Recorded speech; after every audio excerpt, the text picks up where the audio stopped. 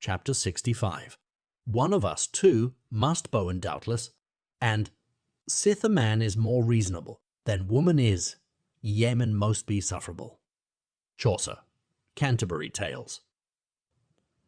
The bias of human nature to be slow in correspondence triumphs even over the present quickening in the general pace of things. What wonder then that in 1832 old Sir Godwin Lydgate was slow to write a letter which was of consequence to others rather than to himself. Nearly 3 weeks of the new year were gone, and Rosamond, awaiting an answer to her winning appeal, was every day disappointed. Lydgate, in total ignorance of her expectations, was seeing the bills come in and feeling that Dover's use of his advantage over other creditors was imminent. He had never mentioned to Rosamond his brooding purpose of going to Quallingham. He did not want to admit what would appear to her a concession to her wishes after indignant refusal, until the last moment, but he was really expecting to set off soon. A slice of the railway would enable him to manage the whole journey and back in 4 days. But one morning after Lydgate had gone out, a letter came addressed to him, which Rosamond saw clearly to be from Sir Godwin. She was full of hope. Perhaps there might be a particular note to her enclosed, but Lydgate was naturally addressed on the question of money or other aid, and the fact that he was written to, nay, the very delay in writing at all, seemed to certify that the answer was thoroughly compliant. She was too much excited by these thoughts to do anything but light stitching in a warm corner of the dining room, with the outside of this momentous letter lying on the table before her. About 12, she heard her husband step in the passage, and tripping to open the door, she said in her lightest tones, "Tertius, come in here. Here is a letter for you." "Ah," he said, not taking off his hat, but just turning her around within his arm to walk towards the spot where the letter lay. "My Uncle Godwin," he exclaimed, while Rosamond reseated herself and watched him as he opened the letter. She had expected him to be surprised. While Lydgate's eyes glanced rapidly over the brief letter, she saw his face, usually of a pale brown, taking on a dry whiteness. With nostrils and lips quivering, he tossed down the letter before her and said violently, "It will be impossible to endure life with you if you will always be acting secretly, acting in opposition to me and hiding your actions." He checked his speech and turned his back on her, then wheeled round and walked about, sat down, and got up again restlessly, grasping hard the objects deep down in his pockets. He was afraid of saying something irremediably cruel. Rosamond, too, had changed colour as she read. The letter ran in this way. "Dear Tertius, don't set your wife to write to me when you have anything to ask. It is a roundabout, wheedling sort of thing which I should not have credited you with. I never choose to write to a woman on matters of business. As to my supplying you with £1,000 or only half that sum, I can do nothing of the sort. My own family drains me to the last penny. With 2 younger sons and 3 daughters, I am not likely to have cash to spare. You seem to have got through your own money pretty quickly and to have made a mess where you are. The sooner you go somewhere else, the better. But I have nothing to do with men of your profession, and can't help you there. I did the best I could for you as guardian, and let you have your own way in taking to medicine. You might have gone into the army or the church. Your money would have held out for that, and there would have been a surer ladder before you. Your Uncle Charles has had a grudge against you for not going into his profession, but not I. I have always wished you well, but you must consider yourself on your own legs entirely now. Your affectionate uncle, Godwin Lydgate." When Rosamond had finished reading the letter, she sat quite still, with her hands folded before her, restraining any show of her keen disappointment, and entrenching herself in quiet passivity under her husband's wrath. Lydgate paused in his movements, looked at her again, and said, with biting severity, "Will this be enough to convince you of the harm you may do by secret meddling? Have you sense enough to recognize now your incompetence to judge and act for me, to interfere with your ignorance in affairs which it belongs to me to decide on?" The words were hard, but this was not the first time that Lydgate had been frustrated by her. She did not look at him and made no reply. I had nearly resolved on going to Quallingham. It would have cost me pain enough to do it, yet it might have been of some use. But it has been of no use for me to think of anything. You have always been counteracting me secretly. You delude me with a false assent, and then I am at the mercy of your devices. If you mean to resist every wish I express, say so and defy me. I shall at least know what I am doing then. It is a terrible moment in young lives when the closeness of love's bond has turned to this power of galling.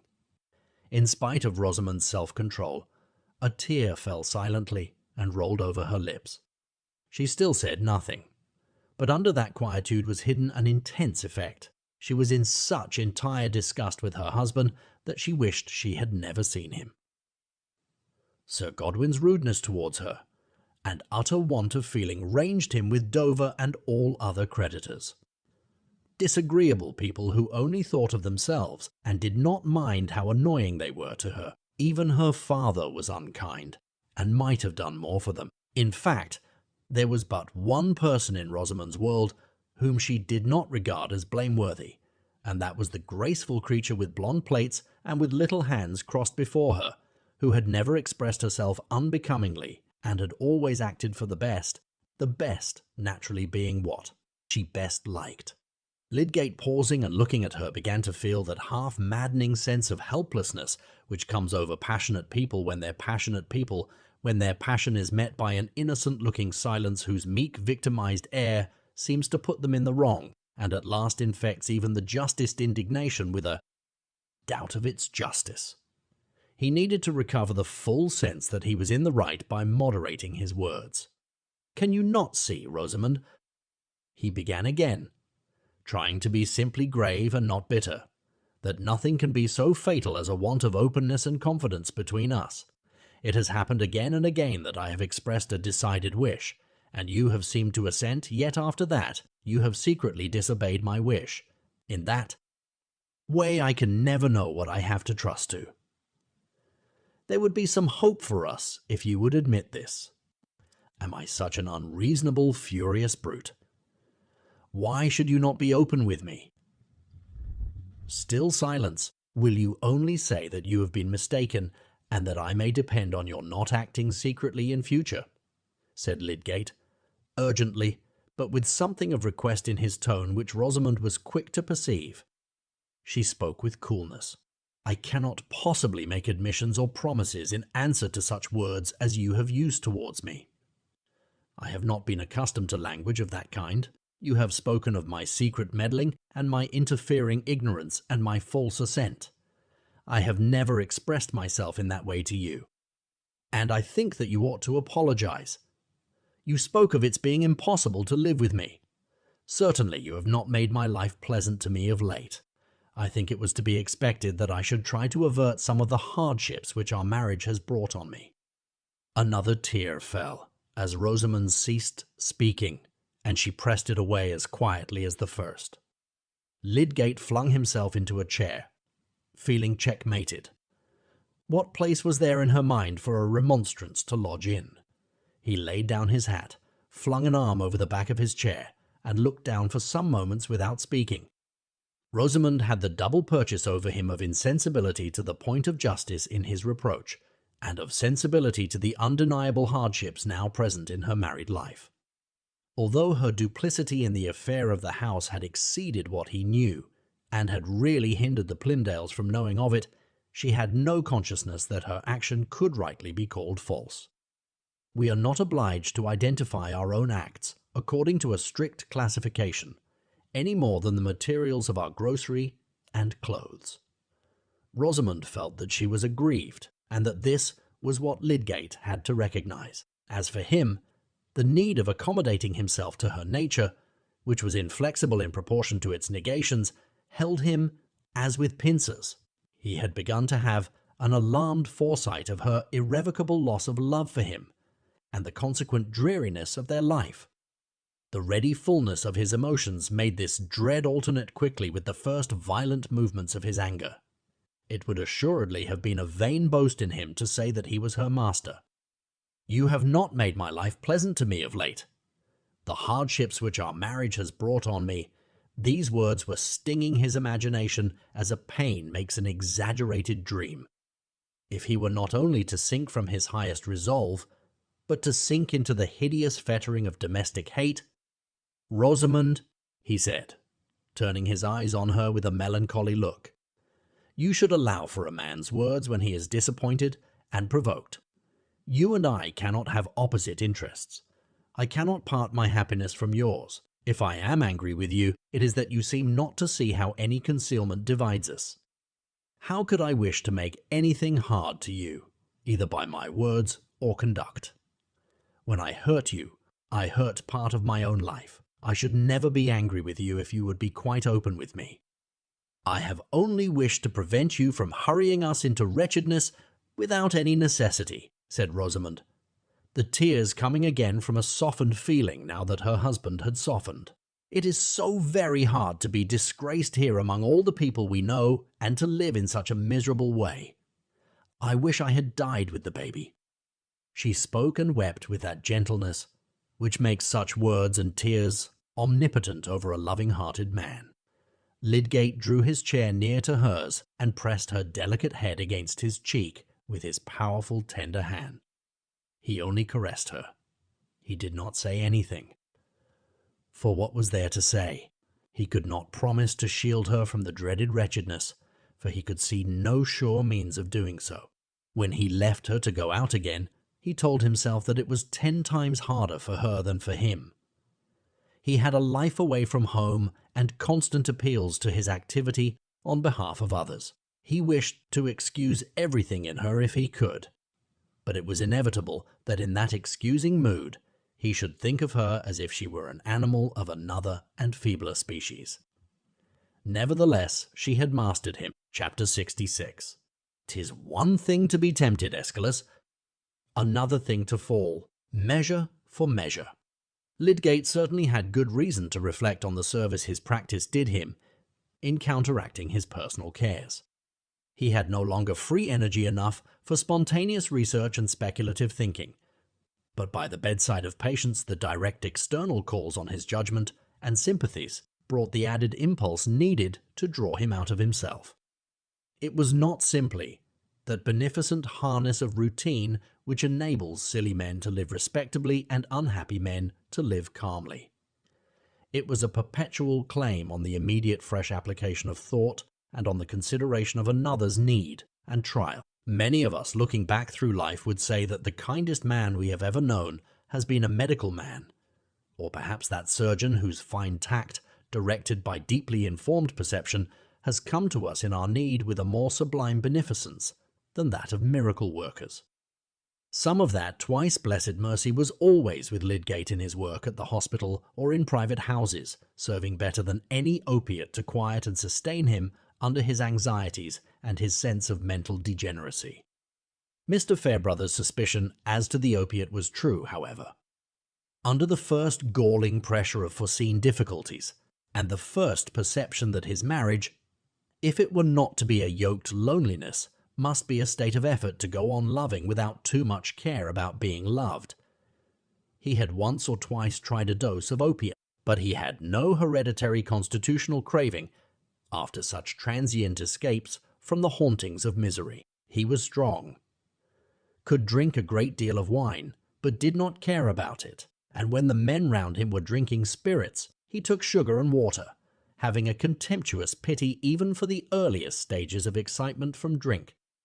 It was the same with gambling.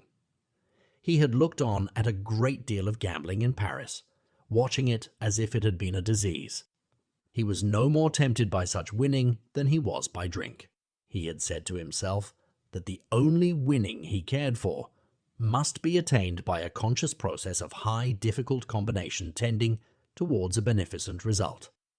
The power he longed for could not be represented by agitated fingers clutching a heap of coin, or by the half-barbarous, half-idiotic triumph in the eyes of a man who sweeps within his arms the ventures of 20 chapfallen companions. But just as he had tried opium, so his thought now began to turn upon gambling, not with appetite for its excitement, but with a sort of wistful inward gaze after that easy way of getting money, which implied no asking and brought no responsibility.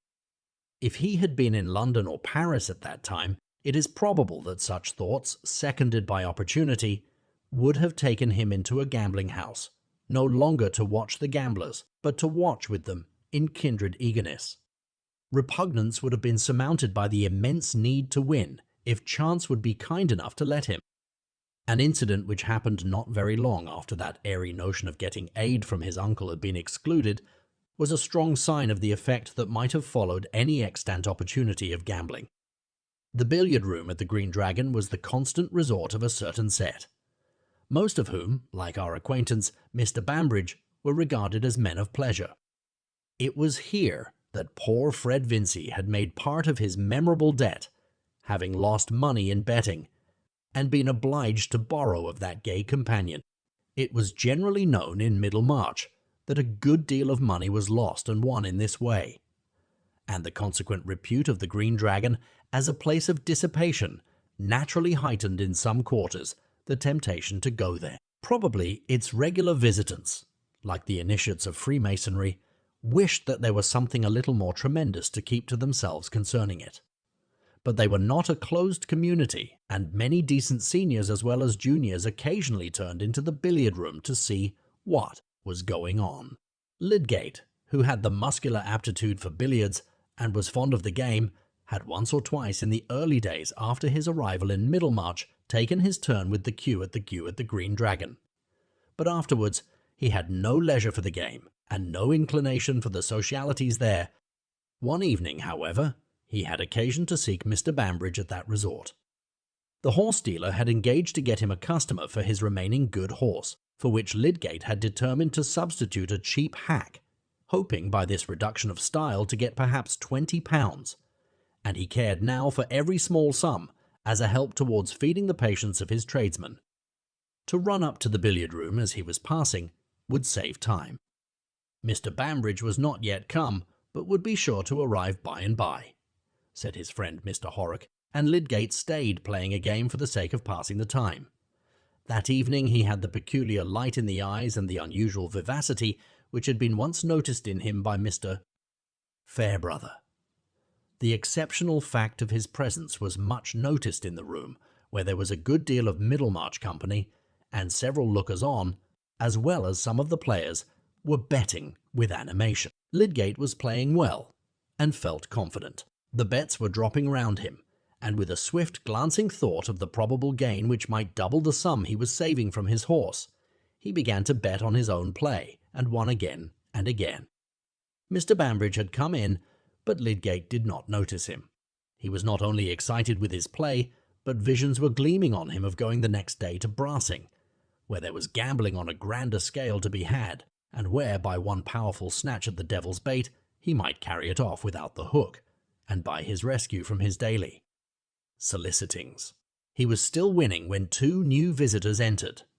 One of them was a young Hawley, just come from his law studies in town, and the other was Fred Vincey, who had spent several evenings of late at this old haunt of his. Young Hawley, an accomplished billiard player, brought a cool, fresh hand to the cue. But Fred Vincey, startled at seeing Lydgate, and astonished to see him betting with an excited air, stood aside and kept out of the circle round the table. Fred had been rewarding resolution by a little laxity of late. He had been working heartily for 6 months at all outdoor occupations under Mr. Garth, and by dint of severe practice had nearly mastered the defects of his handwriting, this practice being, perhaps, a little the less severe that it was often carried on in the evening at Mr. Garth's under the eyes of Mary. But the last fortnight Mary had been staying at Lowick Parsonage with the ladies there during Mr. Fairbrother's residence in Middlemarch, where he was carrying out some parochial plans, and Fred, not seeing anything more agreeable to do, had turned into the Green Dragon, partly to play at billiards, partly to play at billiards, partly to taste the old flavour of discourse about horses, sport, and things in general, considered from a point of view which was not strenuously correct. He had not been out hunting once this season, had had no horse of his own to ride, and had gone from place to place chiefly with Mr. Garth in his gig, or on the sober cob, which Mr. Garth could lend him. It was a little too bad. Fred began to think that he should be kept in the traces with more severity than if he had been a clergyman. I will tell you what, Mistress Mary, it will be rather harder work to learn surveying and drawing plans than it would have been to write sermons, he had said, wishing her to appreciate what he went through for her sake, and as to Hercules and Theseus, they were nothing to me. They had sport and never learned to write a bookkeeping hand.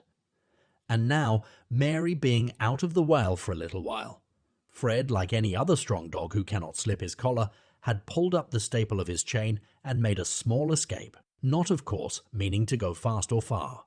There could be no reason why he should not play at billiards, but he was determined not to bet. As to money just now, Fred had in his mind the heroic project of saving almost all of the £80 that Mr. Garth offered him, and returning it, which he could easily do by giving up all futile money spending, since he had a superfluous stock of clothes and no expense in his board. In that way, he could, in 1 year, go a good way towards repaying the £90 of which he had deprived Mrs. Garth unhappily at a time when she needed that sum more than she did now. Nevertheless, it must be acknowledged that on this evening, which was the 5th of his recent visits to the billiard-room, Fred had, not in his pocket, but in his mind, the £10 which he meant to reserve for himself from his half-year's salary, having before him the pleasure of carrying 30 to Mrs. Garth, when Mary was likely to be come home again. He had those £10 in his mind as a fund from which he might risk something if there were a chance of a good bet. Why? Well, when sovereigns were flying about, why shouldn't he catch a few? He would never go far along that road again. But a man likes to assure himself, and men of pleasure generally, what he could do in the way of mischief if he chose, and that if he abstains from making himself ill, or beggaring himself ill, or beggaring himself or talking with the utmost looseness which the narrow limits of human capacity will allow, it is not because he is a spoony. Fred did not enter into formal reasons, which are a very artificial, inexact way of representing the tingling returns of old habit and the caprices of young blood. But there was lurking in him a prophetic sense that evening that when he began to play, he should also begin to bet, that he should also begin to bet, that he should enjoy some punch drinking, and in general, prepare himself for feeling rather seedy in the morning. It is in such indefinable movements that action often begins.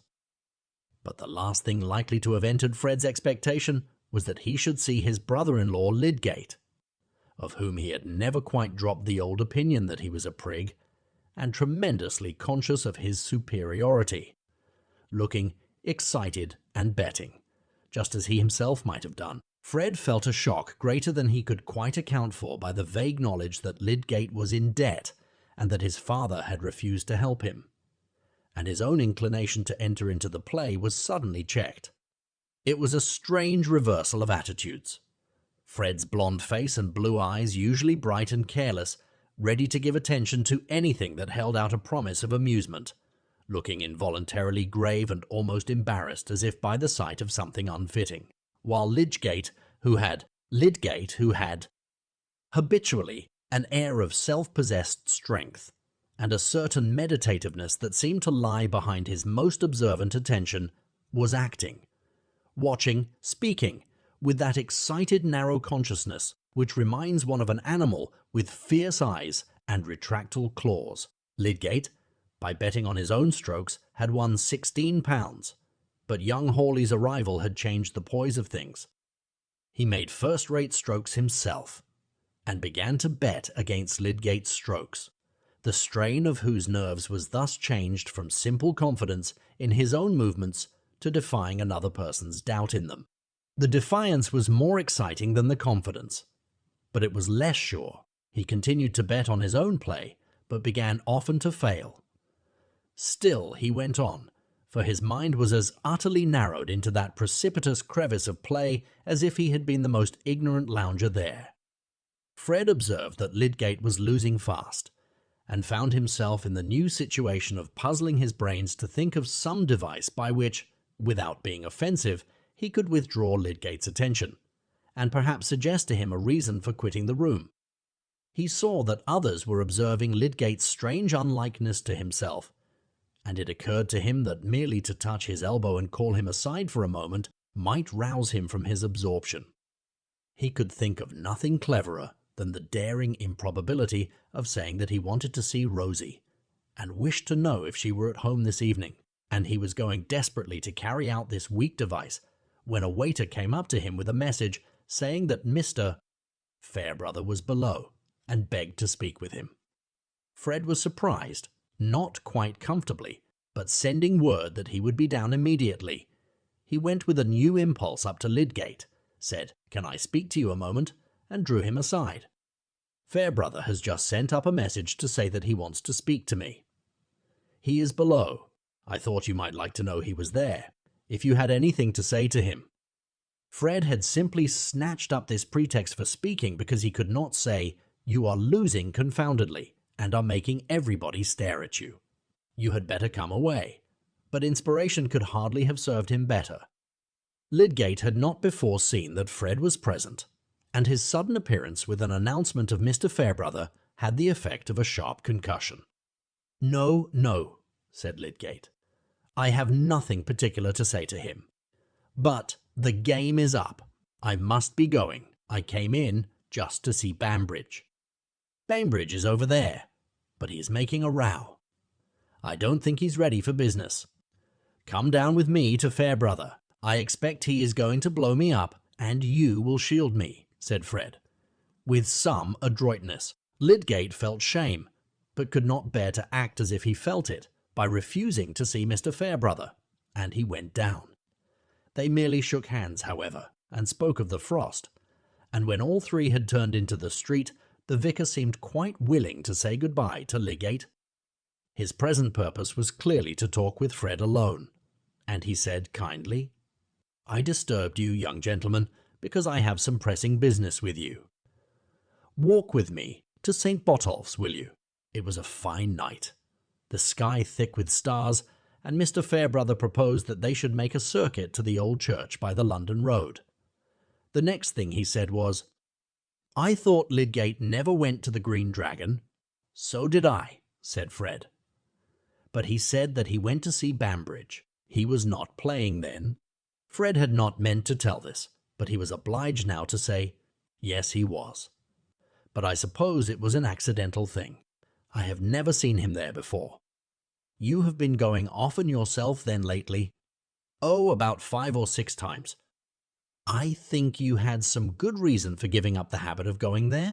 Yes. You know all about it, said Fred, not liking to be catechized in this way. I made a clean breast to you. I suppose that gives me a warrant to speak about the matter now. It is understood between us, is it not, that we are on a footing of open friendship? I have listened to you, and you will be willing to listen to me. I may take my turn in talking a little about myself. I am under the deepest obligation to you, Mr. Fairbrother, said Fred in a state of uncomfortable surmise. I will not affect to deny that you are under some obligation to me. But I am going to confess to you, Fred, that I have been tempted to reverse all that by keeping silence with you just now, when somebody said to me, young Vincey has taken to being at the billiard table every night again. He won't bear the curb long. I was tempted to do the opposite of what I am doing, to hold my tongue and wait while you went down the ladder again, betting first, and then— I have not made any bets, said Fred hastily. Glad to hear it. But I say, my prompting was to look on and see you take the wrong turning, wear out Garth's patience, and lose the best opportunity of your life. The opportunity which you made some rather difficult effort to secure. You can guess the feeling which raised that temptation in me. I am sure you know it. I am sure you know that the satisfaction of your affections stands in the way of mine. There was a pause. Mr. Fairbrother seemed to wait for a recognition of the fact, and the emotion perceptible in the tones of his fine voice gave solemnity to his words, but no feeling could quell Fred's alarm. I could not be expected to give her up, he said after a moment's hesitation. It was not a case for any pretense of generosity. Clearly not, when her affection met yours. But relations of this sort, even when they are of long standing, are always liable to change. I can easily conceive that you might act in a way to loosen the tie she feels towards you. It must be remembered that she is only conditionally bound to you, and must be remembered that she is only conditionally bound to you. That in that case, another man, who may flatter himself that he has a hold on her regard, might succeed in winning that firm place in her love as well as respect, which you had let slip. I can easily conceive such a result, repeated Mr. Fairbrother, emphatically. There is a companionship of ready sympathy, which might get the advantage even over the longest associations. It seemed to Fred that if Mr. Fairbrother had had a beak and talons instead of his very capable tongue, his mode of attack could hardly be more cruel. He had a horrible conviction that behind all this hypothetic statement there was a knowledge of some actual change in Mary's feeling. Of course. I know it might easily be all up with me, he said in a troubled voice. If she is beginning to compare, he broke off, not liking to betray all he felt, and then said, by the help of a little bitterness, but I thought you were friendly to me. So I am. That is why we are here. But I have had a strong disposition to be otherwise. I have said to myself, if there is a likelihood of that youngster doing himself harm, why should you interfere? Aren't you worth as much as he is? And don't your 16 years over and above his, in which you have gone rather hungry, give you more right to satisfaction than he has? If there's a chance of his going to the dogs, let him. Perhaps you could know how hinder it. And do you take the benefit? There was a pause, in which Fred was seized by a most uncomfortable chill. What was coming next? He dreaded to hear that something had been said to Mary. He felt as if he were listening to a threat rather than a warning. When the vicar began again, there was a change in his tone like the encouraging transition to a major key. But I had once meant better than that, and I am come back to my old intention. I thought that I could hardly secure myself in it better, Fred, than by telling you just what had gone on in me. And now, do you understand me? I want you to make the happiness of her life and your own, and if there is any chance that a word of warning from me may turn aside any risk to the contrary, well, I have uttered it. There was a drop in the vicar's voice when he spoke the last words. He paused. They were standing on a patch of green where the road diverged towards St. Botolph's, and he put out his hand, as if to imply that the conversation was closed. Fred was moved quite newly. Someone highly susceptible to the contemplation of a fine act has said that it produces a sort of regenerating shudder through the frame and makes one feel ready to begin a new life. A good degree of that effect was just then present in Fred Vincy. I will try to be worthy, he said, breaking off before he could say of you as well as of her. And meanwhile, Mr. Fairbrother had gathered the impulse to say something more. You must not imagine that I believe there is at present any decline in her preference of you, Fred. Set your heart at rest that if you keep right, other things will keep right. I shall never forget what you have done, Fred answered. I can't say anything that seems worth saying. Only I will try that your goodness shall not be thrown away. That's enough. Goodbye, and God bless you. In that way, they parted. But both of them walked about a long while before they went out of the starlight. Much of Fred's rumination might be summed up in the words, it certainly would have been a fine thing for her to marry Fairbrother. But if she loves me best and I am a good husband, perhaps Mr. Fairbrother's might be concentrated into a single shrug and one little speech. To think of the part one little woman can play in the life of a man, so that to renounce her may be a very good imitation of heroism, and to win her may be a discipline. Chapter 67. Now is there civil war within the soul. Resolve is thrust from off the sacred throne. By clamorous needs, and pride the Grand Vizier makes humble compact plays the supple part of envoy and deft-tongued apologist for hungry rebels. Happily, Lydgate had ended by losing in the billiard-room, and brought away no encouragement to make a raid on luck. On the contrary, he felt unmixed disgust with himself the next day when he had to pay £4 or £5 over and above his gains. And he carried about with him a most unpleasant vision of the figure he had made, not only rubbing elbows with the men at the Green Dragon, but behaving just as they did. A philosopher fallen to betting is hardly distinguishable from a Philistine under the same circumstances. The difference will chiefly be found in his subsequent reflections, and Lydgate chewed a very disagreeable cud in that way. His reason told him how the affair might have been magnified into ruin by a slight change of scenery. If it had been a gambling house that he had turned into, where chance could be clutched with both hands instead of being picked up with thumb and forefinger.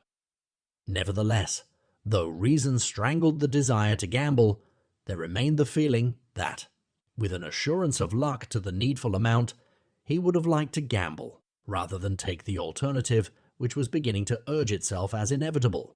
That alternative was to apply to Mr. Bulstrode.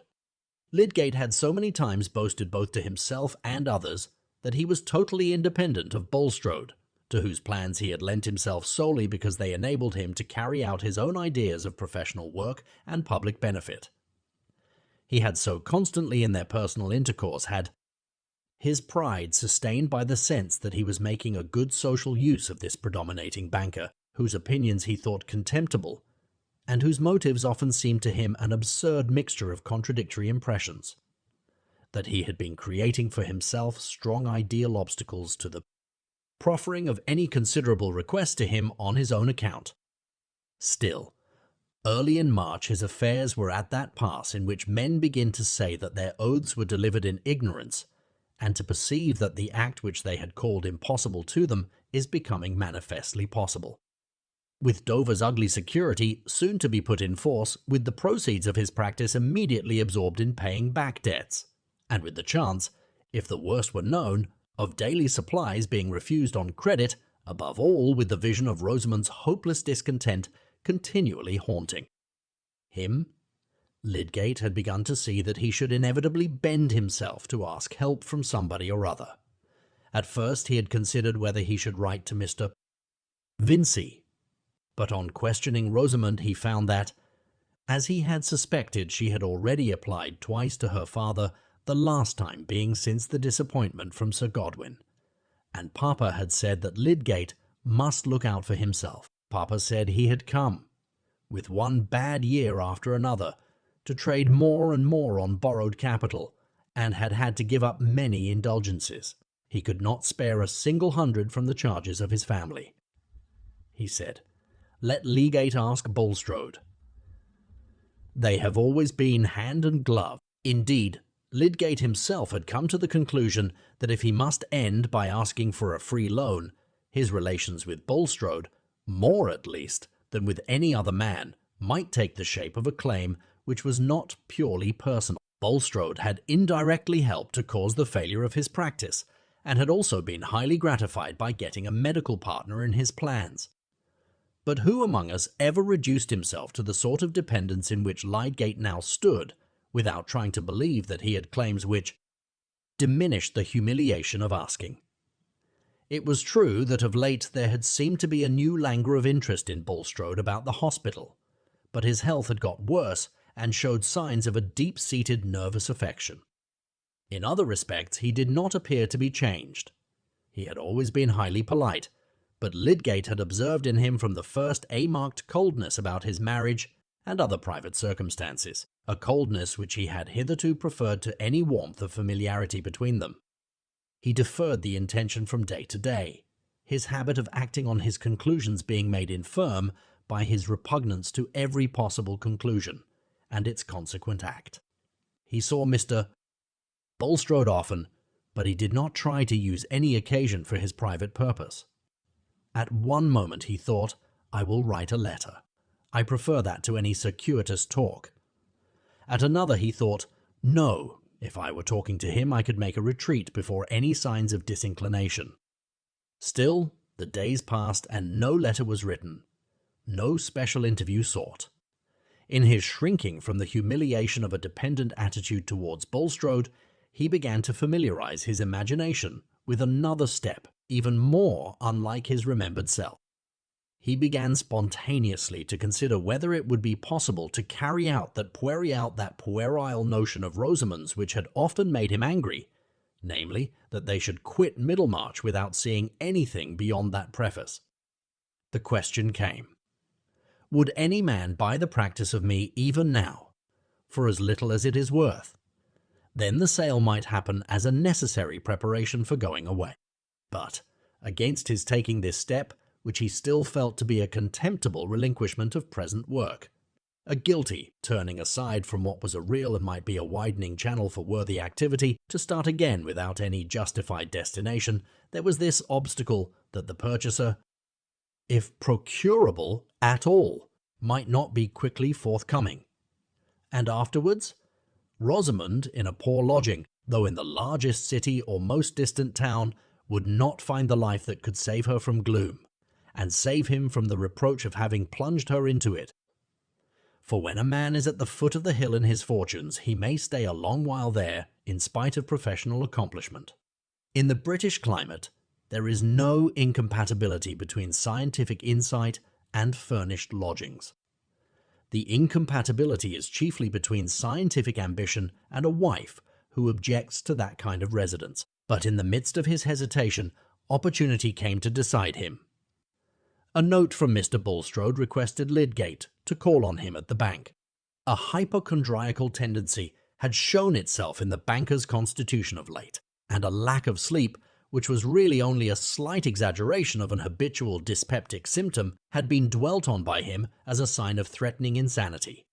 He wanted to consult Lydgate without delay on that particular morning, although he had nothing to tell beyond what he had told before.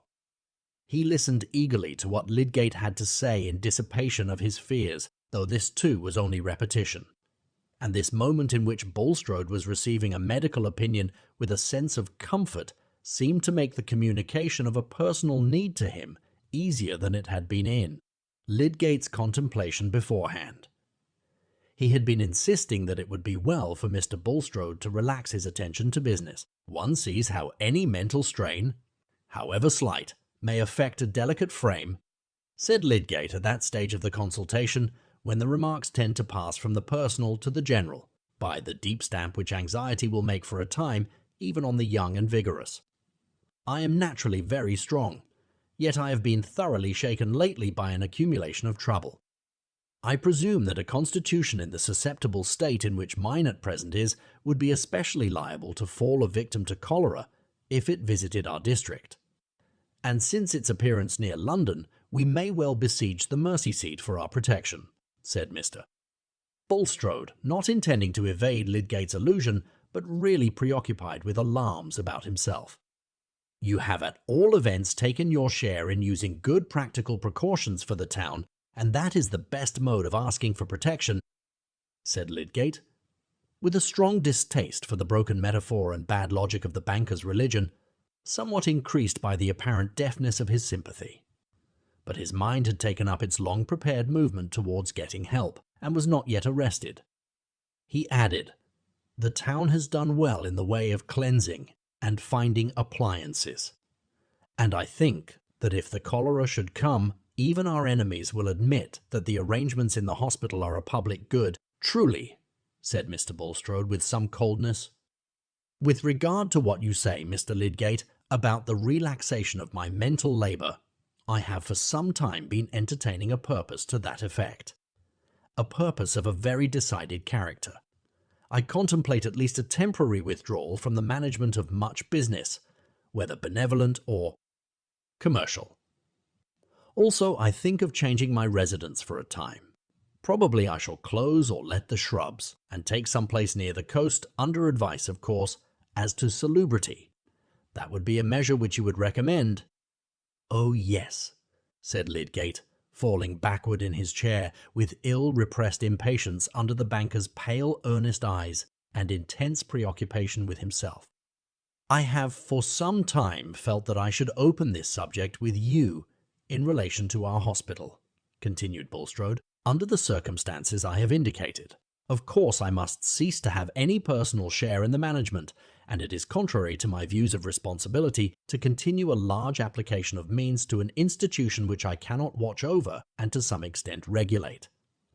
I shall therefore, in case of my ultimate decision to leave Middlemarch, consider that I withdraw other support to the new hospital than that which will subsist in the fact that I chiefly supplied the expenses of building it and have contributed further large sums to its successful working.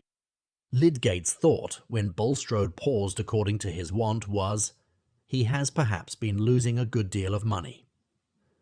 This was the most plausible explanation of a speech which had caused rather a startling change in his expectations. He said in reply, "The loss to the hospital can hardly be made up, I fear." "Hardly, hardly," returned Bulstrode, in the same deliberate silvery tone, except by some changes of plan. "The only person who may be certainly counted on as willing to increase her contributions is Mrs. Casaubon. I have had an interview with her on the subject, and I have pointed out to her, as I am about to do, to you, that it will be desirable to win a more general support to the new hospital by a change of system." Another pause, but Lydgate did not speak. "The change, I mean, is an amalgamation with the infirmary, so that the new hospital shall be regarded as a special addition to the elder institution, having the same directing board. It will be necessary, also, that the medical management of the two shall be combined. In this way, any difficulty as to the adequate maintenance of our new establishment will be removed. The benevolent interests of the town will cease to be divided." Mr. Bulstrode had lowered his eyes from Lydgate's face to the buttons of his coat as he again paused. "No doubt that is a good device as to ways and means," said Lydgate with an edge of irony in his tone. "But I can't be expected to rejoice in it at once, since one of the first results will be that the other medical men will upset or interrupt my methods, if it were only because they are mine. I myself, as you know, Mr. Lydgate, highly valued the opportunity of new and independent procedure, which you have diligently employed. The original plan, I confess, was one which I had much at heart, under submission to the divine will. But since providential indications demand a renunciation from me, I renounce." Bulstrode showed a rather exasperating ability in this conversation. The broken metaphor and bad logic of motive which had stirred his hearer's contempt were quite consistent with a mode of putting the facts which made it difficult for Lydgate to vent his own indignation and disappointment. After some rapid reflection, he only asked, "What did Mrs. Casaubon say?" "That was the further statement which I wished to make to you," said Bulstrode, who had thoroughly prepared his ministerial explanation. "She is, you are aware, a woman of most munificent disposition, and happily in possession, not, I presume, of great wealth, but of funds which she can well spare. She has informed me that though she has destined the chief part of those funds to another purpose, she is willing to consider whether she cannot fully take my place in relation to the hospital. But she wishes for ample time to mature her thoughts on the subject, and I have told her that there is no need for haste. That, in fact, my own plans are not yet absolute." Lydgate was ready to say, "If Mrs. Casaubon would take your place, there would be gain instead of loss." But there was still a weight on his mind which arrested this cheerful candour. He replied, "I suppose, then, that I may enter into the subject with Mrs. Casaubon." "Precisely. That is what she expressly desires. Her decision, she says, will much depend on what you can tell her, but not at present. She is, I believe, just setting out on a journey. I have her letter here," said Mr. Bulstrode, drawing it out and reading from it. "I am immediately otherwise engaged," she says. "I am going into Yorkshire with Sir James and Lady Chetham, and the conclusions I come to about some land which I am to see there may affect my power of contributing to the hospital. Thus, Mr. Lydgate, there is no haste necessary in this matter, but I wish to apprise you beforehand of what may possibly occur." Mr. Bulstrode returned the letter to his side pocket and changed his attitude, as if his business were closed. Lydgate, whose renewed hope about the hospital only made him more conscious of the facts which poisoned his hope, felt that his effort after help, if made at all, must be made now and vigorously. "I am much obliged to you for giving me full notice," he said, with a firm intention in his tone, yet with an interruptedness in his delivery which showed that he spoke unwillingly. "The highest object to me is my profession, and I had identified the hospital with the best use I can at present make of my profession. But the best use is not always the same with monetary success. Everything which has made the hospital unpopular has helped with other causes. I think they are all connected with my professional zeal. To make me unpopular as a practitioner, I get chiefly patients who can't pay me. I should like them best if I had nobody to pay on my own side." Lydgate waited a little, but Bulstrode only bowed, looking at him fixedly, and he went on with the same interrupted enunciation, as if he were biting an objectional leak. "I have slipped into money difficulties which I can see no way out of, unless someone who trusts me and my future will advance me a sum without other security. I had very little fortune left when I came here. I have no prospects of money from my own family. My expenses in consequence of my marriage have been very much greater than I had expected. The result at this moment is that it would take £1,000 to clear me. I mean, to free me from the risk of having all my goods sold in security of my largest debt, as well as to pay my other debts, and leave anything to keep us a little beforehand with our small income. I find that it is out of the question that my wife's father should make such an advance. That is why I mention my position to the only other man who may be held to have some personal connection with my prosperity or ruin." Lydgate hated to hear himself.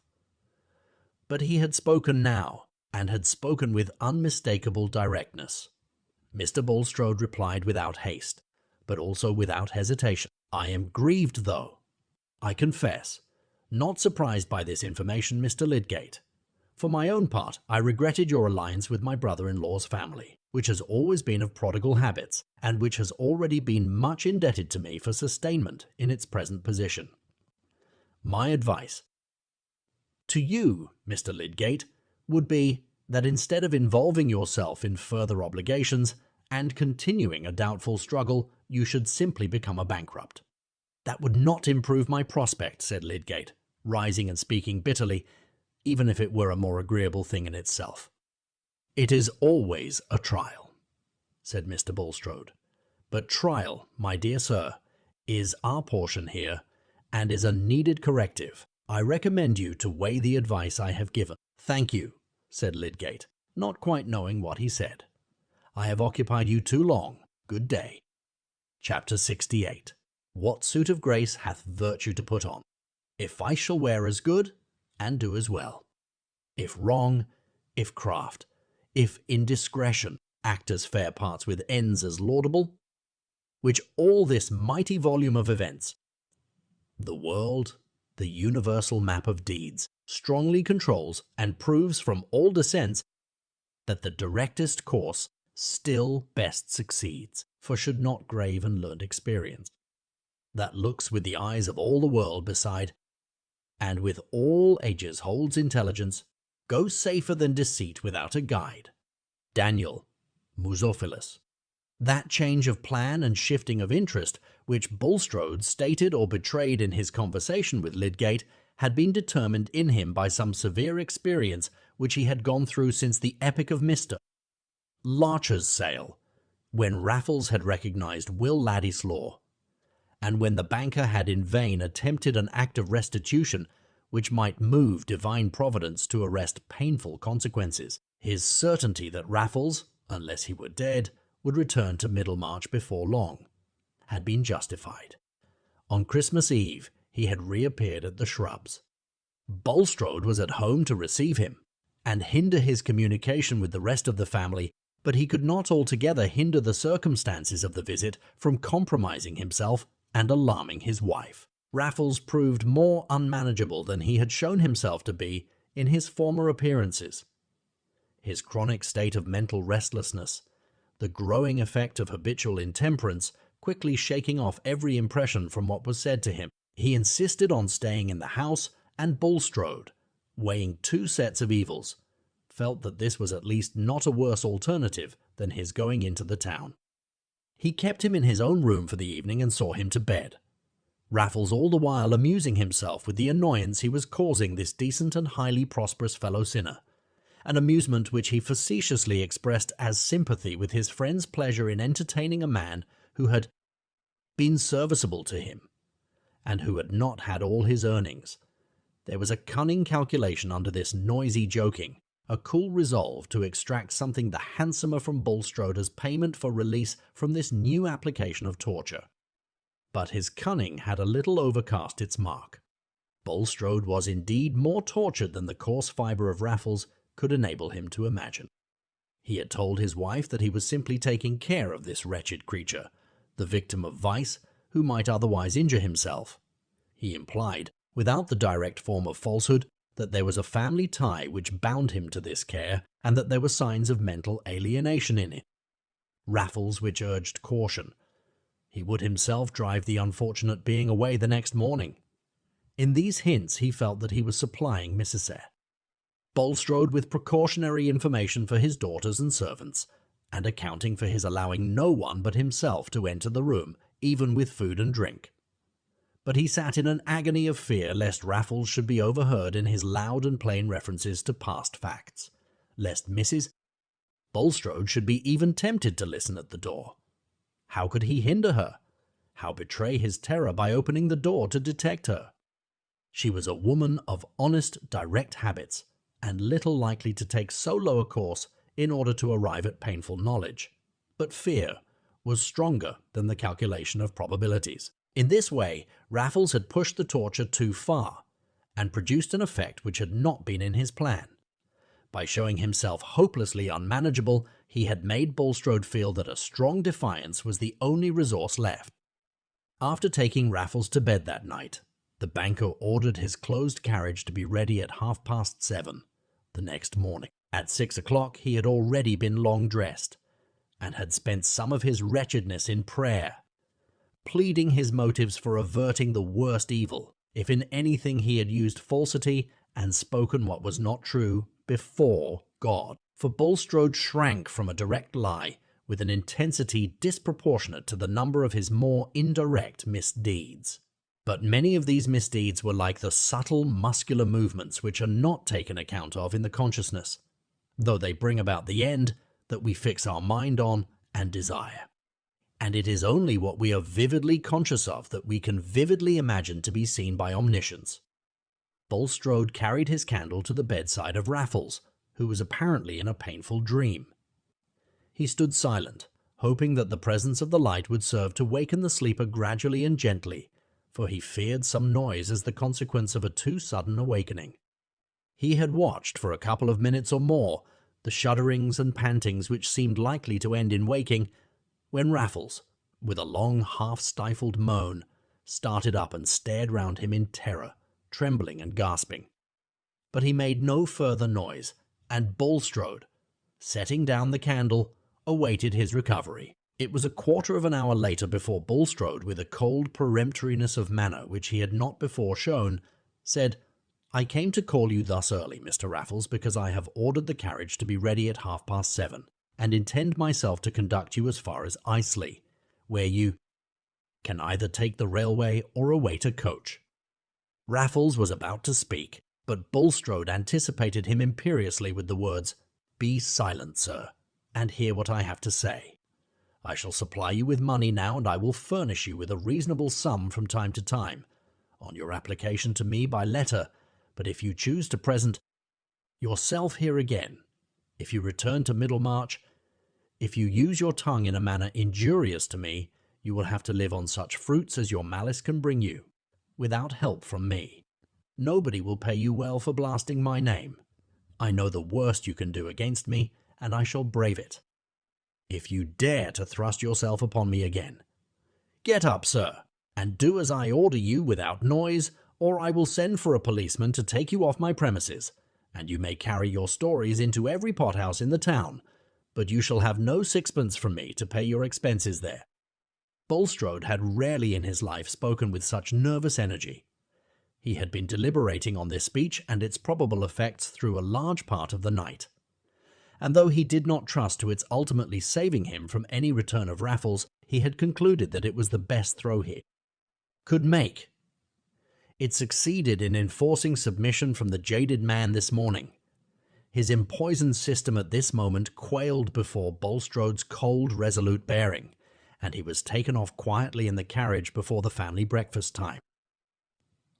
The servants imagined him to be a poor relation, and were not surprised that a strict man like their master, who held his head high in the world, should be ashamed of such a cousin and want to get rid of him. The banker's drive of 10 miles with his hated companion was a dreary beginning of the Christmas day, but at the end of the drive, Raffles had recovered his spirits and parted in a contentment for which there was the good reason that the banker had given him £100. Various motives urged Bulstrode to this open-handedness, but he did not himself inquire closely into all of them. As he had stood watching Raffles in his uneasy sleep, it had certainly entered his mind that the man had been much shattered since the first gift of £200.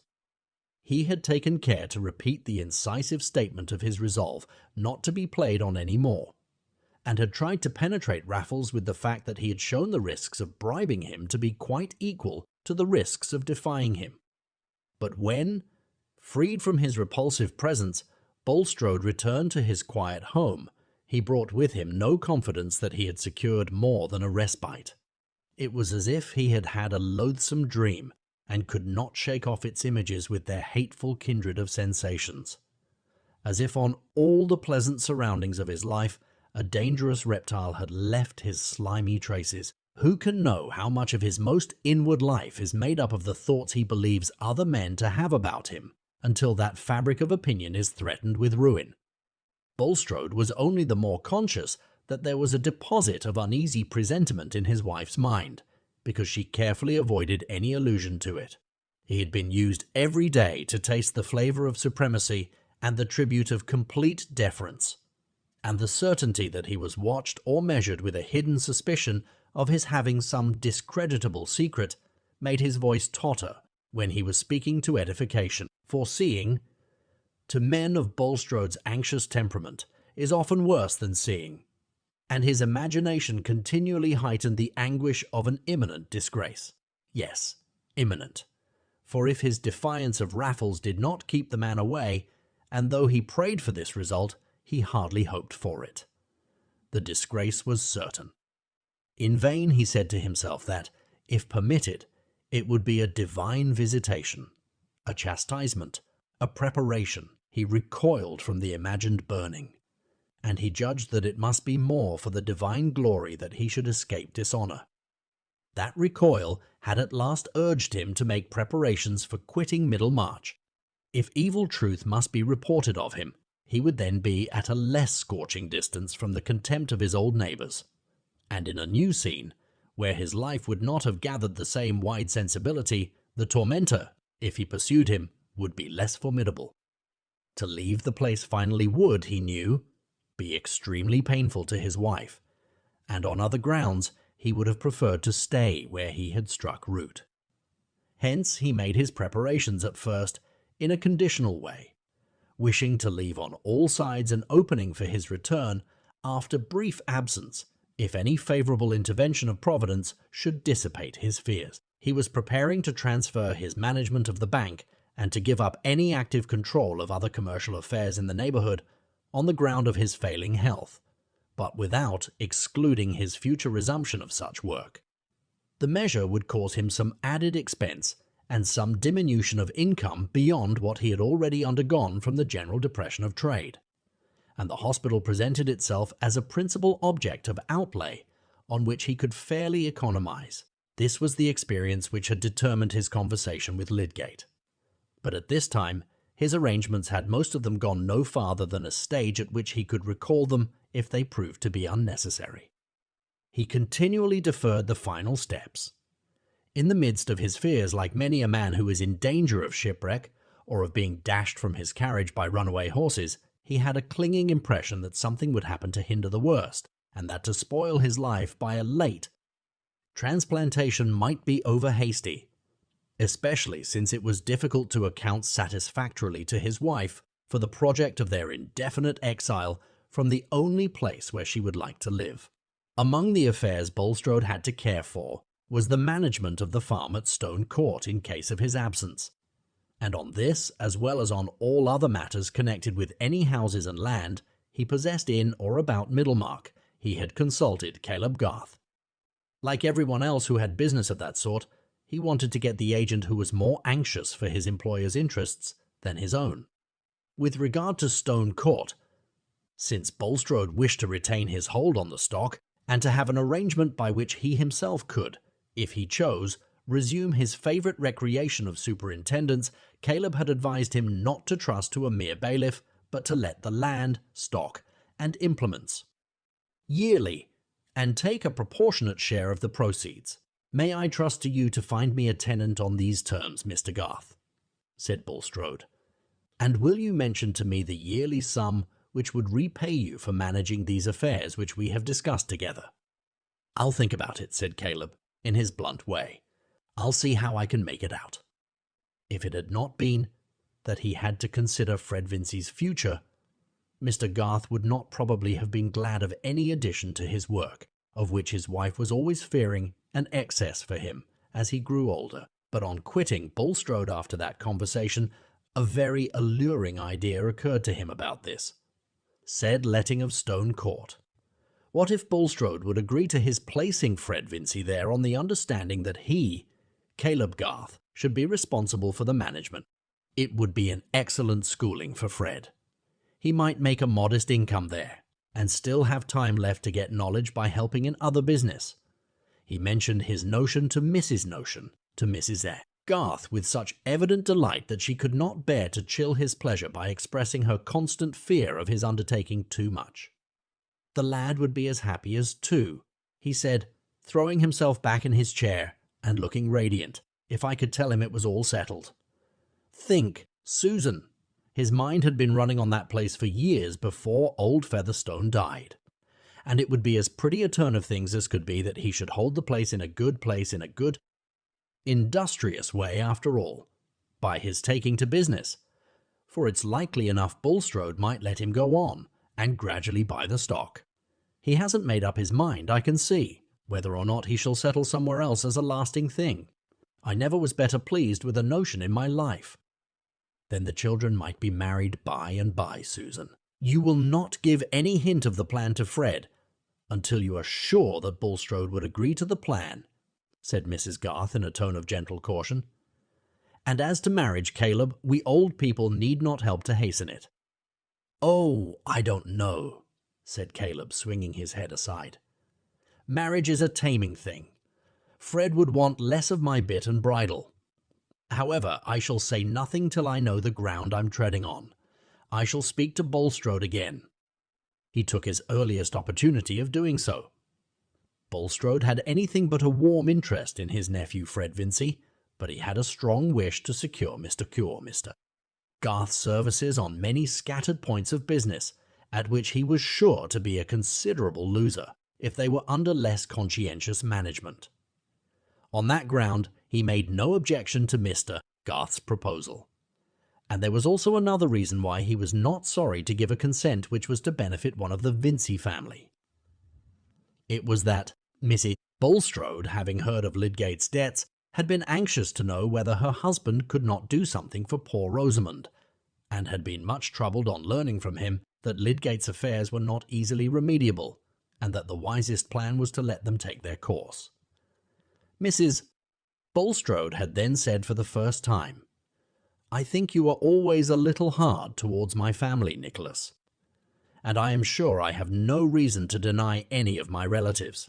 Too worldly they may be, but no one ever had to say that they were not respectable. My dear Harriet, said Mr. Bulstrode, wincing under his wife's eyes, which were filling with tears, I have supplied your brother with a great deal of capital. I cannot be expected to take care of his married children. That seemed to be true, and Mrs. Bulstrode's remonstrance subsided into pity for poor Rosamond, whose extravagant education she had always foreseen the fruits of. But remembering that dialogue, Mr. Bulstrode felt that when he had to talk to his wife fully about his plan of quitting Middlemarch, he should be glad to tell her that he had made an arrangement which might be for the good of her nephew Fred. At present he had merely mentioned to her that he thought of shutting up the shrubs for a few months, and taking a house on the southern coast. Hence Mr. Garth got the assurance he desired, namely, that in case of Bulstrode's departure from Middlemarch for an indefinite time, Fred Vincey should be allowed to have the tenancy of Stone Court on the terms proposed. Caleb was so elated with his hope of this neat turn being given to things that if his self-control had not been braced by a little affectionate wifely scolding, he would have betrayed everything to Mary, wanting to give the child comfort. However, he restrained himself and kept in strict privacy from Fred certain visits which he was making to Stone Court in order to look more thoroughly into the state of the land and stock and take a preliminary estimate. He was certainly more eager in these visits than the probable speed of events required him to be, but he was stimulated by a fatherly delight in occupying his mind with this bit of probable happiness, which he held in store like a hidden birthday gift for Fred and Mary. But suppose the whole scheme should turn out to be a castle in the air, said Mrs. Garth. Well, well, replied Caleb, the castle will tumble about nobody's head. Chapter 69. If thou hast heard a word, let it die with thee. Ecclesiasticus. Mr. Bulstrode was still seated in his manager's room at the bank, about 3 o'clock of the same day on which he had received Lydgate there, when the clerk entered to say that his horse was waiting, and also that Mr. Garth was outside and begged to speak with him. By all means, said Bulstrode, and Caleb entered. Pray, sit down, Mr. Garth, continued the banker, in his suavest tone. I am glad that you arrived just in time to find me here. I know you count your minutes. Oh, said Caleb gently, with a slow swing of his head on one side, as he seated himself and laid his hat on the floor. He looked at the ground, leaning forward and letting his long fingers droop between his legs, while each finger moved in succession as if it were sharing some thought which filled his large, quiet brow. Mr. Bulstrode, like everyone else who knew Caleb, was used to his slowness in beginning to speak on any topic which he felt to be important, and rather expected that he was about to recur to the buying of some houses in Blind Man's Court, for the sake of pulling them down, as a sacrifice of property, which would be well repaid by the influx of air and light on that spot. It was by propositions of this kind that Caleb was sometimes troublesome to his employers, but he had usually found Bulstrode ready to meet him in projects of improvement, and they had got on well together. When he spoke again, however, it was to say in rather a subdued voice, I have just come away from Stone Court, Mr. Bulstrode. You found nothing wrong there, I hope, said the banker. I was there myself yesterday. Abel has done well with the lambs this year. Why, yes, said Caleb, looking up gravely. There is something wrong. A stranger who is very ill, I think. He wants a doctor, and I came to tell you of that. His name is Raffles. He saw the shock of his words passing through Bulstrode's frame. On this subject, the banker had thought that his fears were too constantly on the watch to be taken by surprise. But he had been mistaken. Poor wretch, he said in a compassionate tone, though his lips trembled a little. Do you know how he came there? I took him myself, said Caleb quietly. Took him up in my gig. He had got down from the coach and was walking a little beyond the turning from the toll-house, and I overtook him. He remembered seeing me with you once before, at Stone Court, and he asked me to take him on. I saw he was ill. It seemed to me the right thing to do to carry him under shelter. And now I think you should lose no time in getting advice for him. Caleb took up his hat from the floor as he ended, and rose slowly from his seat. Certainly, said Bulstrode, whose mind was very active at this moment. Perhaps you will yourself oblige me, Mr. Garth, by calling at Mr. Lydgate's as you pass. Or stay. He may at this hour probably be at the hospital. I will first send my man on the horse there with a note this instant, and then I will myself ride to Stone Court." Bulstrode quickly wrote a note and went out himself to give the commission to his man. When he returned, Caleb was standing as before with one hand on the back of the chair, holding his hat with the other. In Bulstrode's mind, the dominant thought was, perhaps Raffles only spoke to Garth of his illness. Garth may wonder, as he must have done before, at this disreputable fellow's claiming intimacy with me. But he will know nothing, and he is friendly to me. I can be of use to him. He longed for some confirmation of this hopeful conjecture, but to have asked any question as to what Raffles had said or done would have been to betray fear. "I am exceedingly obliged to you, Mr. Garth," he said, in his usual tone of politeness. "My servant will be back in a few minutes, and I shall then go myself to see what can be done for this unfortunate man. Perhaps you had some other business with me. If so, pray be seated."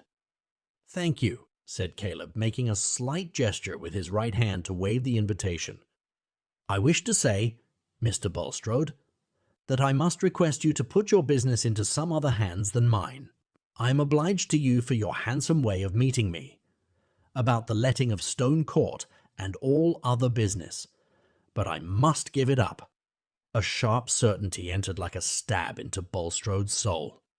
"This is sudden, Mr. Garth," was all he could say at first.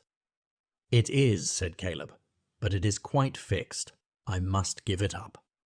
He spoke with a firmness which was very gentle, and yet he could see that Bulstrode seemed to cower under that gentleness, his face looking dried and his eyes swerving away from the glance which rested on him. Caleb felt a deep pity for him, but he could have used no pretexts to account for his resolve, even if they would have been of any use.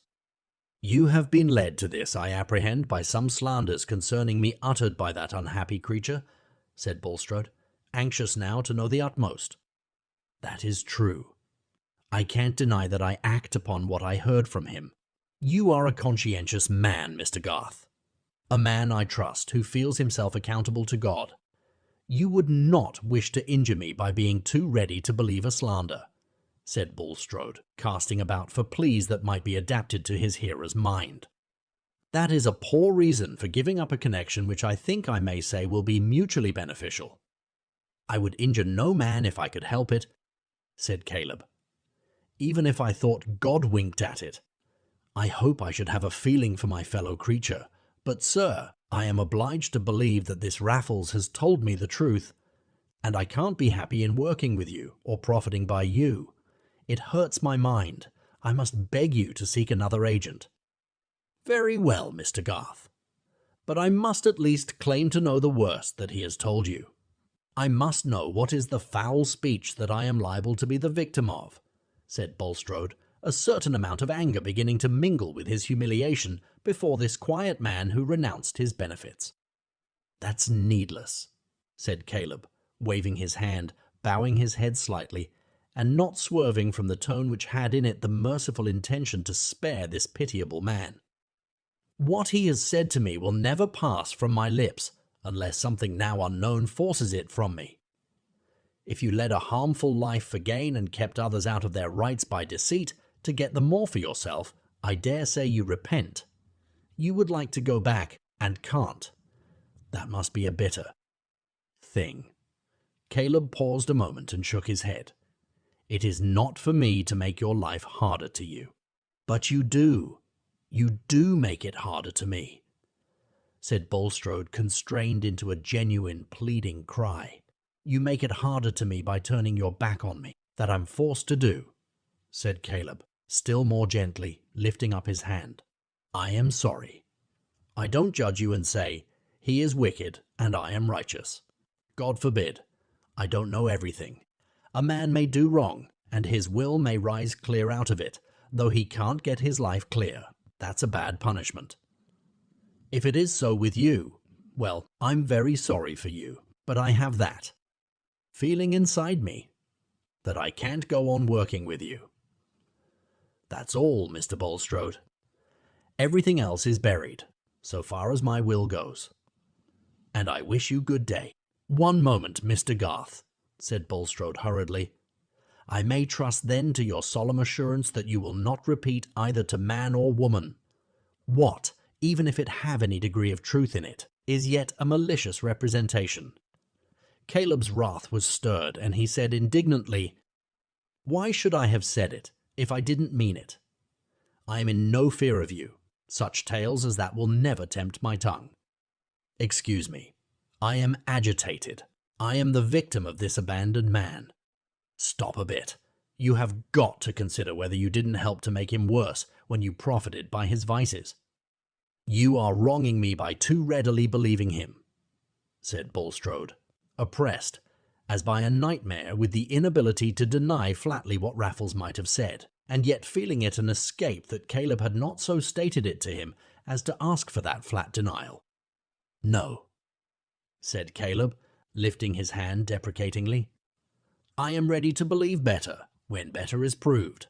I rob you of no good chance. As to speaking, I hold it a crime to expose a man's sin unless I'm clear it must be done to save the innocent. That is my way of thinking, Mr. Bulstrode, and what I say, I've no need to swear. I wish you good day."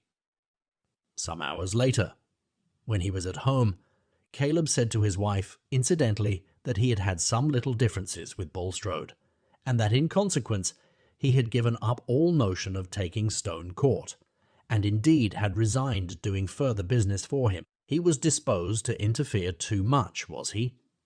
said Mrs. Garth, imagining that her husband had been touched on his sensitive point, and not been allowed to do what he thought right as to materials and modes of work. "Oh," said Caleb, bowing his head and waving his hand gravely, and Mrs. Garth knew that this was a sign of his not intending to speak further on the subject. As for Bulstrode, he had almost immediately mounted his horse and set off for Stone Court, being anxious to arrive there before Lydgate. His mind was crowded with images and conjectures, which were a language to his hopes and fears, just as we hear tones from the vibrations which shake our whole system. The deep humiliation with which he had winced under Caleb Garth's knowledge of his past and rejection of his patronage alternated with, and almost gave way to, the sense of safety in the fact that Garth, and no other, had been the man to whom Raffles had spoken. It seemed to him a sort of earnest that Providence intended his rescue from worse consequences, the way being thus left open for the hope of secrecy. That Raffles should be afflicted with illness, that he should have been led to Stone Court rather than elsewhere. Bulstrode's heart fluttered at the vision of probabilities which these events conjured up. If it should turn out that he was freed from all danger of disgrace, if he could breathe in perfect liberty, his life should be more consecrated than it had ever been before. He mentally lifted up this vow, as if it would urge the result he longed for. He tried to believe in the potency of that prayerful resolution, its potency to determine death. He knew that he ought to say, "Thy will be done," and he said it often. But the intense desire remained that the will of God might be the death of that hated man. Yet when he arrived at Stone Court he could not see the change in Raffles without a shock. But for his pallor and feebleness, Bulstrode would have called the change in him entirely mental. Instead of his loud tormenting mood, he showed an intense, vague terror, and seemed to deprecate Bulstrode's anger, because the money was all gone. He had been robbed, it had half of it been taken from him. He had only come here because he was ill, and somebody was hunting him. Somebody was after him. He had told nobody anything. He had kept his mouth shut. Bulstrode, not knowing the significance of these symptoms, interpreted this new nervous susceptibility into a means of alarming Raffles into true confessions, and taxed him with falsehood in saying that he had not told anything since he had just told the man who took him up in his gig and brought him to Stone Court. Raffles denied this with solemn adjurations, the fact being that the links of consciousness were interrupted in him, and that his minute terror-stricken narrative to Caleb Garth had been delivered under a set of visionary impulses which had dropped back into darkness. Bulstrode's heart sank again at this sign that he could get no grasp over the wretched man's mind, and that no word of Raffles could be trusted as to the fact which he most wanted to know, namely, whether or not he had really kept silence to everyone in the neighborhood except Caleb Garth. The housekeeper had told him without the least constraint of manner that since Mr. Garth left, Raffles had asked her for beer, and after that had not spoken, seeming very ill. On that side it might be concluded that there had been no betrayal. Mrs. Abel thought, like the servants at the Shrubs, that the strange man belonged to the unpleasant kin who are among the troubles of the rich. She had at first referred the kinship to Mr. Rig, and where there was property left, the buzzing presence of such large blue bottles seemed natural enough. How he could be kin to Bulstrode as well was not so clear, but Mrs. Abel agreed with her husband that there was no knowing, a proposition which had a great deal of mental food for her, so that she shook her head over it without further speculation. In less than an hour Lydgate arrived. Bulstrode met him outside the wainscoted parlour, where Raffles was, and said, "I have called you in, Mr. Lydgate, to an unfortunate man who was once in my employment, many years ago. Afterwards he went to America, and returned, I fear, to an idle, dissolute life. Being destitute, he has a claim on me. He was slightly connected with Rig, the former owner of this place, and in consequence found his way here. I believe he is seriously ill. Apparently his mind is affected. I feel bound to do the utmost for him." Lydgate, who had the remembrance of his last conversation with Bulstrode strongly upon him, was not disposed to say an unnecessary word to him, and bowed slightly in answer to this account. But just before entering the room he turned automatically and said, "What is his name?" As much a part of the medical man's accomplishment as of the practical politician's. "Raffles, John Raffles," said Bulstrode, who hoped that whatever became of Raffles, Lydgate would never know any more of him. When he had thoroughly examined and considered the patient, Lydgate ordered that he should go to bed, and be kept there in as complete quiet as possible, and then went with Bulstrode into another room. "It is a serious case, I apprehend," said the banker before Lydgate began to speak. "No, and yes," said Lydgate, half dubiously. "It is difficult to decide as to the possible effect of long-standing complications. But the man had a robust constitution to begin with. I should not expect this attack to be fatal, though of course the system is in a ticklish state. He should be well watched and attended to. I will remain here myself," said Bulstrode. "Mrs. Abel and her husband are inexperienced. I can easily remain here for the night, if you will oblige me by taking a note for Mrs. Bulstrode." "I should think that is hardly necessary," said Lydgate. "He seems tame and terrified enough. He might become more unmanageable. But there is a man here, is there not?" "I have more than once stayed here a few nights for the sake of seclusion," said Bulstrode indifferently. "I am quite disposed to do so now. Mrs. Abel and her husband can relieve or aid me, if necessary." "Very well. Then I need give my directions only to you," said Lydgate, not feeling surprised at a little peculiarity in Bulstrode. "You think, then, that the case is hopeful?" said Bulstrode when Lydgate had ended giving his orders. "Unless there turn out to be further complications, such as I have not at present detected, yes," said Lydgate. "He may pass on to a worse stage, but I should not wonder if he got better in a few days by adhering to the treatment I have prescribed. There must be firmness. Remember, if he calls for liquors of any sort, not to give them to him. In my opinion, men in his condition are oftener killed by treatment than by the disease. Still, new symptoms may arise. I shall come again tomorrow morning." After waiting for the note to be carried to Mrs. Bulstrode, Lydgate rode away, forming no conjectures, in the first instance, about the history of Raffles, but rehearsing the whole argument, which had lately been much stirred by the publication of Dr. Ware's abundant experience in America as to the right way of treating cases of alcoholic poisoning such as this. Lydgate, when abroad, had already been interested in this question. He was strongly convinced against the prevalent practice of allowing alcohol and persistently administering large doses of opium, and he had repeatedly acted on this conviction with a favorable result. The man is in a diseased state, he thought, but there's a good deal of wear in him still. I suppose he is an object of charity to Bulstrode. It is curious what patches of hardness and tenderness lie side by side in men's dispositions. Bulstrode seems the most unsympathetic fellow I ever saw about some people, and yet he has taken no end of trouble and spent a great deal of money on benevolent objects. I suppose he has some test by which he finds out whom heaven cares for. He has made up his mind that it doesn't care for me. This streak of bitterness came from a plenteous source, and kept widening in the current of his thought as he neared Lowick Gate. He had not been there since his first interview with Bulstrode in the morning, having been found at the hospital by the banker's messenger, and for the first time he was returning to his home without the vision of any expedient in the background which left him a hope of raising money enough to deliver him from the coming destitution of everything which made his married life tolerable. Everything which saved him and Rosamond from that bare isolation in which they would be forced to recognize how little of a comfort they could be to each other.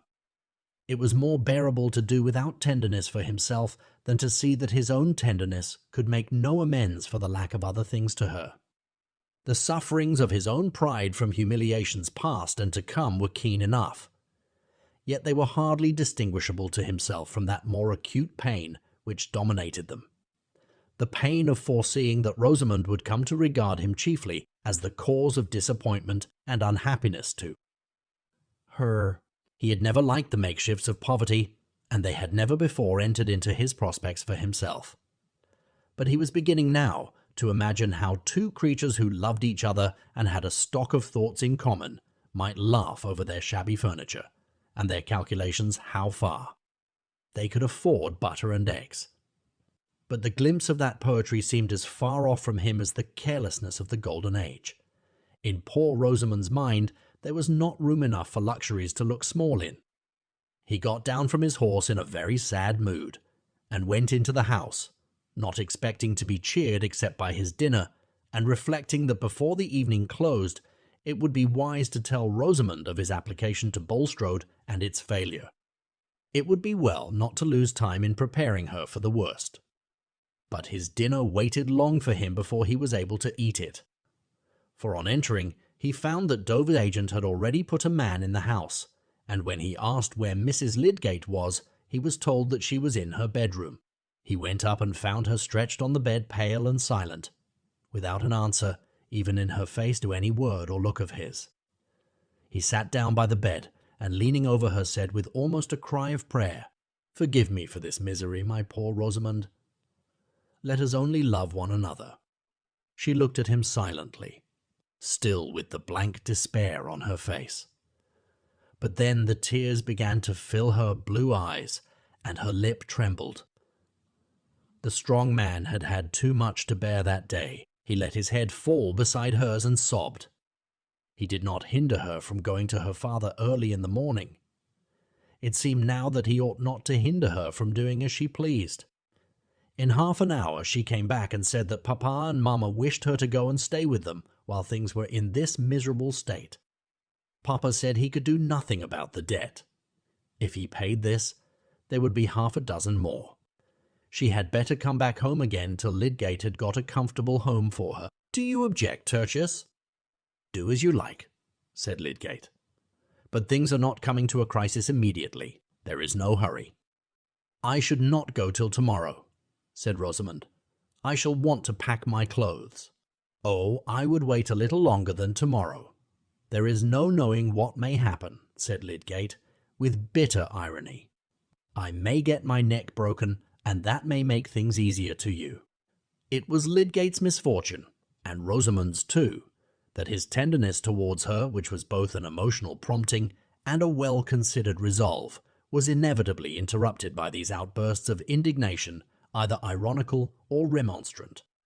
She thought them totally unwarranted, and the repulsion which this exceptional severity excited in her was in danger of making the more persistent tenderness unacceptable. "I see you do not wish me to go," she said, with chill mildness. Why can you not say so? Without that kind of violence, I shall stay until you request me to do otherwise." Lydgate said no more, but went out on his rounds. He felt bruised and shattered, and there was a dark line under his eyes which Rosamond had not seen before. She could not bear to look at him. Tertius had a way of taking things which made them a great deal worse for her. Chapter 70. Our deeds still travel with us from afar, and what we have been makes us what we are. Bulstrode's first object after Lydgate had left Stone Court was to examine Raffles's pockets, which he imagined were sure to carry signs in the shape of hotel bills of the places he had stopped in, if he had not told the truth in saying that he had come straight from Liverpool because he was ill and had no money. There were various bills crammed into his pocketbook, but none of a later date than Christmas at any other place, except one which bore date that morning. This was crumpled up with a handbill about a horse fair in one of his tail pockets, and represented the cost of 3 days' stay at an inn at Bilkley, where the fair was held, a town at least 40 miles from Middlemarch. The bill was heavy, and since Raffles had no luggage with him, it seemed probable that he had left his portmanteau behind in payment, in order to save money for his travelling fare, for his purse was empty, and he had only a couple of sixpences and some loose pence in his pockets. Bulstrode gathered a sense of safety from these indications that Raffles had really kept at a distance from Middlemarch since his memorable visit at Christmas. At a distance, and among people who were strangers to Bulstrode, what satisfaction could there be to Raffles's tormenting, self-magnifying vein in telling old scandalous stories about a Middlemarch banker? And what harm if he did talk? The chief point now was to keep watch over him as long as there was any danger of that intelligible raving, that unaccountable impulse to tell, which seemed to have acted towards Caleb Garth, and Bulstrode felt much anxiety lest some such impulse should come over him at the sight of Lydgate. He sat up alone with him through the night, only ordering the housekeeper to lie down in her clothes so as to be ready when he called her, alleging his own indisposition to sleep and his anxiety to carry out the doctor's orders. He did carry them out faithfully, although Raffles was incessantly asking for brandy and declaring that he was sinking away, that the earth was sinking away, that the earth was sinking away from under him. He was restless and sleepless, but still quailing and manageable. On the offer of the food ordered by Lydgate, which he refused, and the denial of other things which he demanded, he seemed to concentrate all his terror on Bulstrode, imploringly deprecating his anger, his revenge on him by starvation, and declaring with strong oaths that he had never told any mortal a word against him. Even this Bulstrode felt that he would not have liked Lydgate to hear.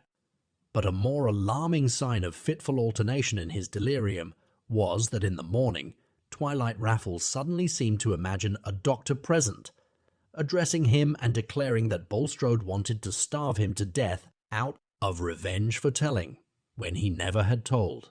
Bulstrode's native imperiousness and strength of determination served him well. This delicate-looking man, himself nervously perturbed, found the needed stimulus in his strenuous circumstances, and through that difficult night and morning, while he had the air of an animated corpse, returned to movement without warmth, holding the mastery by its chill impassibility. His mind was intensely at work thinking of what he had to guard against and what would win him security. Whatever prayers he might lift up, whatever statements he might inwardly make of this man's wretched spiritual condition, and the duty he himself was under to submit to the punishment divinely appointed for him, rather than to wish for evil to another, through all this effort to condense words into a solid mental state, there pierced and spread with irresistible vividness the images of the events he desired. And in the train of those images came their apology. He could not but see the death of Raffles, and see in it his own deliverance.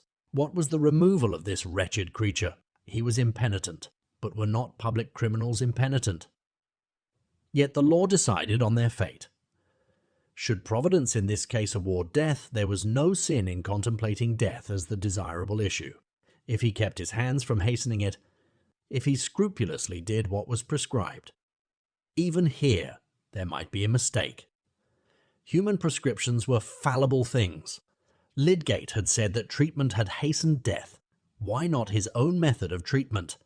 But of course, intention was everything in the question of right and wrong. And Bulstrode set himself to keep his intentions separate from his desire. He inwardly declared that he intended to obey orders. Why should he have got into any argument about the validity of these orders? It was only the common trick of desire, which avails itself of any irrelevant skepticism, finding larger room for itself in all uncertainty about effects, in every obscurity that looks like the absence of law. Still, he did obey the orders. His anxieties continually glanced towards Lydgate, and his remembrance of what had taken place between them the morning before was accompanied with sensibilities which had not been roused at all during the actual scene. He had then cared but little about Lydgate's painful impressions with regard to the suggested change in the hospital, or about the disposition towards himself, which, what he held to be his justifiable refusal of a rather exorbitant request, might call forth. He recurred to the scene now with a perception that he had probably made Lydgate his enemy, and with an awakened desire to propitiate him, or rather to create in him a strong sense of personal obligation. He regretted that he had not at once made even an unreasonable money sacrifice. For in case of unpleasant suspicions, or even knowledge gathered from the raving of Raffles, Bulstrode would have felt that he had a defence in Lydgate's mind by having conferred a momentous benefit on him. But the regret had perhaps come too late. Strange, piteous conflict in the soul of this unhappy man, who had longed for years to be better than he was, who had taken his selfish passions into discipline and clad them in severe robes, so that he had walked with them as a devout choir, till now that a terror had risen among them, and they could chant no longer, but threw out their common cries for safety. It was nearly the middle of the day before Lydgate arrived. He had meant to come earlier, but had been detained, he said, and his shattered looks were noticed by Bulstrode, but he immediately threw himself into the consideration of the patient and inquired strictly into all that had occurred. Raffles was worse, would take hardly any food, was persistently wakeful and restlessly raving, but still not violent.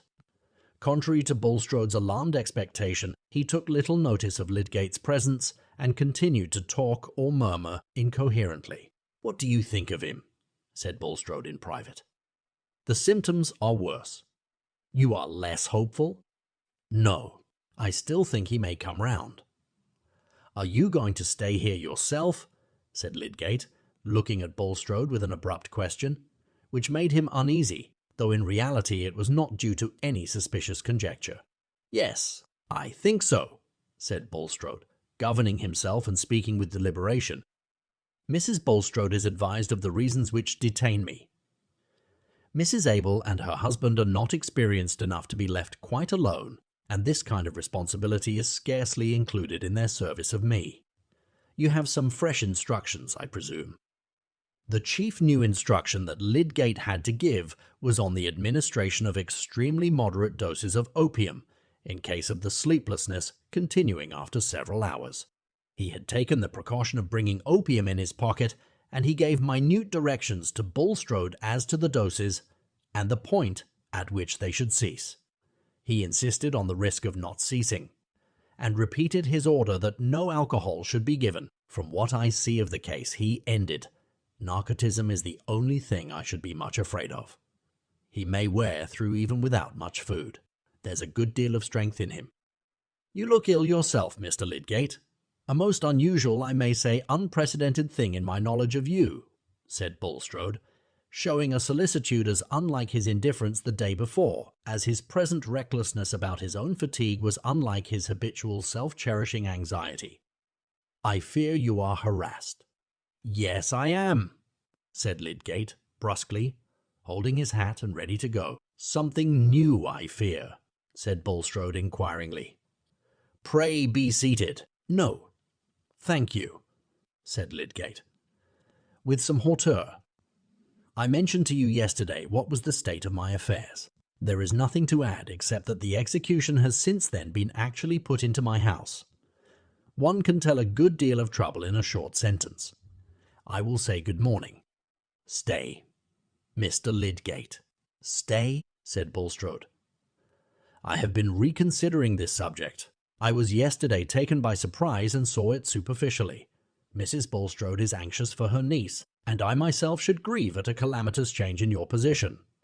Claims on me are numerous, but on reconsideration I esteem it right that I should incur a small sacrifice rather than leave you unaided.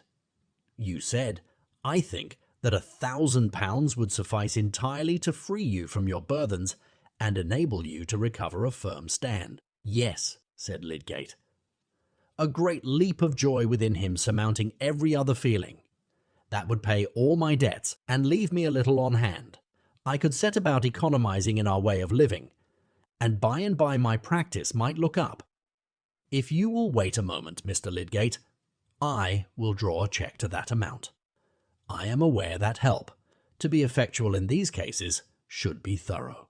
While Bulstrode wrote, Lydgate turned to the window, thinking of his home, thinking of his life with its good start, saved from frustration, its good purposes still unbroken. You can give me a note of hand for this, Mr. Lydgate, said the banker, advancing towards him with the cheque.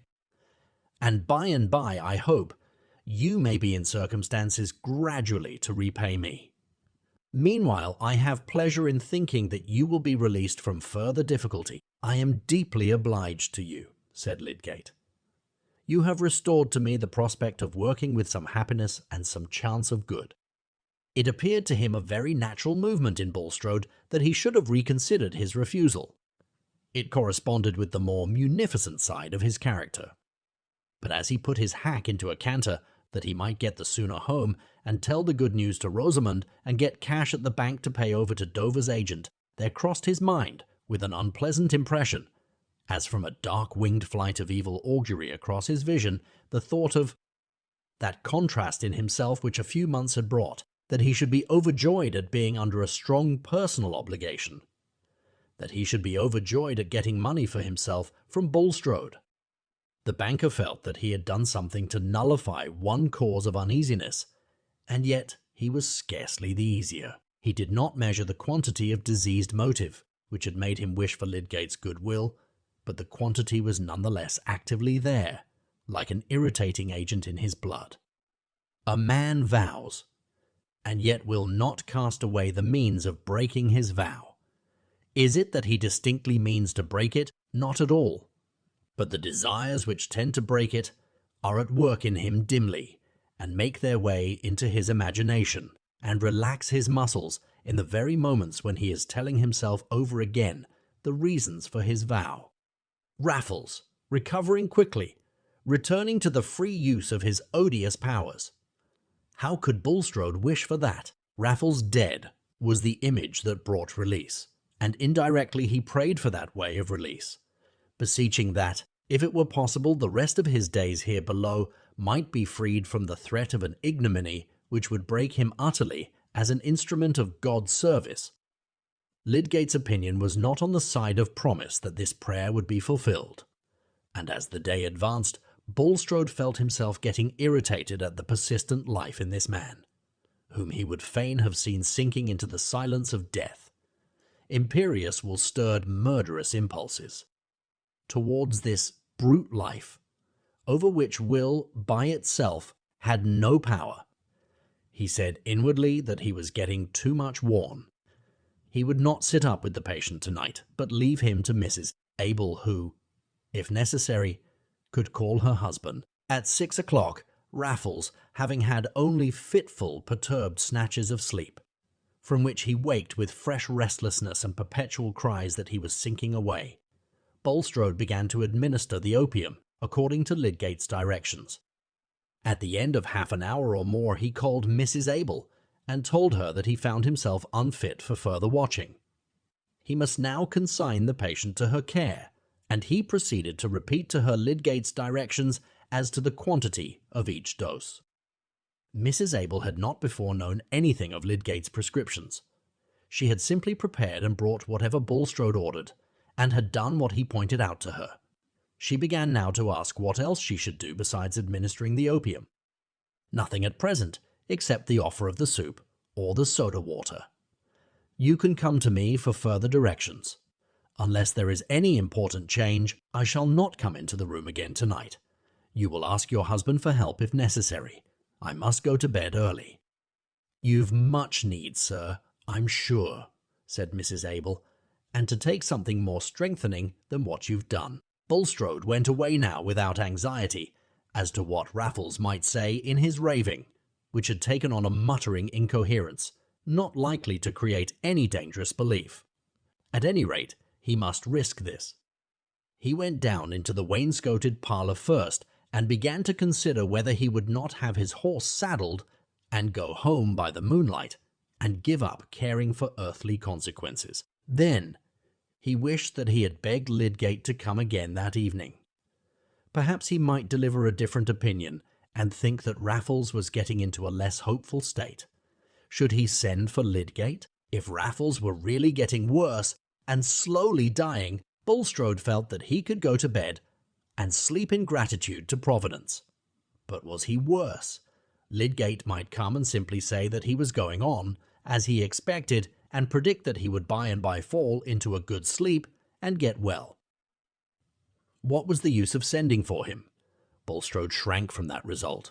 No ideas or opinions could hinder him from seeing the one probability to be that Raffles recovered would be just the same man as before, with his strength as a tormentor renewed, obliging him to drag away his wife to spend her years apart from her friends and native place, carrying an alienating suspicion against him in her heart. He had sat an hour and a half in this conflict by the firelight only, when a sudden thought made him rise and light the bed candle, which he had brought down with him. The thought was that he had not told Mrs. Abel when the doses of opium must cease. He took hold of the candlestick, but stood motionless for a long while. She might already have given him more than Lydgate had prescribed, but it was excusable in him that he should forget part of an order in his present wearied condition. He walked upstairs, candle in hand, not knowing whether he should straightway enter his own room and go to bed, or turn to the patient's room and rectify his omission. He paused in the passage with his face turned towards Raffles's room, and he could hear him moaning and murmuring. He was not asleep then. Who could know that Lydgate's prescription would not be better disobeyed than followed, since there was still no sleep? He turned into his own room. Before he had quite undressed, Mrs. Abel rapped at the door. He opened it an inch, so that he could hear her speak low. "If you please, sir, should I have no brandy nor nothing to give the poor creature? He feels sinking away, and nothing else will he swallow, and but little strength in it, if he did, only the opium, and he says more and more he's sinking down through the earth." To her surprise, Mr. Bulstrode did not answer. A struggle was going on within him. "I think he must die for want of support, if he goes on in that way. When I nursed my poor master, Mr. Roberson, I had to give him port wine and brandy constant, and a big glass at a time," added Mrs. Abel, with a touch of remonstrance in her tone. But again Mr. Bulstrode did not answer immediately, and she continued, "It's not a time to spare when people are at death's door. Nor would you wish it, sir, I'm sure. Else I should give him our own bottle of rum as we keep by us. But a sitter up so as you've been, and doing everything as laid in your power." Here a key was thrust through the inch of doorway, and Mr. Bulstrode said huskily, "That is the key of the wine cooler. You will find plenty of brandy there." Early in the morning, about 6, Mr. Bulstrode rose and spent some time in prayer. Does anyone suppose that private prayer is necessarily candid, necessarily goes to the roots of action? Private prayer is inaudible speech, and speech is representative. Who can represent himself just as he is, even in his own reflections? Bulstrode had not yet unravelled in his thought the confused promptings of the last 24 hours. He listened in the passage, and could hear hard stertorous breathing. Then he walked out in the garden and looked at the early rime on the grass and fresh spring leaves. When he re-entered the house, he felt startled at the sight of Mrs. Abel. "How is your patient?" "Asleep, I think," he said, with an attempt at cheerfulness in his tone. "He's gone very deep, sir," said Mrs. Abel. "He went off gradual between 3 and 4 o'clock. Would you please to go and look at him? I thought it no harm to leave him. My man's gone afield, and the little girl's seeing to the kettles." Bulstrode went up. At a glance he knew that Raffles was not in the sleep which brings revival, but in the sleep which streams deeper and deeper into the gulf of death. He looked around the room and saw a bottle with some brandy in it, and the almost empty opium phial. He put the phial out of sight and carried the brandy bottle downstairs with him, locking it again in the wine cooler. While breakfasting, he considered whether he should ride to Middlemarch at once or wait for Lydgate's arrival. He decided to wait, and told Mrs. Abel that she might go about her work. He could watch in the bedchamber. As he sat there and beheld the enemy of his peace going irrevocably into silence, he felt more at rest than he had done for many months. His conscience was soothed by the enfolding wing of secrecy, which seemed just then like an angel sent down for his relief. He drew out his pocketbook to review various memoranda there as to the arrangements he had projected and partly carried out in the prospect of quitting Middlemarch, and considered how far he would let them stand or recall them, now that his absence would be brief. Some economies which he felt desirable might still find a suitable occasion in his temporary withdrawal from management, and he hoped still that Mrs. Casaubon would take a large share in the expenses of the hospital. In that way the moments passed, until a change in the stertorous breathing was marked enough to draw his attention wholly to the bed and forced him to think of the departing life which had once been subservient to his own, which he had once been glad to find base enough for him to act on as he had once been glacked on as he would.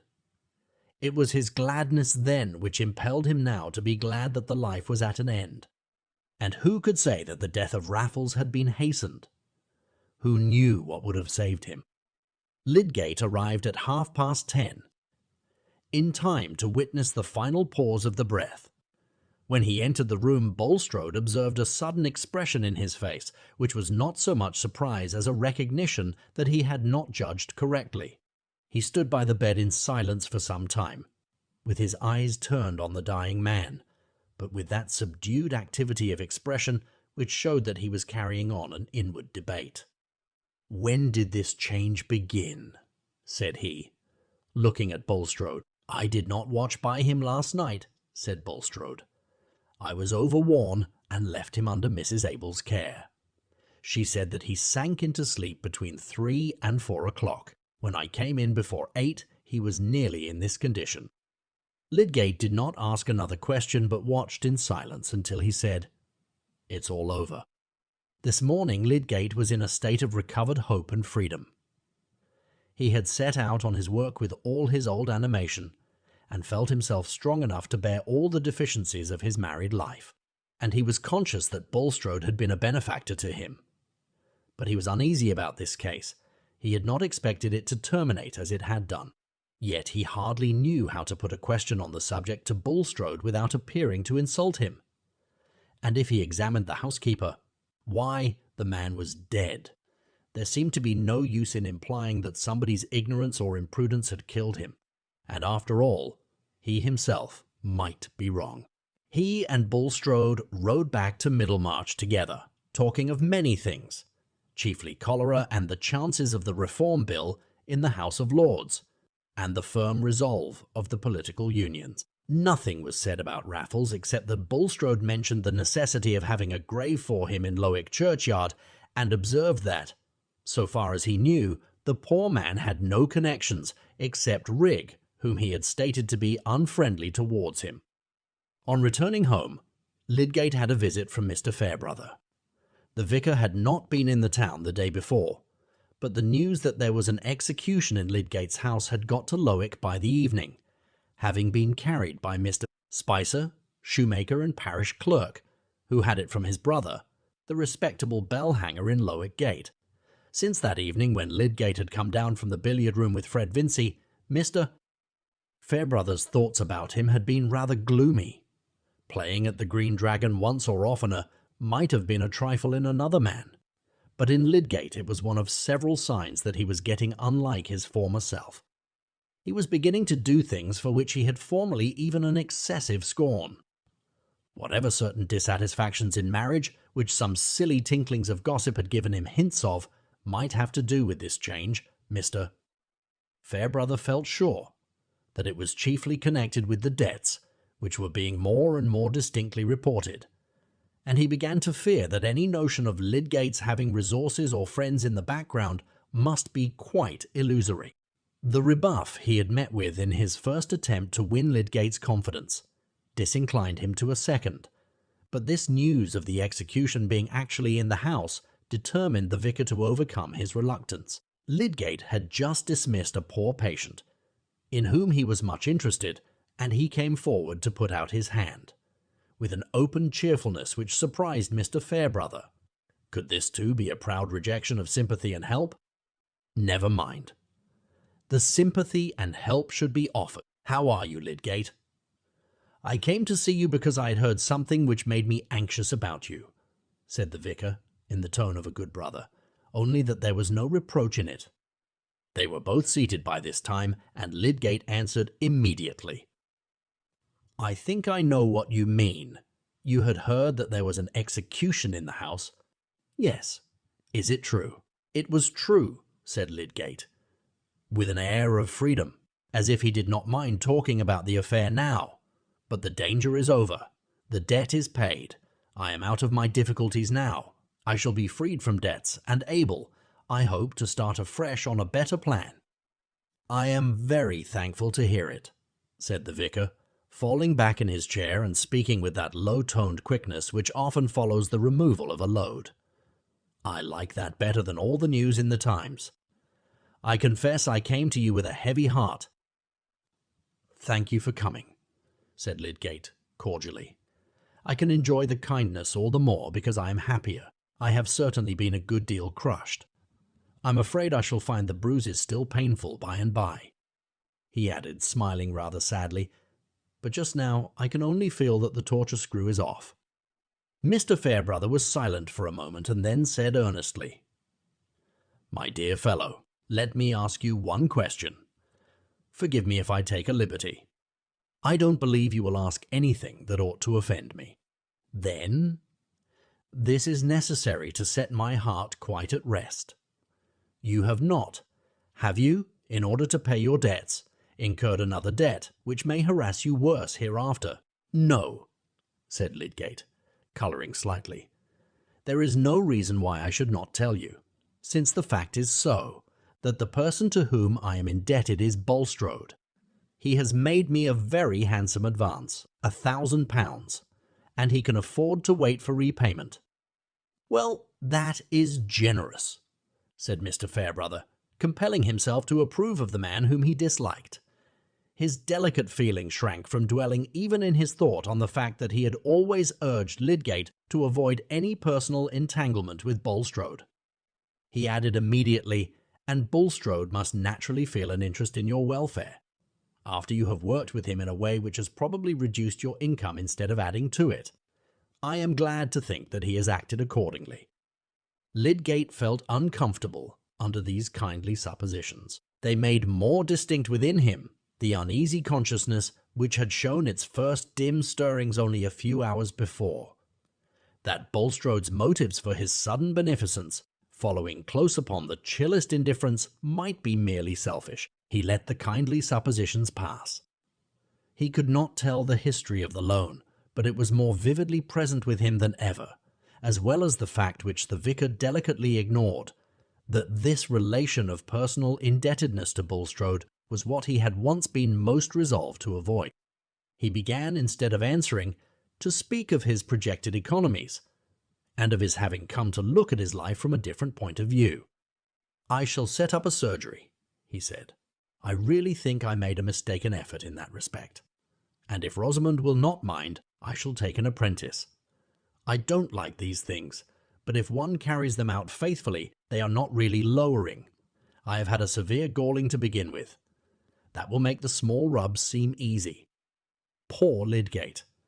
The "if Rosamond will not mind" which had fallen from him involuntarily as part of his thought, was a significant mark of the yoke he bore. But Mr. Fairbrother, whose hopes entered strongly into the same current with Lydgate's, and who knew nothing about him that could now raise a melancholy presentiment, left him with affectionate congratulation. Chapter 70. Clown. 'Twas in the bunch of grapes where, indeed, you have a delight to sit, have you not? Froth. I have so, because it is an open room and good for winter. Clo. Why, very well then, I hope here be truths. Measure for measure. 5 days after the death of Raffles, Mr. Bambridge was standing at his leisure under the large archway leading into the yard of the Green Dragon. He was not fond of solitary contemplation, but he had only just come out of the house, and any human figure standing at ease under the archway in the early afternoon was as certain to attract companionship as a pigeon which has found something worth pecking at. In this case, there was no material object to feed upon, but the eye of reason saw a probability of mental sustenance in the shape of gossip. Mr. Hopkins, the meek-mannered draper opposite, was the first to act on this inward vision, being the more ambitious of a little masculine talk because his customers were chiefly women. Mr. Bambridge was rather curt to the draper, feeling that Hopkins was of course glad to talk to him, but that he was not going to waste much of his talk on Hopkins. Soon, however, there was a small cluster of more important listeners who were either deposited from the passers-by or had sauntered to the spot expressly to see if there were anything going on at the Green Dragon, and Mr. Bainbridge was finding it worth his while to say many impressive things about the fine studs he had been seeing and the purchases he had made on a journey in the north from which he had just returned. Gentlemen present were assured that when they could show him anything to cut out a blood mare, a bay, rising 4, which was to be seen at Doncaster, if they chose to go and look at it, Mr. Bambridge would gratify them by being shot from here to Hereford. Also, a pair of blacks which he was going to put into the break recalled vividly to his mind a pair which he had sold to Faulkner in 19 for 100 guineas, and which Faulkner had sold for 162 months later, Engent who could disprove this statement being offered them. Privilege of calling Mr. Bambridge by a very ugly name until the exercise made his throat dry. When the discourse was at this point of animation, came up Mr. Frank Hawley. He was not a man to compromise his dignity by lounging at the Green Dragon, but happening to pass along the High Street and seeing Bambridge on the other side, he took some of his long strides across to ask the horse dealer whether he had found the first-rate gig horse, which he had engaged to look for. Mr. Hawley was requested to wait until he had seen a grey selected at Bilkley. If that did not meet his wishes to a hair, Bambridge did not know a horse when he saw it, which seemed to be the highest conceivable unlikelihood. Mr. Hawley, standing with his back to the street, was fixing a time for looking at the grey, and seeing it tried, when a horseman passed slowly by. "Bulstrode," said 2 or 3 voices at once in a low tone, one of them, which was the draper's, respectfully prefixing the Mr., but nobody having more intention in this interjectural naming than if they had said the Riverston coach when that vehicle appeared in the distance. Mr. Hawley gave a careless glance round at Bulstrode's back, but as Bambridge's eyes followed it, he made a sarcastic grimace. "By jingo! That reminds me," he began, lowering his voice a little, "I picked up something else at Bilkley besides your gig horse, Mr. Hawley. I picked up a fine story about Bulstrode. Do you know how he came by his fortune? Any gentleman wanting a bit of curious information? I can give it him free of expense. If everybody got their deserts, Bulstrode might have had to say his prayers at Botany Bay." "What do you mean?" said Mr. Hawley, thrusting his hands into his pockets and pushing a little forward under the archway. If Bulstrode should turn out to be a rascal, Frank Hawley had a prophetic soul. "I had it from a party who was an old chum of Bulstrode's. I'll tell you where I first picked him up," said Bambridge, with a sudden gesture of his forefinger. "He was at Larcher's sale, but I knew nothing of him then. He slipped through my fingers. Was after Bulstrode, no doubt. He tells me he can tap Bulstrode to any amount, knows all his secrets. However, he blabbed to me at Bilkley. He takes a stiff glass. Damn if I think he meant to turn kings. Evidence. But he's that sort of bragging fellow. The bragging runs over hedge and ditch with him, till he'd brag of a spavin, as if it'd fetch money. A man should know when to pull up. Mr. Bainbridge made this remark with an air of disgust, satisfied that his own bragging showed a fine sense of the marketable. "What's the man's name? Where can he be found?" said Mr. Hawley. "As to where he is to be found, I left him to it at the Saracen's Head, but his name is Raffles." "Raffles!" exclaimed Mr. Hopkins. "I furnished his funeral yesterday. He was buried at Lowick. Mr. Bulstrode followed him. A very decent funeral. There was a strong sensation among the listeners." Mr. Bambridge gave an ejaculation, in which brimstone was the mildest word, and Mr. Hawley, knitting his brows and bending his head forward, exclaimed, "What? What? Where did the man die?" "At Stone Court," said the draper. "The housekeeper said he was a relation of the master's. He came there ill on Friday." "Why?" "It was on Wednesday I took a glass with him," interposed Bambridge. "Did any doctor attend him?" said Mr. Hawley. "Yes." "Mr. Lydgate." "Mr. Bulstrode sat up with him one night. He died the third morning." "Go on, Bambridge," said Mr. Hawley insistently. "What did this fellow say about Bulstrode?" The group had already become larger, the town clerk's presence being a guarantee that something worth listening to was going on there.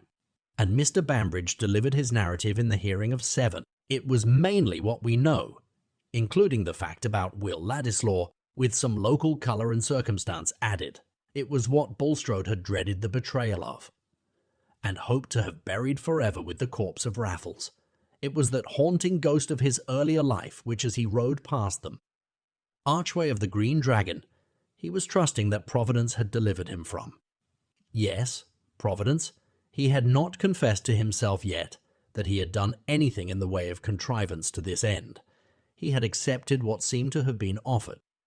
It was impossible to prove that he had done anything which hastened the departure of that man's soul. But this gossip about Bulstrode spread through Middlemarch like the smell of fire. Mr. Frank Hawley followed up his information by sending a clerk whom he could trust to Stone Court on a pretext of inquiring about hay, but really to gather all that could be learned about Raffles and his illness for Mrs. Abel. In this way it came to his knowledge that Mr. Garth had carried the man to Stone Court in his gig, and Mr. Hawley in consequence took an opportunity of seeing Caleb, calling at his office to ask whether he had time to undertake an arbitration if it were required, and then asking him incidentally about Raffles. Caleb was betrayed into no word, injurious to Bulstrode beyond the fact which he was forced to admit, that he had given up acting for him within the last week. Mr. Hawley drew his inferences, and feeling convinced that Raffles had told his story to Garth, and that Garth had given up Bulstrode's affairs in consequence, said so a few hours later to Mr. Toller.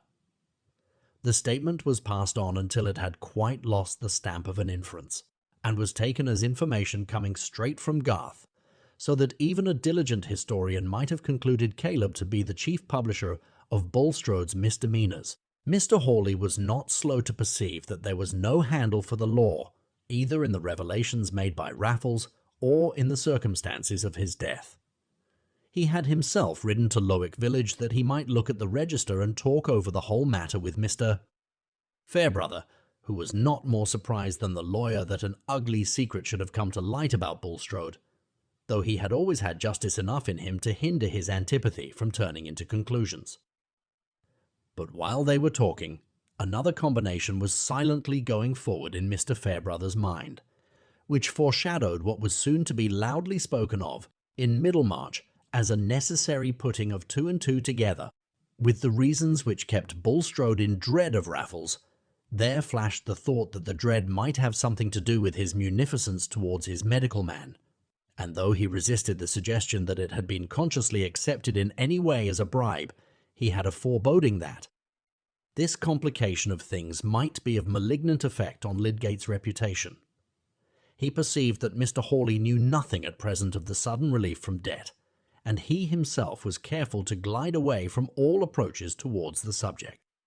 "Well, well," he said with a deep breath, wanting to wind up the illimitable discussion of what might have been, though nothing could be legally proven. "It is a strange story.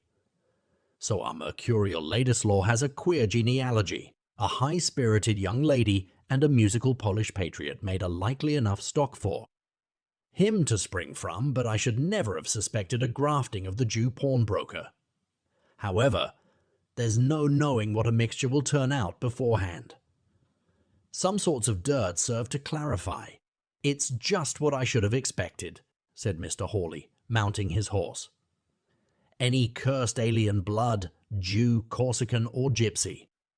I know he's one of your black sheep, Hawley, but he is really a disinterested, unworldly fellow," said Mr. Fairbrother, smiling.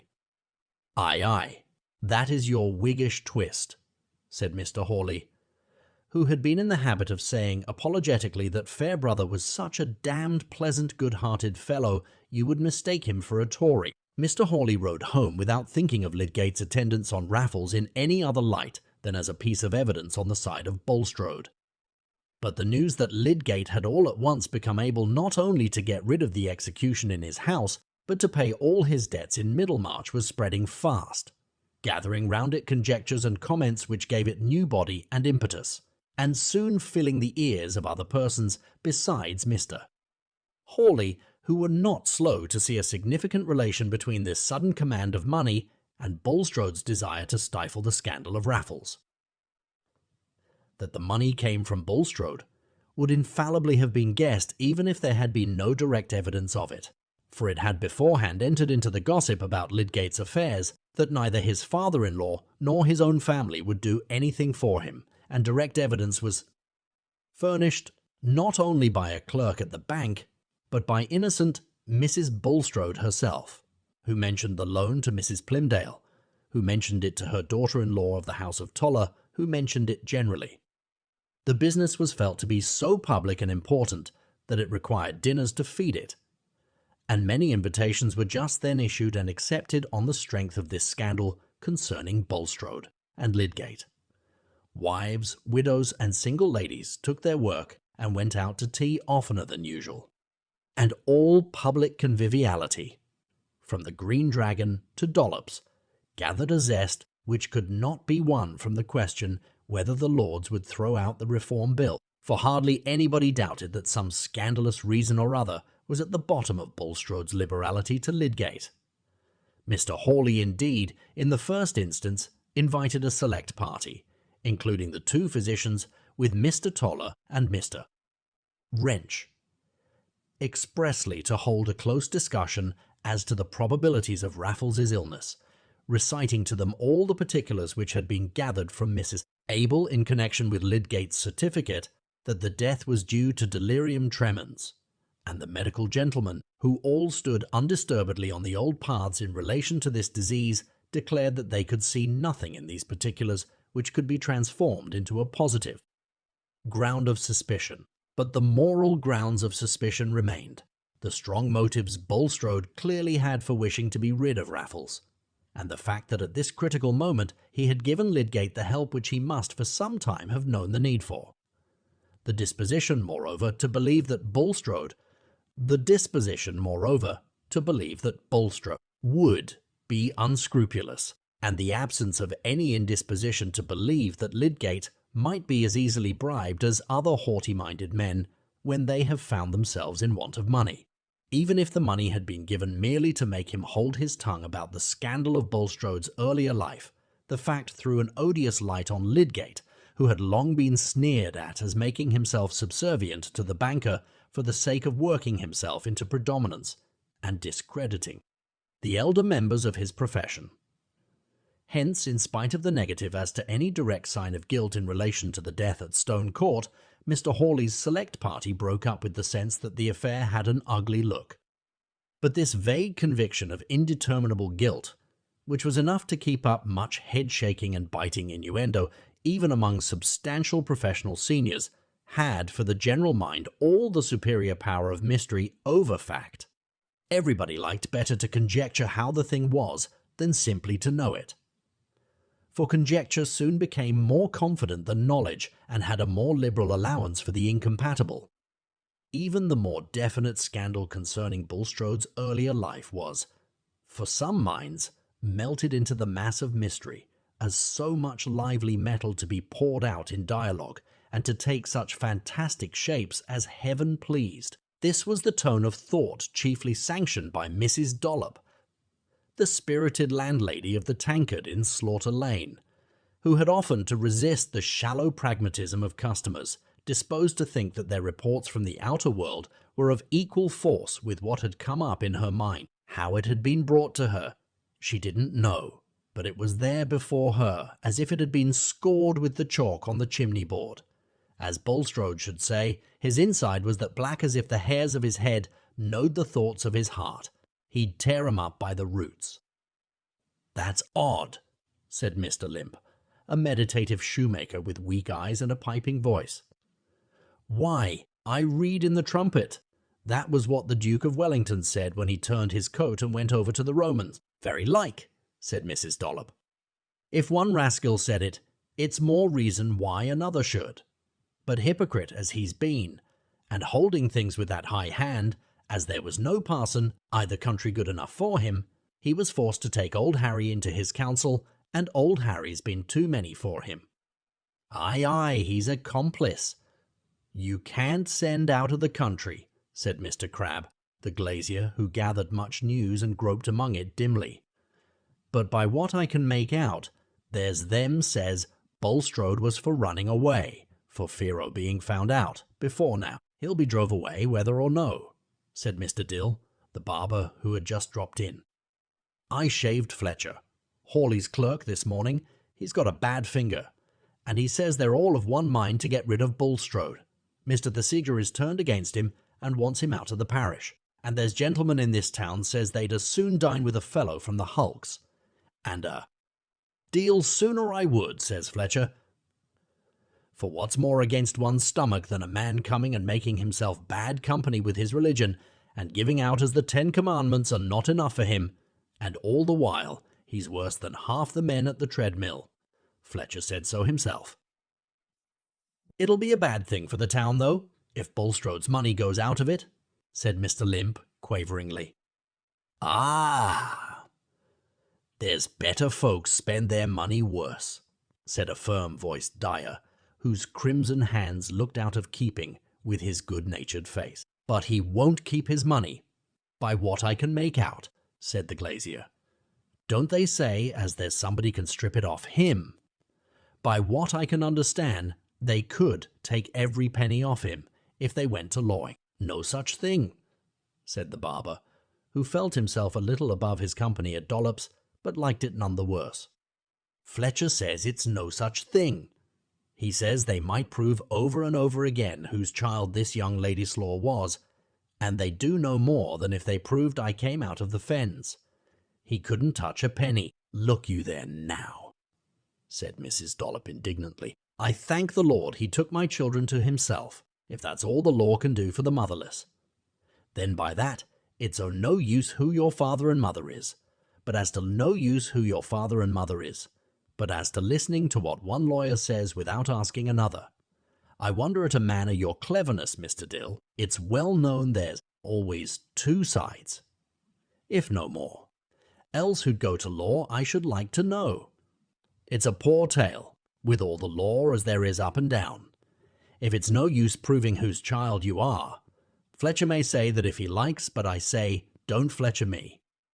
Mr. Dill affected to laugh in a complimentary way at Mrs. Dollop, as a woman who was more than a match for the lawyers, being disposed to submit to much twitting from a landlady who had a long score against him. "If they come to lawing, and it's all true as folks say, there's more to be looked to nor money," said the glazier.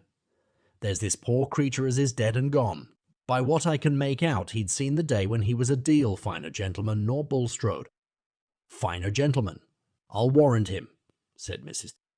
Dollop, "and a far personabler man by what I can hear. As I said when Mr. Baldwin, the tax-gatherer, comes in a-standing where you sit and says, Bulstrode got all his money as he brought into this town by thieving and swindling. I said, "You don't make me no wiser, Mr. Baldwin. It set my blood a-creeping to look at him. Ever sin, here he came into Slaughter Lane a-wanting to buy the house over my head. Folks don't look the colour or the dough tub and stare at you as if they wanted to see into your backbone for nothing." That was what I said, and Mr. Baldwin can bear me witness, and in the rights of it too, said Mr. Crabbe, for by what I can make out, this Raffles, as they call him, was a lusty, fresh-coloured man as you'd wish to see, and the best o' company. Though dead, he lies in Lowick churchyard, sure enough, and by what I can understand, there's them knows more than they should know about how he got there. "I'll believe you," said Mrs. Dollop, with a touch of scorn at Mr. Crabbe's apparent dimness. "When a man's been ticed to a lone house, and there's them can pay for hospitals and nurses for half the countryside choose to be sitters up night and day, and nobody to come near but a doctor as is known to stick at nothing, and as poor as he can hang together, and after that so flush o' money, as he can pay off Mr. Biles the butcher, as his bill has been running on for the best o' joints since last Michaelmas was a 12-month. I don't want anybody to come and tell me as there's been more going on or the prayer book's got a service for. I don't want to stand winking and blinking and blinking and thinking." Mrs. Dollop looked round with the air of a landlady accustomed to dominate her company. There was a chorus of adhesion from the more courageous, but Mr. Limp, after taking a draught, placed his flat hands together and pressed them hard between his knees, looking down at them with blear-eyed contemplation, as if the scorching power of Mrs. Dollop's speech had quite dried up and nullified his wits until they could be brought round again by further moisture. "Why shouldn't they dig the man up and have the crowner?" said the dyer. "It's been done many and many's the time. If there's been foul play, they might find it out." "Not they, Mr. Jonas," said Mrs. Dollop emphatically. "I know what doctors are. They're a deal too cunning to be found out. And this Dr. Lydgate that's been for cutting up everybody before the breath was well out of their body. It's plain enough what use he wanted to make a looking into respectable people's insides. He knows drugs, you may be sure, as you can neither smell nor see, neither before they're swallowed nor after. Why, I've seen drops myself ordered by Dr. Gambit, as is our club doctor and a good character, and has brought more live children into the world, nor ever another Middlemarch. I say I've seen drops myself as made no difference whether they was in the glass or out, and yet have griped you the next day. So I'll leave your own sense to judge. Don't tell me. All I say is, it's a mercy they didn't take this Dr. Lydgate onto our club. There's many a mother's child might have rued it. The heads of this discussion at Dollop's had been the common theme among all classes in the town, had been carried to Lowick Parsonage on one side and to Tipton Grange on the other, had come fully to the ears of the Vincey family, and had been discussed with sad reference to poor Harriet, by all Mrs. Bulstrode's friends, before Lydgate knew distinctly why people were looking strangely at him, and before Bulstrode himself suspected the betrayal of his secrets. He had not been accustomed to very cordial relations with his neighbours, and hence he could not miss the signs of cordiality. Moreover, he had been taking journeys on business of various kinds, having now made up his mind that he need not quit Middlemarch, and feeling able consequently to determine on matters which he had before left in suspense. "We will make a journey to Cheltenham in the course of a month or two," he had said to his wife. "There are great spiritual advantages to be had in that town, along with the air and the waters. And 6 weeks there will be eminently refreshing to us." He really believed in the spiritual advantages, and meant that his life henceforth should be the more devoted because of those later sins which he represented to himself as hypothetic, praying hypothetically for their pardon. As to the hospital, he avoided saying anything further to Lydgate, fearing to manifest a too sudden change of plans immediately on the death of Raffles. In his secret soul, he believed that Lydgate suspected his orders to have been intentionally disobeyed, and suspecting this, he must also suspect a motive. But nothing had been betrayed to him as to the history of Raffles, and Bulstrode was anxious not to do anything which would give emphasis to his undefined suspicions. As to any certainty that a particular method of treatment would either save or kill, Lydgate himself was constantly arguing against such dogmatism. He had no right to speak, and he had every motive for being silent.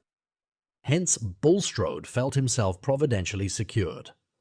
The only incident he had strongly winced under had been an occasional encounter with Caleb Garth, who, however, had raised his hat with mild gravity. Meanwhile, on the part of the principal townsman, a strong determination was growing against him. A meeting was to be held in the town hall on a sanitary question which had risen into pressing importance by the occurrence of a cholera case in the town. Since the Act of Parliament, which had been hurriedly passed authorizing assessments for sanitary measures, there had been a board for the superintendence of such measures appointed in Middlemarch, and much cleansing and preparation had been concurred in by Whigs and Tories. The question now was whether a piece of ground outside the town should be secured as a burial ground by means of assessment or by private subscription.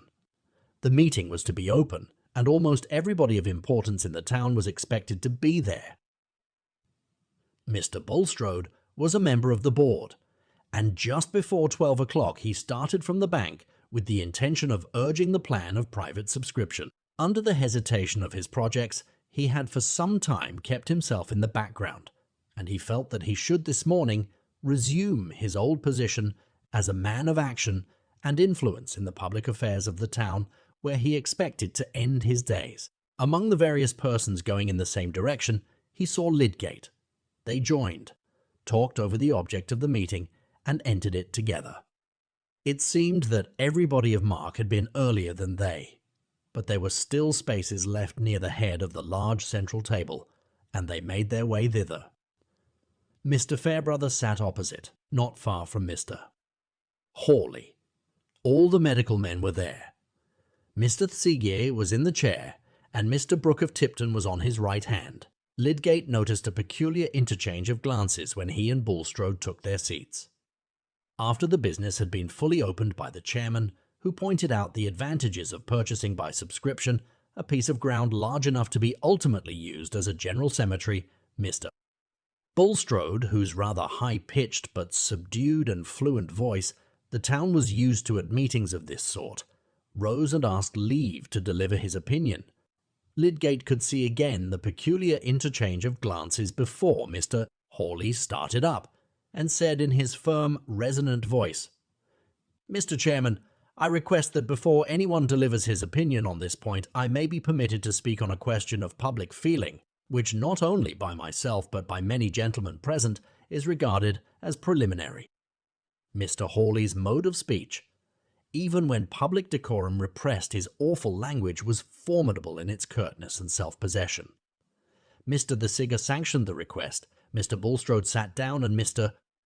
Hawley continued, "In what I have to say, Mr. Chairman, I am not speaking simply on my own behalf. I am speaking with the concurrence and at the express request of no fewer than 8 of my fellow townsmen, who are immediately around us. It is our united sentiment that Mr. Bulstrode should be called upon, and I do now call upon him to resign public positions which he holds not simply as a taxpayer, but as a gentleman among gentlemen. There are practices and there are acts which, owing to circumstances, the law cannot visit, though they may be worse than many things which are legally punishable. Honest men and gentlemen, if they don't want the company of people who perpetrate such acts, have got to defend themselves as they best can, and that is what I and the friends whom I may call my clients in this affair are determined to do. I don't say that Mr. Bulstrode has been guilty of shameful acts, but I call upon him either publicly to deny and confute the scandalous statements made against him by a man now dead, and who died in his house, the statement that he was for many years engaged in nefarious practices, and that he won his fortune by dishonest procedures, or else to withdraw from positions which could only have been allowed him as a gentleman among gentlemen." All eyes in the room were turned on Mr. Bulstrode, who, since the first mention of his name, had been going through a crisis of feeling almost too violent for his delicate frame to support. Lydgate, who himself was undergoing a shock, as from the terrible practical interpretation of some faint augury, felt, nevertheless, that his own movement of resentful hatred was checked by that instinct of the healer which thinks first of bringing rescue or relief to the sufferer when he looked at the shrunken misery of Bulstrode's livid face. The quick vision that his life was after all a failure, that he was a dishonoured man and must quail before the glance of those towards whom he had habitually assumed the attitude of a reprover, that God had disowned him before men and left him unscreened to the triumphant scorn of those who were glad to have their hatred justified. The sense of utter futility in that equivocation with his conscience in dealing with the life of his accomplice, an equivocation which now turned venomously upon him with the full-grown fang of a discovered lie. All this rushed through him like the agony of terror which fails to kill and leaves the ears still open to the returning wave of execration. The sudden sense of exposure after the re-established sense of safety came, not to the coarse organization of a criminal, but to the susceptible nerve of a man whose intensest being lay in such mastery and predominance as the conditions of his life had shaped for him. But in that intense being lay the strength of reaction. Through all his bodily infirmity there ran a tenacious nerve of ambitious self-preserving will, which had continually leaped out like a flame, scattering all doctrinal fears, and which, even while he sat an object of compassion for the merciful, was beginning to stir and glow under his ashy paleness. Before the last words were out of Mr. Hawley's mouth, Bulstrode felt that he should answer, and that his answer would be a retort. He dared not get up and say, "I am not guilty, the whole story is false." Even if he had dared this, it would have seemed to him, under his present keen sense of betrayal, as vain as to pull, for covering to his nakedness, a frail rag which would rend at every little strain. For a few moments there was total silence, while every man in the room was looking at Bulstrode. He sat perfectly still, leaning hard against the back of his chair. He could not venture to rise, and when he began to speak he pressed his hands upon the seat on each side of him. But his voice was perfectly audible, though hoarser than usual, and his words were distinctly pronounced, though he paused between sentence as if short of breath. He said, turning first toward Mr. Thesiger, and then looking at Mr. Hawley, "I protest before you, sir, as a Christian minister, against the sanction of proceedings towards me which are dictated by virulent hatred. Those who are hostile to me are glad to believe any libel uttered by a loose tongue against me, and their consciences become strict against me, say that the evil speaking of which I am to be made the victim accuses me of malpractices." Here Bulstrode's voice rose and took on a more biting accent, till it seemed a low cry. "Who shall be my accuser? Not men whose own lives are unchristian, nay, scandalous, not men who themselves use low instruments to carry out their ends, whose profession is a tissue of chicanery, who have been spending their income on their own sensual enjoyments, while I have been devoting mine to advance the best objects with regard to this life and the next." After the word chicanery there was a growing noise, half of murmurs and half of hisses, while 4 persons started up at once: Mr. Hawley, Mr. Toller, Mr. Chichely, and Mr. Hackbutt, but Mr. Hawley's outburst was instantaneous, and left the others behind in silence. "If you mean me, sir, I call you and everyone else to the inspection of my professional life. As to Christian or unchristian, I repudiate your canting palavering Christianity, and as to the way in which I spend my income, it is not my principle to maintain thieves and cheat offspring of their due inheritance in order to support religion and set myself up as a saintly killjoy. I affect no niceness of conscience. I have not found any nice standards necessary yet to measure your actions by, sir, and I again call upon you to enter into satisfactory explanations concerning the scandals against you, or else to withdraw from posts in which we at any rate decline you as a colleague. I say, sir, we decline to cooperate with a man whose character is not cleared from infamous lights cast upon it. not only by reports, but by recent actions. "Allow me, Mr. Hawley," said the chairman, and Mr. Hawley, still fuming, bowed half impatiently and sat down with his hands thrust deep in his pockets. "Mr. Bulstrode, it is not desirable, I think, to prolong the present discussion," said Mr. Sigurd, turning to the pallid, trembling man. "I must so far concur with what has fallen from Mr. Hawley in expression of a general feeling as to think it due to your Christian profession that you should clear yourself, if possible, from unhappy aspersions. I, for my part, should be willing to give you full opportunity and hearing. But I must say that your present attitude is painfully inconsistent with those principles which you have sought to identify yourself with, and for the honour of which I am bound to care. I recommend you at present, as your clergyman and one who hopes for your reinstatement in respect, to quit the room and avoid further hindrance to business." Bulstrode, after a moment's hesitation, took his hat from the floor and slowly rose, but he grasped the corner of the chair so totteringly that Lydgate felt sure there was not strength enough in him to walk away without support. What could he do? He could not see a man sink close to him for want of help. He rose and gave his arm to Bulstrode, and in that way led him out of the room. Yet this act, which might have been one of gentle duty and pure compassion, was at this moment unspeakably bitter to him. It seemed as if he were putting his sign manual to that association of himself with Bulstrode, of which he now saw the full meaning as it must have presented itself to other minds. He now felt the conviction that this man who was leaning tremblingly on his arm had given him the £1,000 as a bribe, and that somehow the treatment of Raffles had been tampered with from an evil motive. The inferences were closely linked enough. The town knew of the loan, believed it to be a bribe, and believed that he took it as a bribe. Poor Lydgate, his mind struggling under the terrible clutch of this revelation, was all the while morally forced to take Mr. Bulstrode to the bank, send a man off for his carriage, and wait to accompany him home. Meanwhile, the business of the meeting was dispatched and fringed off into eager discussion among various groups concerning this affair of Bulstrode and Lydgate. Mr. Brooke, who had before heard only imperfect hints of it, and was very uneasy that he had gone a little too far in countenancing Bulstrode, now got himself fully informed, and felt some benevolent sadness in talking to Mr. Fairbrother about the ugly light in which Lydgate had come to be regarded.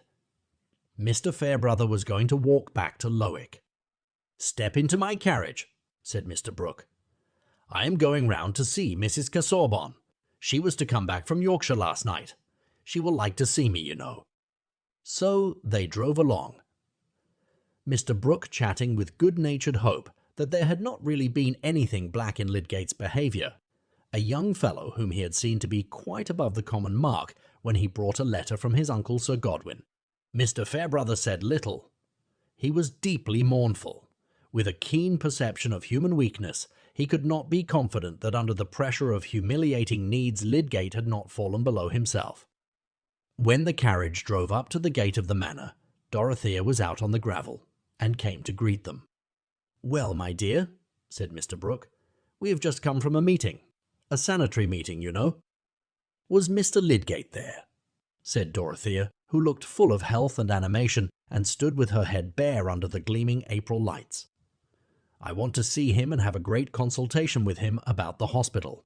I have engaged with Mr. Bulstrode to do so." "Oh, my dear," said Mr. Brooke, "we have been hearing bad news. Bad news, you know." They walked through the garden towards the churchyard gate, Mr. Fairbrother wanting to go on to the parsonage, and Dorothea heard the whole sad story. She listened with deep interest, and begged to hear twice over the facts and impressions concerning Lydgate. After a short silence, pausing at the churchyard gate, and addressing Mr. Fairbrother, she said energetically, "You don't believe that Mr. Lydgate is guilty of anything base?" "I will not believe it. Let us find out the truth and clear him." Book 8. Sunset and Sunrise. Chapter 72. Full souls are double mirrors, making still. An endless vista of fair things before, repeating things behind.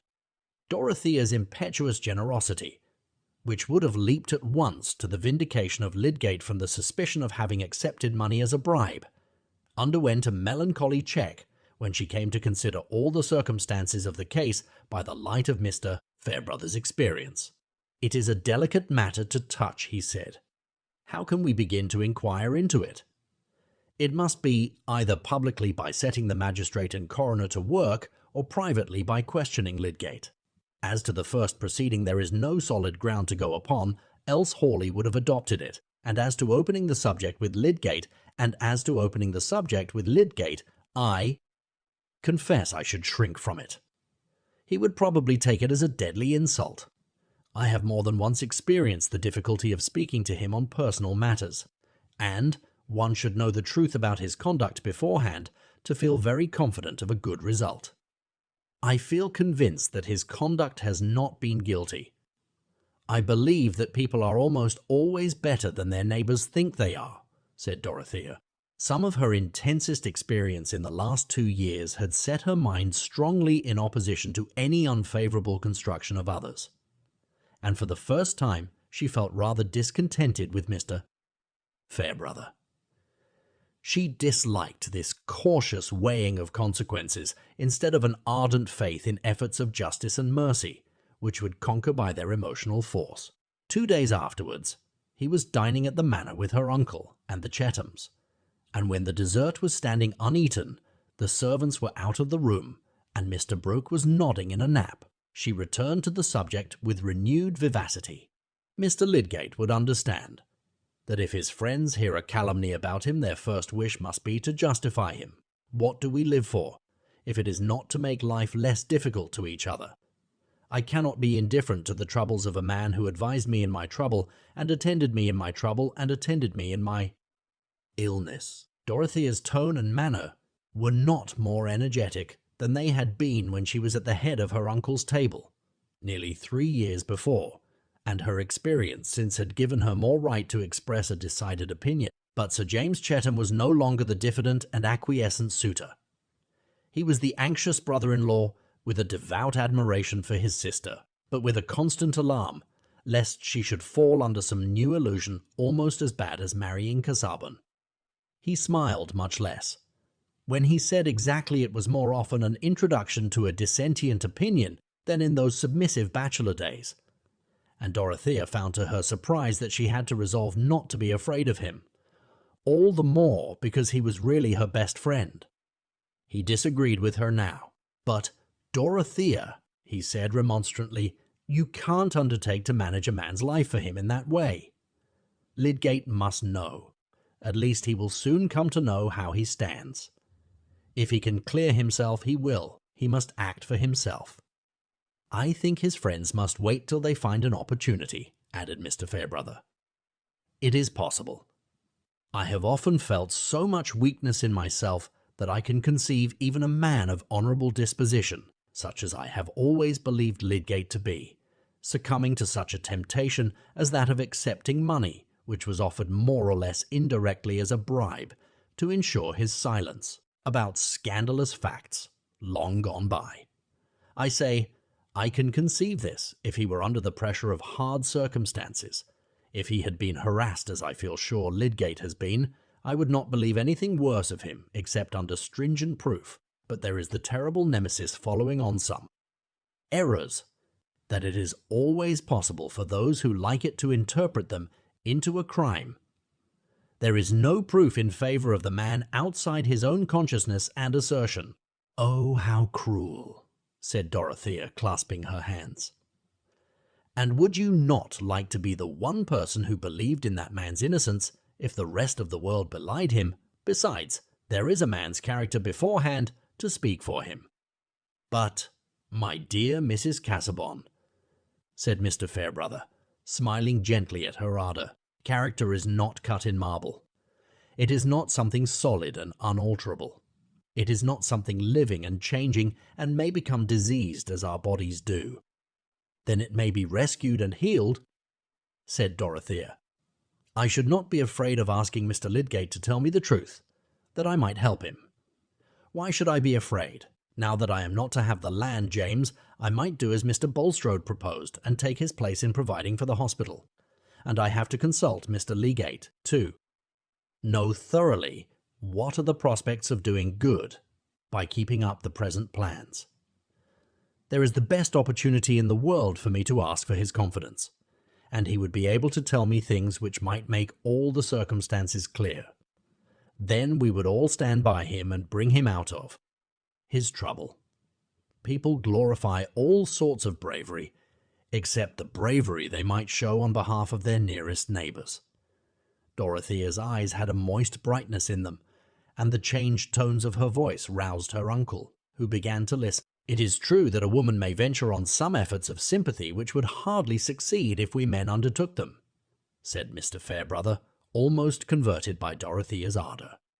Surely, a woman is bound to be cautious and listen to those who know the world better than she does, said Sir James with his little frown.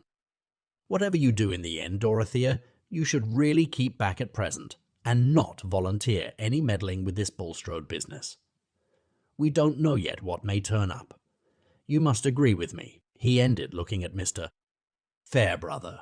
I do think it would be better to wait, said the latter.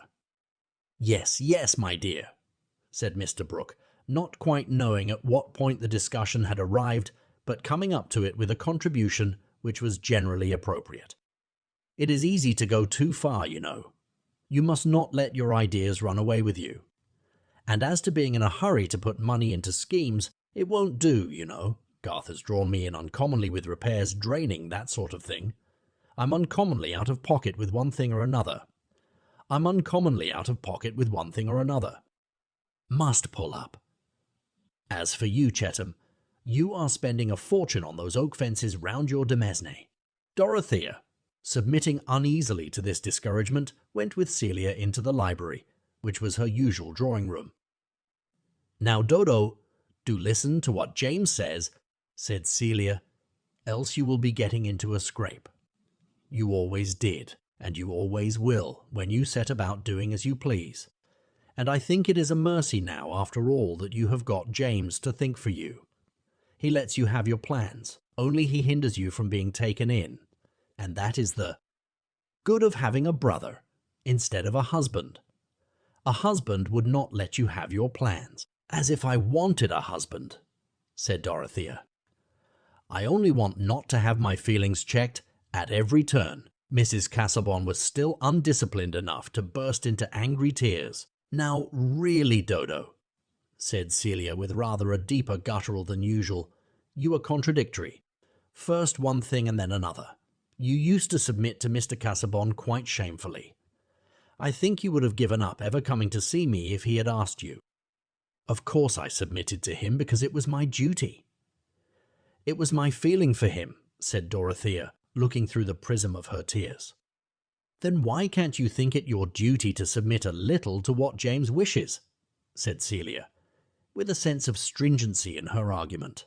Because he only wishes what is for your own good. And of course men know best about everything except what women know better. Dorothea laughed and forgot her tears.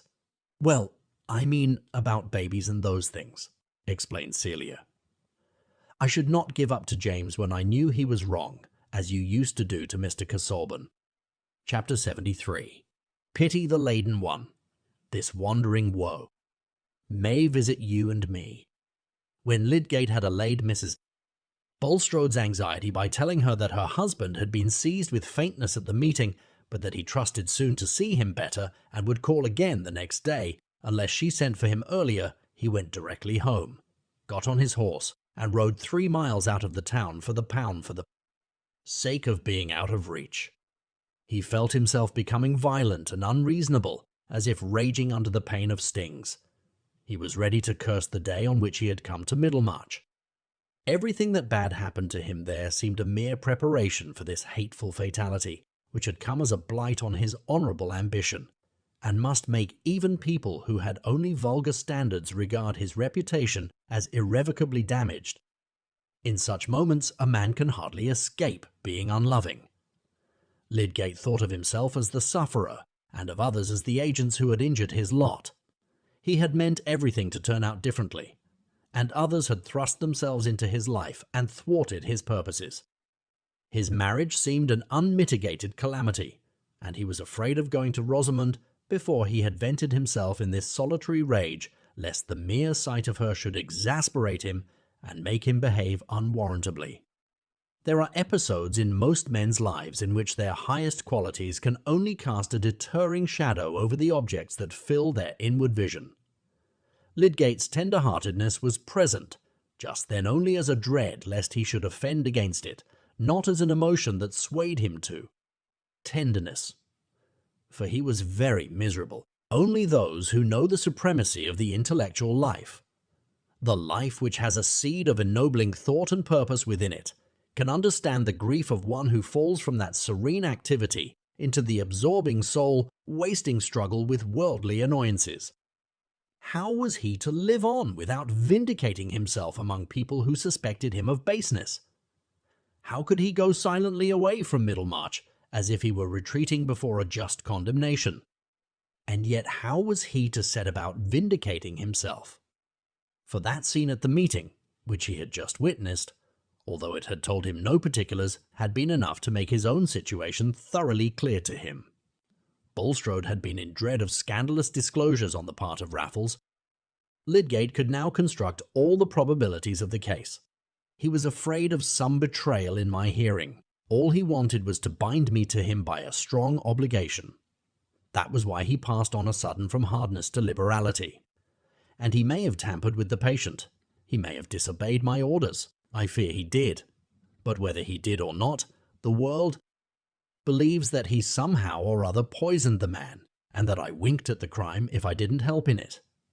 And yet, he may not be guilty of the last offence, and it is just possible that the change towards me may have been a genuine relenting, the effect of second thoughts, such as he alleged. What we call the just possible is sometimes true, and the thing we find it easier to believe is grossly false. In his last dealings with this man, Bulstrode may have kept his hands pure, in spite of my suspicion to the contrary. There was a benumbing cruelty in his position. Even if he renounced every other consideration than that of justifying himself, if he met shrugs, cold glances, and avoidance as an accusation, and made a public statement of all the facts as he knew them, who would be convinced? It would be playing the part of a fool to offer his own testimony on behalf of himself, and say, "I did not take the money as a bribe." The circumstances would always be stronger than his assertion.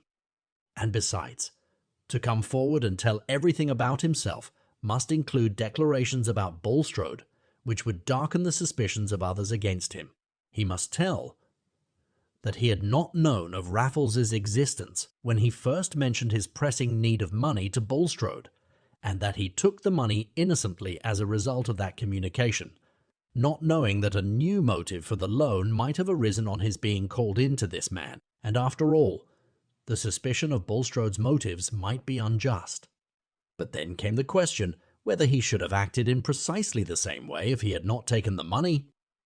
Certainly, if Raffles had continued alive and susceptible of further treatment when he arrived, and he had then imagined any disobedience to his orders on the part of Bulstrode, he would have made a strict inquiry, and if his conjecture had been verified, he would have thrown up the case, in spite of his recent heavy obligation. But if he had not received any money, if Bulstrode had never revoked his cold recommendation of bankruptcy, would he, Lydgate, have abstained from all inquiry even on finding the man dead? Would the shrinking from an insult to Bulstrode, would the dubiousness of all medical treatment and the argument that his own treatment would pass for the wrong with most members of his profession have had just the same force or significance with him? That was the uneasy corner of Lydgate's consciousness, while he was reviewing the facts and resisting all reproach. If he had been independent, this matter of a patient's treatment and the distinct rule that he must do or see done that which he believed best for the life committed to him would have been the point on which he would have been the sturdiest. As it was, he had rested in the consideration that disobedience to his orders, however it might have arisen, could not be considered a crime, that in the dominant opinion obedience to his orders was just as likely to be fatal, and that the affair was simply one of etiquette. Whereas again and again, in his time of freedom, he had denounced the perversion of pathological doubt into moral doubt, and had said, "The purest experiment in treatment may still be conscientious. My business is to take care of life and to do the best I can think of for it." Science is properly more scrupulous than dogma. Dogma gives a charter to mistake, but the very breath of science is a contest with mistake, and must keep the conscience alive. Alas, the scientific conscience had got into the debasing company of money obligation and selfish respects. "Is there a medical man of them all in Middlemarch who would question himself as I do?" said poor Lydgate, with a renewed outburst of rebellion against the oppression of his lot. "And yet they will all feel warranted in making a wide space between me and them, as if I were a leper. My practice and my reputation are utterly damned. I can see that. Even if I could be cleared by valid evidence, it would make little difference to the blessed world here. I have been set down as tainted and should be cheapened to them all the same." Already there had been abundant signs which had hitherto puzzled him, that just when he had been paying off his debts and getting cheerfully on his feet, the townsmen were avoiding him, or looking strangely at him, and in 2 instances it came to his knowledge that patients of his had called in another practitioner. The reasons were too plain now. The general blackballing had begun. No wonder that in Lydgate's energetic nature the sense of a hopeless misconstruction easily turned into a dogged resistance. The scowl which occasionally showed itself on his square brow was not a meaningless accident. Already, when he was re-entering the town after that ride taken in the first hours of stinging pain, he was setting his mind on remaining in Middlemarch, in spite of the worst that could be done against him. He would not retreat before calumny. As if he submitted to it, he would face it to the utmost, and no act of his should show that he was afraid. It belonged to the generosity as well as defiant force of his nature that he resolved not to shrink from showing to the full his sense of obligation to Bulstrode. It was true that the association with this man had been fatal to him. True that if he had had the £1,000 still in his hands with all his debts unpaid, he would have returned the money to Bulstrode and taken beggary rather than the rescue, which had been sullied with the suspicion of a bribe. For, remember, he was one of the proudest among the sons of men. Nevertheless, he would not turn away from this crushed fellow mortal whose aid he had used, and make a pitiful effort to get acquittal for himself by howling against another. "I shall do as I think right, and explain to nobody. They will try to starve me out, but—" He was going on with an obstinate resolve, but he was getting near home, and the thought of Rosamond urged itself again into that chief place from which it had been thrust by the agonized struggles of wounded honour and pride. How would Rosamond take it all? Here was another weight of chain to drag, and poor Lydgate was in a bad mood for bearing her dumb mastery. He had no impulse to tell her the trouble, which must soon be common to them both. He preferred waiting for the incidental disclosure which events must soon bring about. Chapter 74. Mercifully grant that we may grow aged together. Book of Tobit. Marriage Prayer. In Middlemarch, a wife could not long remain ignorant that the town held a bad opinion of her husband. No feminine intimate might carry her friendship so far as to make a plain statement to the wife of the unpleasant fact known or believed about her husband. But when a woman with her thoughts much at leisure got them suddenly employed on something grievously disadvantageous to her neighbours, various moral impulses were called into play, which tended to stimulate utterance. Candour was one. To be candid, in Middlemarch phraseology, meant to use an early opportunity of letting your friends know that you did not take a cheerful view of their capacity, their conduct, or their position, and a robust candour never waited to be asked for its opinion. Then, again, there was the love of truth, a wide phrase, but meaning in this relation a lively objection to seeing a wife look happier than her husband's character warranted, or manifest too much satisfaction in her lot. The poor thing should have some hint given her that if she knew the truth she would have less complacency in her bonnet, and in light dishes for a supper party. Stronger than all, there was the regard for a friend's moral improvement. Sometimes called her soul, which was likely to be benefited by remarks tending to gloom, uttered with the accompaniment of pensive, staring at the furniture and a manner implying that the speaker would not tell what was on her mind, from regard to the feelings of her hearer. On the whole, one might say that an ardent charity was at work, setting the virtuous mind to make a neighbour unhappy for her good. There were hardly any wives in Middlemarch whose matrimonial misfortunes would in different ways be likely to call forth more of this moral activity than Rosamond and her aunt Bulstrode. Mrs. Bulstrode was not an object of dislike, and had never consciously injured any human being. Men had always thought her a handsome, comfortable woman, and had reckoned it among the signs of Bulstrode's hypocrisy that he had chosen a red-blooded Vincey, instead of a ghastly and melancholy person suited to his low esteem for earthly pleasure. When the scandal about her husband was disclosed, they remarked of her, "Ah, poor woman! She's as honest as the day. She never suspected anything wrong in him. You may depend on it. Women who were intimate with her talked together much of poor Harriet. Imagined what her feelings must be when she came to know everything, and conjectured how much she had already come to know. There was no spiteful disposition towards her. Rather, there was a busy benevolence anxious to ascertain what it would be well for her to feel and do under the circumstances, which of course kept the imagination occupied with her character and history from the times when she was Harriet Vincey till now. With the review of Mrs. Bulstrode and her position, it was inevitable to associate Rosamond, whose prospects were under the same blight with her aunt's. Rosamond was more severely criticised and less pitied, though she too, as one of the good old Vincey family who had always been known in Middlemarch, was regarded as a victim to marriage with an interloper. The Vinceys had their weaknesses, but then they lay on the surface. There was never anything bad to be found out concerning them. Mrs. Bulstrode was vindicated from any resemblance to her husband. Harriet's faults were her own. "She has always been showy," said Mrs. Hackbutt, "making tea for a small party, though she has got into the way of putting her religion forward to conform to her husband. She has tried to hold her head up above Middlemarch by making it known that she invites clergymen, and heaven knows who from Riverston and those places."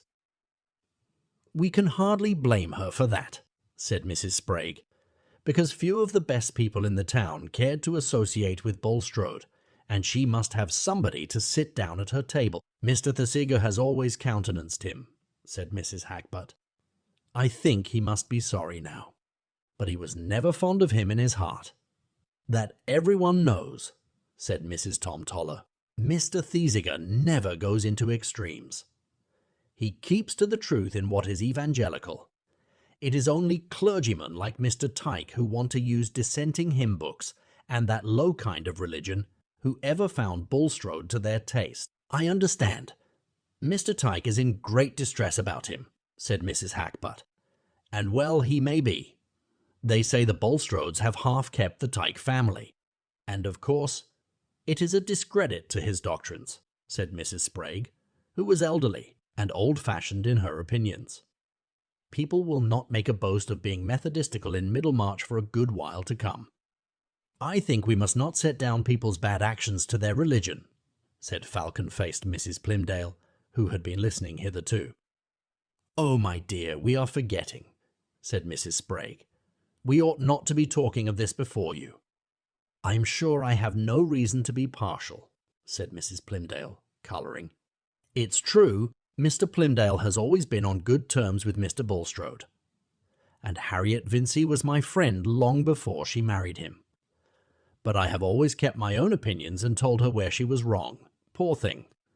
Still, in point of religion, I must say, Mr. Bulstrode might have done what he has, and worse, and yet have been a man of no religion. I don't say that there has not been a little too much of that. I like moderation myself, but truth is truth. The men tried at the assizes are not all over religious, I suppose." "Well," said Mrs. Hackbutt, wheeling adroitly, "all I can say is that I think she ought to separate from him." "I can't say that," said Mrs. Sprague. "She took him for better or worse, you know, but worse can never mean finding out that your husband is fit for Newgate," said Mrs. Hackbutt. "Fancy living with such a man. I should expect to be poison. Yes, I think myself it is an encouragement to crime if such men are to be taken care of and waited on by good wives," said Mrs. Tom Toller. "And a good wife poor Harriet has been," said Mrs. Plymdale. "She thinks her husband the first of men. It's true he has never denied her anything." "Well, we shall see what she will do," said Mrs. Hackbutt. "I suppose she knows nothing yet, poor creature. I do hope and trust I shall not see her, for I should be frightened to death lest I should say anything about her husband. Do you think any hint has reached her?" "I should hardly think so," said Mrs. Tom Toller. "We hear that he is ill, and has never stirred out of the house since the meeting on Thursday. But she was with her girls at church yesterday, and they had new Tuscan bonnets. Her own had a feather in it. I have never seen that her religion made any difference in her dress.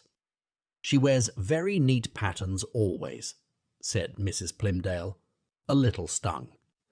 "And that feather I know she got dyed a pale lavender on purpose to be consistent. I must say it of Harriet that she wishes to do right. As to her knowing what has happened, it can't be kept from her long," said Mrs. Hackbutt. "The Vinceys know, for Mr. Vincey was at the meeting. It will be a great blow to him. There is his daughter as well as his sister." "Yes, indeed," said Mrs. Sprague. "Nobody supposes that Mr. Lydgate can go on holding up his head in Middlemarch. Things look so black about the £1,000 he took just at that man's death. It really makes one shudder. Pride must have a fall," said Mrs. Hackbutt. "I am not so sorry for Rosamond Vincey. That was as I am for her aunt," said Mrs. Plymdale. "She needed a lesson. I suppose the Bulstrodes will go and live abroad somewhere," said Mrs. Sprague. "That is what is generally done when there is anything disgraceful in a family." "And a most deadly blow it will be to Harriet," said Mrs. Plymdale. "If ever a woman was crushed, she will be. I pity her from my heart, and with all her faults, few women are better.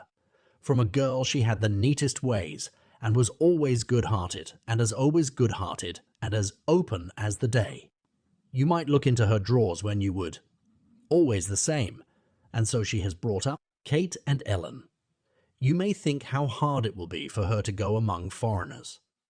The doctor says that is what he should recommend the Lydgates to do," said Mrs. Sprague.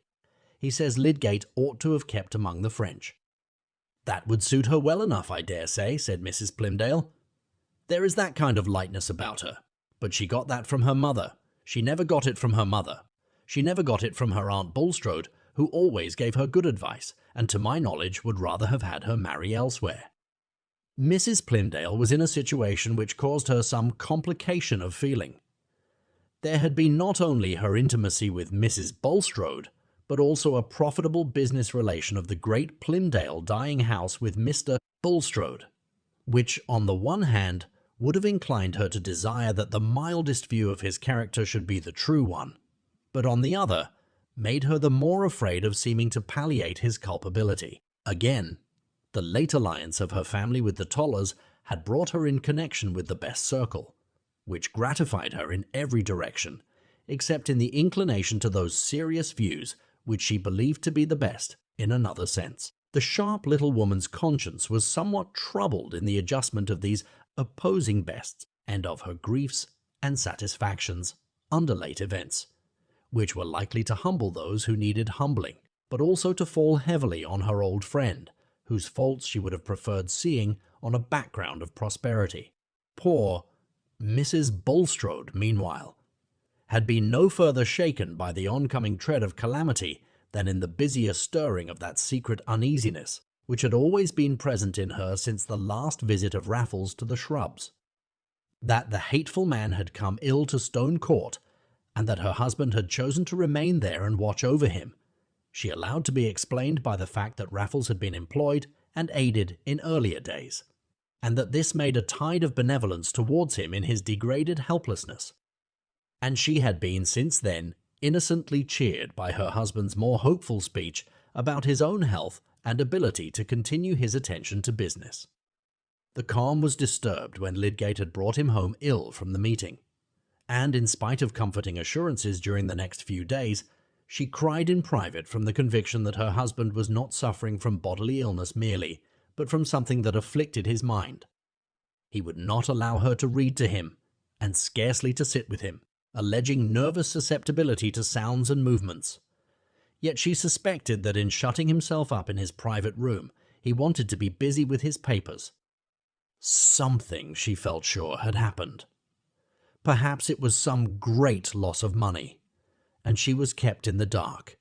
Not daring to question her husband, she said to Lydgate on the 5th day after the meeting, when she had not left home except to go to church, "Mr. Lydgate, pray be open with me. I like to know the truth. Has anything happened to Mr. Bulstrode?" "Some little nervous shock," said Lydgate evasively. He felt that it was not for him to make the painful revelation. "But what brought it on?" said Mrs. Bulstrode, looking directly at him with her large dark eyes. "There is often something poisonous in the air of public rooms," said Lydgate. "Strong men can stand it, but it tells on people in proportion to the delicacy of their systems. It is often impossible to account for the precise moment of an attack, or rather, to say why the strength gives way at a particular moment." Mrs. Bulstrode was not satisfied with this answer. There remained in her the belief that some calamity had befallen her husband, of which she was to be kept in ignorance, and it was in her nature strongly to object to such concealment.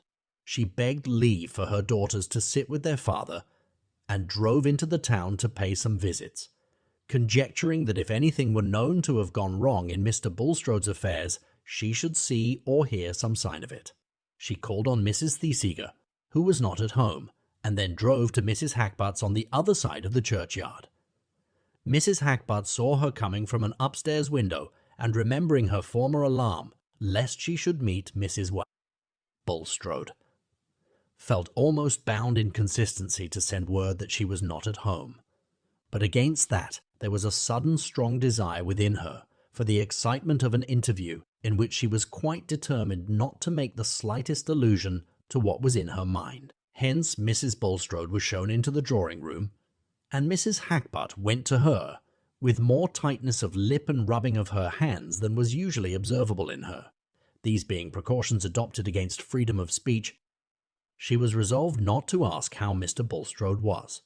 "I have not been anywhere except to church for nearly a week," said Mrs. Bulstrode, after a few introductory remarks. "But Mr. Bulstrode was taken so ill at the meeting on Thursday that I have not liked to leave the house." Mrs. Hackbutt rubbed the back of one hand with the palm of the other held against her chest and let her eyes ramble over the pattern on the rug. "Was Mr. Hackbutt at the meeting?" persevered Mrs. Bulstrode. "Yes, he was," said Mrs. Hackbutt, with the same attitude. "The land is to be bought by subscription, I believe. Let us hope that there will be no more cases of cholera to be buried in it," said Mrs. Bulstrode. "It is an awful visitation, but I always think Middlemarch a very healthy spot. I suppose it is being used to it from a child, but I never saw the town I should like to live at better, and especially our end." "I am sure I should be glad that you always should live at Middlemarch, Mrs. Bulstrode," said Mrs. Hackbutt, with a slight sigh. "Still, we must learn to resign ourselves wherever our lot may be cast, though I am sure there will always be people in this town who will wish you well." Mrs. Hackbutt longed to say, "If you take my advice, you will part from your husband," but it seemed clear to her that the poor woman knew nothing of the thunder ready to bolt on her head, and she herself could do no more than prepare her a little. Mrs. Bulstrode felt suddenly rather chill and trembling. There was evidently something unusual behind this speech of Mrs. Hackbutt's, but though she had set out with the desire to be fully informed, she found herself unable now to pursue her brave purpose, and turning the conversation by an inquiry about the young Hackbots, she soon took her leave, saying that she was going to see Mrs. Plymdale. On her way thither, she tried to imagine that there might have been some unusually warm sparring at the meeting between Mr. Bulstrode and some of his frequent opponents. Perhaps Mr. Hackbutt might have been one of them. That would account for everything. But when she was in conversation with Mrs. Plymdale, that comforting explanation seemed no longer tenable. Selina received her with a pathetic affectionateness and a disposition to give edifying answers on the commonest topics, which could hardly have reference to an ordinary quarrel of which the most important consequence was a perturbation of Mr. Bulstrode's health. Beforehand, Mrs. Bulstrode had thought that she would sooner question Mrs. Plymdale than anyone else. But she found to her surprise that an old friend is not always the person whom it is easiest to make a confidant of. There was the barrier of remembered communication under other circumstances.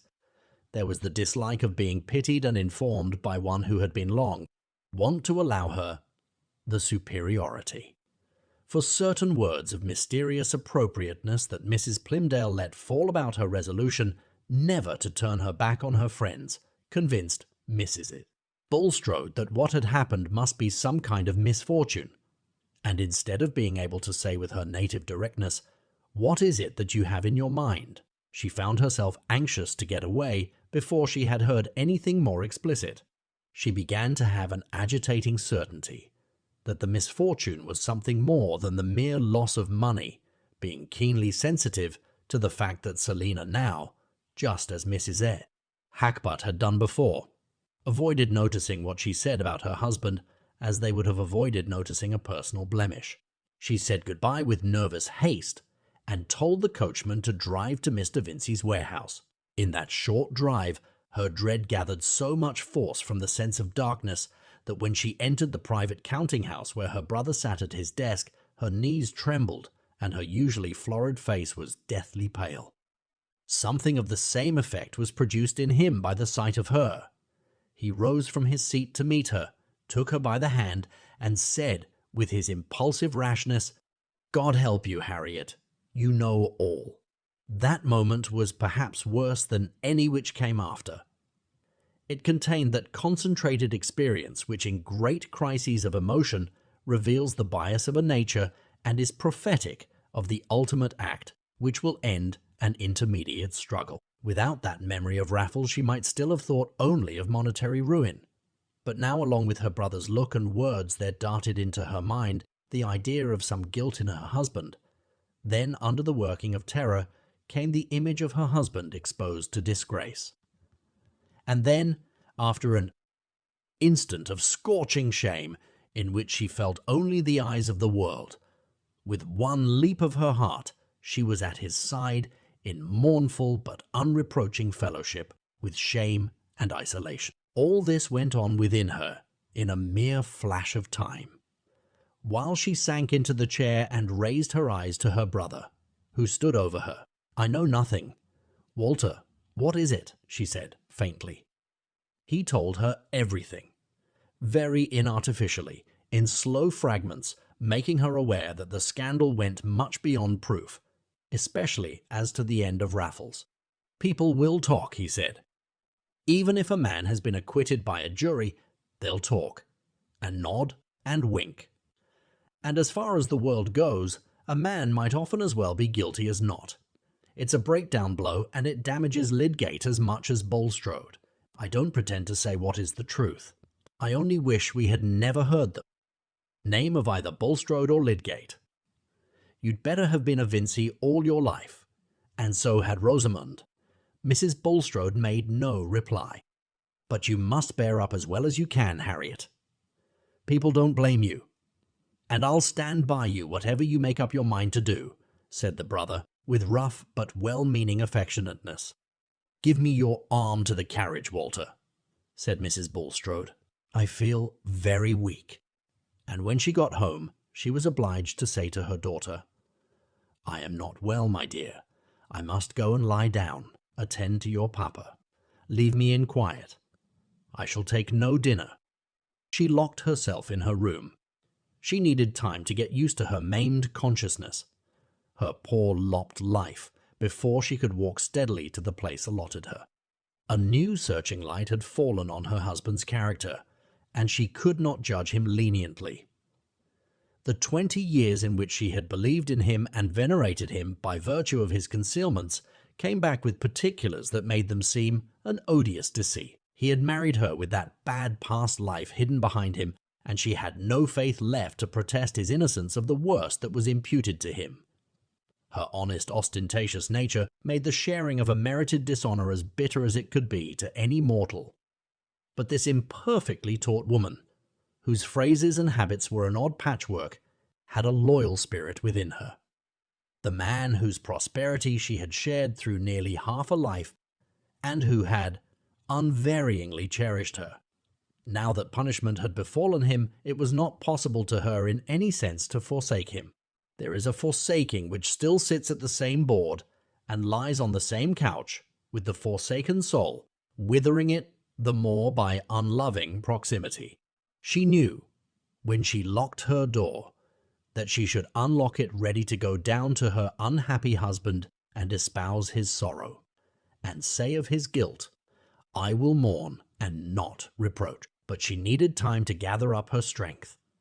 She needed to sob out her farewell to all the gladness and pride of her life. When she had resolved to go down, she prepared herself by some little acts which might seem mere folly to a hard onlooker. They were her way of expressing to all spectators, visible or invisible, that she had begun a new life in which she had braced humiliation.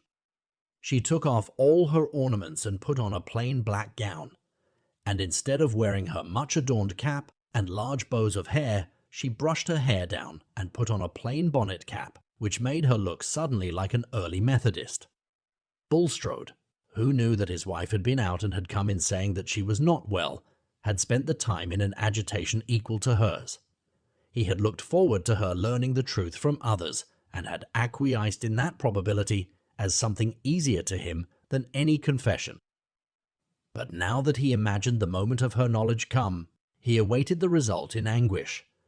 His daughters had been obliged to consent to leave him, and though he had allowed some food to be brought to him, he had not touched it. He felt himself perishing slowly in unpitied misery. Perhaps he should never see his wife's face with affection in it again. And if he turned to God, there seemed to be no answer but the pressure of retribution. It was 8 o'clock in the evening before the door opened and his wife entered. He dared not look up at her. He sat with his eyes bent down, and as she went towards him, she thought he looked smaller. He seemed so withered and shrunken. A movement of new compassion and old tenderness went through her like a great wave, and putting one hand on his, which rested on the arm of the chair, and the other on his shoulder, she said, solemnly but kindly, "Look up, Nicholas." He raised his eyes with a little start, and looked at her, half amazed for a moment. Her pale face, her changed morning dress, the trembling about her mouth, all said, "I know." And her hands and eyes rested gently on him. He burst out crying, and they cried together, she sitting at his side. They could not yet speak to each other of the shame which she was bearing with him, or of the acts which had brought it down on them. His confession was silent, and her promise of faithfulness was silent. Open-minded as she was, she nevertheless shrank from the words which would have expressed their mutual consciousness, as she would have shrunk from flakes of fire. She could not say, how much is only slander and false suspicion. And he did not say, I am innocent. Chapter 75.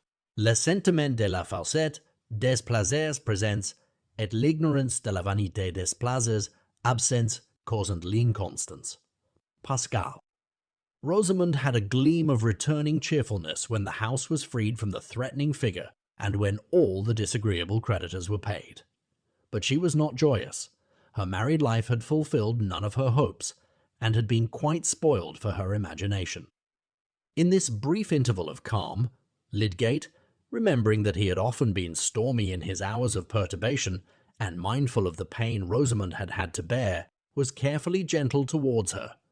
But he too had lost some of his old spirit, and he still felt it necessary to refer to and economical change in their way of living as a matter of course, trying to reconcile her to it gradually, and repressing his anger when she answered by wishing that he would go to live in London. When she did not make this answer, she listened languidly and wondered what she had that was worth living for. The hard and contemptuous words which had fallen from her husband in his anger had deeply offended that vanity which he had at first called into active enjoyment, and what she regarded as his perverse way of looking at things kept up a secret repulsion which made her receive all his tenderness as a poor substitute for the happiness he had failed to give her. They were at a disadvantage with their neighbours, and there was no longer any outlook towards Quallingham. There was no outlook anywhere except in an occasional letter from Will Ladislaw. She had felt stung and disappointed by Will's resolution to quit Middlemarch, for in spite of what she knew and guessed about his admiration for Dorothea, she secretly cherished the belief that he had, or would necessarily come to have, much more admiration for herself, Rosamond being one of those. Women who live much in the idea that each man they meet would have preferred them if the preference had not been hopeless. Mrs. Casaubon was all very well, but Will's interest in her dated before he knew Mrs. Lydgate. Rosamond took his way of talking to herself, which was a mixture of playful fault-finding and hyperbolical gallantry, as the disguise of a deeper feeling, and in his presence she felt that agreeable titillation of vanity and sense of romantic drama which Lydgate's presence had no longer the magic to create. She even fancied, what will not men and women fancy in these matters? That Will exaggerated his admiration for Mrs. Casaubon in order to pique herself. In this way, poor Rosamond's brain had been busy before Will's departure. He would have made, she thought, a much more suitable husband for her than she had found in Lydgate. No notion could have been falser than this, for Rosamond's discontent in her marriage was due to the conditions of marriage itself, to its demand for self-suppression and tolerance, and not to the nature of her husband, but the easy conception of an unreal better had a sentimental charm which diverted her ennui. She constructed a little romance, which was to vary the flatness of her life. Will Ladislaw was always to be a bachelor and live near her, always to be at her command, and have an understood though never fully expressed passion for her, which would be sending out lambent flames every now and then, in interesting scenes. His departure had been a proportionate disappointment, and had sadly increased her weariness of Middlemarch, but at first she had the alternative dream of pleasures in store from her intercourse with the family at Quallingham. Since then, the troubles of her married life had deepened, and the absence of other relief encouraged her regretful rumination over that thin romance which she had once fed on. Men and women make sad mistakes about their own symptoms, taking their vague, uneasy longings, sometimes for genius, sometimes for religion, and oftener still for a mighty love. Will Ladislaw had written chatty letters, half to her and half to Lydgate, and she had replied. Their separation, she felt, was not likely to be final, and the change she now most longed for was that Lydgate should go to live in London. Everything would be agreeable in London, and she had set to work with quiet determination to win this result when there came a sudden delightful promise which inspirited her. It came shortly before the memorable meeting at the town hall, and was nothing less than a letter from Will Ladislaw to Lydgate, which turned indeed chiefly on his new interest in plans of colonization, but mentioned incidentally that he might find it necessary to pay a visit to Middlemarch within the next few weeks. A very pleasant necessity, he said, almost as good as holidays to a schoolboy. He hoped there was his old place on the rug and a great deal of music in store for him, but he was quite uncertain as to the time. While Lydgate was reading the letter to Rosamond, her face looked like a reviving flower. It grew prettier and more blooming. There was nothing unendurable now. The debts were paid, Mr.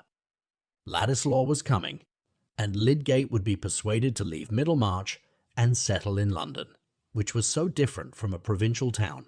That was a bright bit of morning. But soon the sky became black over poor Rosamond. the presence of a new gloom in her husband, about which he was entirely reserved towards her, for he dreaded to expose his lacerated feeling to her neutrality and misconception, soon received a painfully strange explanation, alien to all her previous notions of what could affect her happiness, in the new gaiety of her spirits, thinking that Lydgate had merely a worse fit of moodiness than usual, causing him to leave her remarks unanswered, and evidently to keep out of her way as much as possible. She chose, a few days after the meeting, and without speaking to him on the subject, to send out notes of invitation for a small evening party, feeling convinced that this was a judicious step, since people seemed to have been keeping aloof from them and wanted restoring to the old habit of intercourse. When the invitations had been accepted, she would tell Lydgate, and give him a wise admonition as to how a medical man should behave to his neighbours. For Rosamond had the gravest little airs possible about other people's duties, but all the invitations were declined, and the last answer came into Lydgate's hands. "This is Chichely's scratch." "What is he writing to you about?" said Lydgate wonderingly, as he handed the note to her. She was obliged to let him see it, and, looking at her severely, he said, "Why on earth have you been sending out invitations without telling me, Rosamond? I beg, I insist, that you will not invite anyone to this house. I suppose you have been inviting others, and they have refused too." She said nothing. "Do you hear me?" thundered Lydgate. "Yes, certainly I hear you," said Rosamond, turning her head aside with the movement of a graceful long-necked bird. Lydgate tossed his head without any grace and walked out of the room, feeling himself dangerous. Rosamond's thought was that he was getting more and more unbearable, not that there was any new special reason for this peremptoriness. His indisposition to tell her anything in which he was sure beforehand that she would not be interested was growing into an unreflecting habit, and she was in ignorance of everything connected with the £1,000 except that the loan had come from her uncle Bulstrode. Lydgate's odious humours and their neighbours' apparent avoidance of them had an unaccountable date for her in their relief from money difficulties. If the invitations had been accepted, she would have gone to invite her mamma and the rest, whom she had seen nothing of for several days, and she now put on her bonnet to go and inquire what had become of them all, suddenly feeling as if there were a conspiracy to leave her in isolation with a husband disposed to offend everybody. It was after the dinner hour, and she found her father and mother seated together alone in the drawing-room. They greeted her with sad looks, saying, "Well, my dear," and no more. She had never seen her father look so downcast, and seating herself near him, she said, "Is there anything the matter, Papa?" He did not answer, but Mrs. Vincey said, "Oh, my dear, have you heard nothing? It won't be long before it reaches you." "Is it anything about Tertius?" said Rosamond, turning pale. The idea of trouble immediately connected itself with what had been unaccountable to her in him. "Oh, my dear, yes. To think of your marrying into this trouble. Debt was bad enough, but this will be worse." "Stay, stay, Lucy," said Mr. Vincey. "Have you heard nothing about your Uncle Bulstrode, Rosamond?" "No, Papa," said the poor thing, feeling as if trouble were not anything she had before experienced, but some invisible power with an iron grasp that made her soul faint within her. Her father told her everything, saying, at the end, "It's better for you to know, my dear. I think Lydgate must leave the town. Things have gone against him. I dare say he couldn't help it. I don't accuse him of any harm," said Mr. Vincey. He had always before been disposed to find the utmost fault with Lydgate. The shock to Rosamond was terrible. It seemed to her that no lot could be so cruelly hard as hers to have married a man who had become the centre of infamous suspicions. In many cases, it is inevitable that the shame is felt to be the worst part of crime, and it would have required a great deal of disentangling reflection, such as had never entered into Rosamond's life, for her in these moments to feel that her trouble was less than if her husband had been certainly known to have done something criminal. All the shame seemed to be there, and she had innocently married this man with the belief that he and his family were a glory to her. She showed her usual reticence to her parents, and only said that if Lydgate had done as she wished, he would have left Middlemarch long ago. "She bears it beyond anything," said her mother when she was gone.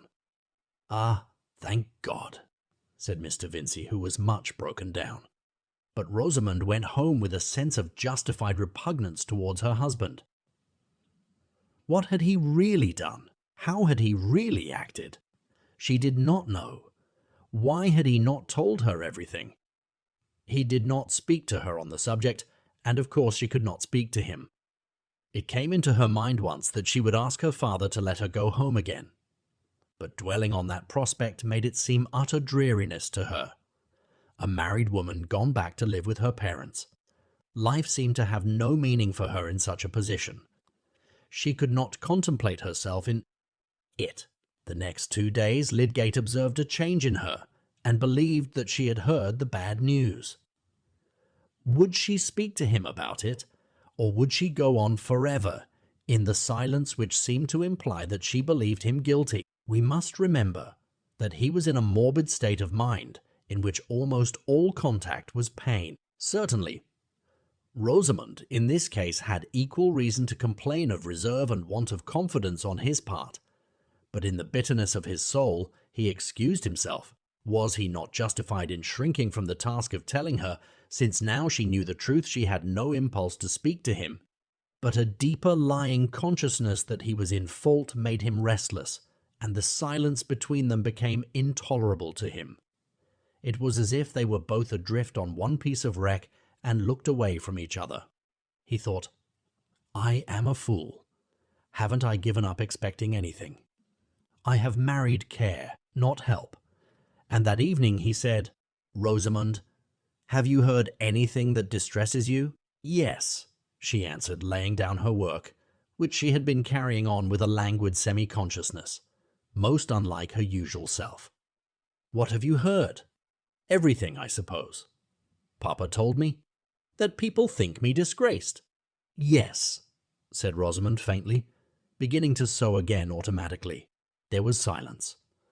Lydgate thought, if she has any trust in me, any notion of what I am, she ought to speak now and say that she does not believe I have deserved disgrace. But Rosamond on her side went on moving her fingers languidly. Whatever was to be said on the subject she expected to come from Tertius. What did she know? And if he were innocent of any wrong, why did he not do something to clear himself? This silence of hers brought a new rush of gall to that bitter mood in which Lydgate had been saying to himself that nobody believed in him. Even Fairbrother had not come forward. He had begun to question her with the intent that their conversation should disperse the chill fog which had gathered between them. But he felt his resolution checked by despairing resentment. Even this trouble, like the rest, she seemed to regard as if it were hers alone. He was always to her a being apart, doing what she objected to. He started from his chair with an angry impulse and, thrusting his hands in his pockets, walked up and down the room. There was an underlying consciousness all the while that he should have to master this anger and tell her everything and convince her of the facts. For he had almost learned the lesson that he must bend himself to her nature, and that because she came short in her sympathy, he must give the more. Soon he recurred to his intention of opening himself. The occasion must not be lost. If he could bring her to feel with some solemnity that here was a slander which must be met and not run away from, and that the whole trouble had come out of his desperate want of money, it would be a moment for urging powerfully on her that they should be one in the resolve to do with as little money as possible, so that they might weather the bad time and keep themselves independent. He would mention the definite measures which he desired to take and win her to a willing spirit. He was bound to try this. And what else was there for him to do? He did not know how long he had been walking uneasily backwards and forwards, but Rosamond felt that it was long, and wished that he would sit down. She too had begun to think this an opportunity for urging on Tertius what he ought to do. Whatever might be the truth about all this misery, there was one dread which asserted itself. Lydgate at last seated himself, not in his usual chair, but in one nearer to Rosamond, leaning aside in it towards her, and looking at her gravely before he reopened the sad subject. He had conquered himself so far, and was about to speak with a sense of solemnity, as on an occasion which was not to be repeated. He had even opened his lips when Rosamond, letting her hands fall, looked at him and said, "Surely, Tertius, well, surely now at last you have given up the idea of staying in Middlemarch. I cannot go on living here. Let us go to London. Papa and everyone else says you had better go. Whatever misery I have to put up with, it will be easier away from here." Lydgate felt miserably jarred. Instead of that critical outpouring for which he had prepared himself with effort, here was the old round to be gone through again. He could not bear it. With a quick change of countenance, he rose and went out of the room. Perhaps if he had been strong enough to persist in his determination to be the more, because she was less, that evening might have had a better issue.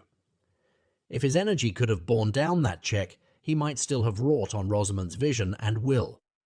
We cannot be sure that any natures, however inflexible or peculiar, will resist this effect from a more massive being than their own. They may be taken by storm and for the moment converted, becoming part of the soul, which enwraps them in the ardour of its movement. But poor Lydgate had a throbbing pain within him, and his energy had fallen short of its task. The beginning of mutual understanding and resolve seemed as far off as ever.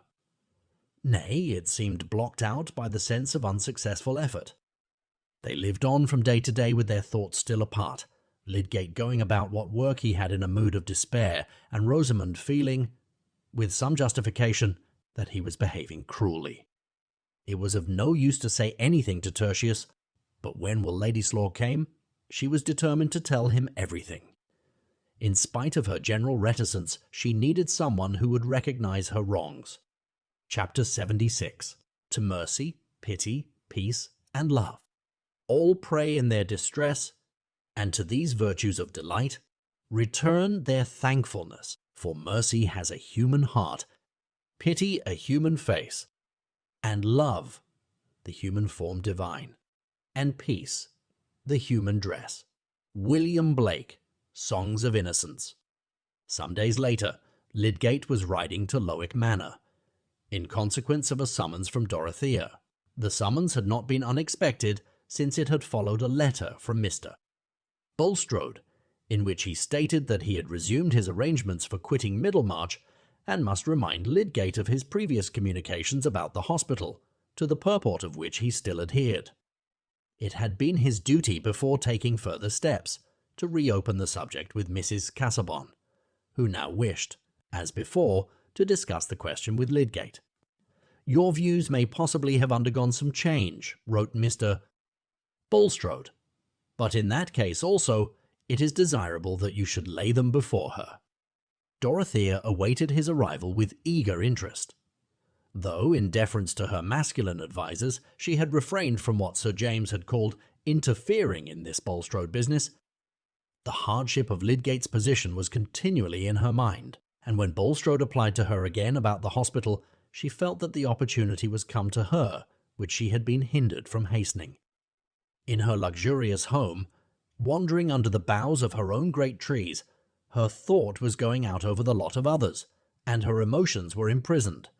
The idea of some active good within her reach haunted her like a passion, and another's need having once come to her as a distinct image, preoccupied her desire with the yearning to give relief, and made her own ease tasteless. She was full of confident hope about this interview with Lydgate, never heeding what was said of his personal reserve, never heeding that she was a very young woman. Nothing could have seemed more irrelevant to Dorothea than insistence on her youth and sex, when she was moved to show her human fellowship. As she sat waiting in the library, she could do nothing but live through again all the past scenes which had brought Lydgate into her memories. They all owed their significance to her marriage and its troubles. But no, there were two occasions in which the image of Lydgate had come painfully in connection with his wife and someone else. The pain had been allayed for Dorothea, but it had left in her an awakened conjecture as to what Lydgate's marriage might be to him, a susceptibility to the slightest hint about Mrs. Lydgate. These thoughts were like a drama to her, and made her eyes bright, and gave an attitude of suspense to her whole frame, though she was only looking out from the brown library onto the turf and the bright green buds which stood in relief against the dark evergreens. When Lydgate came in, she was almost shocked at the change in his face, which was strikingly perceptible to her, who had not seen him for 2 months. It was not the change of emaciation, but that effect which even young faces will very soon show from the persistent presence of resentment and despondency. Her cordial look when she put out her hand to him softened his expression, but only with melancholy. "I have wished very much to see you for a long while, Mr. Lydgate," said Dorothea when they were seated opposite each other. "But I put off asking you to come until Mr. Bulstrode applied to me again about the hospital. I know that the advantage of keeping the management of it separate from that of the infirmary depends on you, or, at least, on the good which you are encouraged to hope for from having it under your control, and I am sure you will not refuse to tell me exactly what you think. You want to decide whether you should give a generous support to the hospital," said Lydgate. "I cannot conscientiously advise you to do it in dependence on any activity of mine. I may be obliged to leave the town."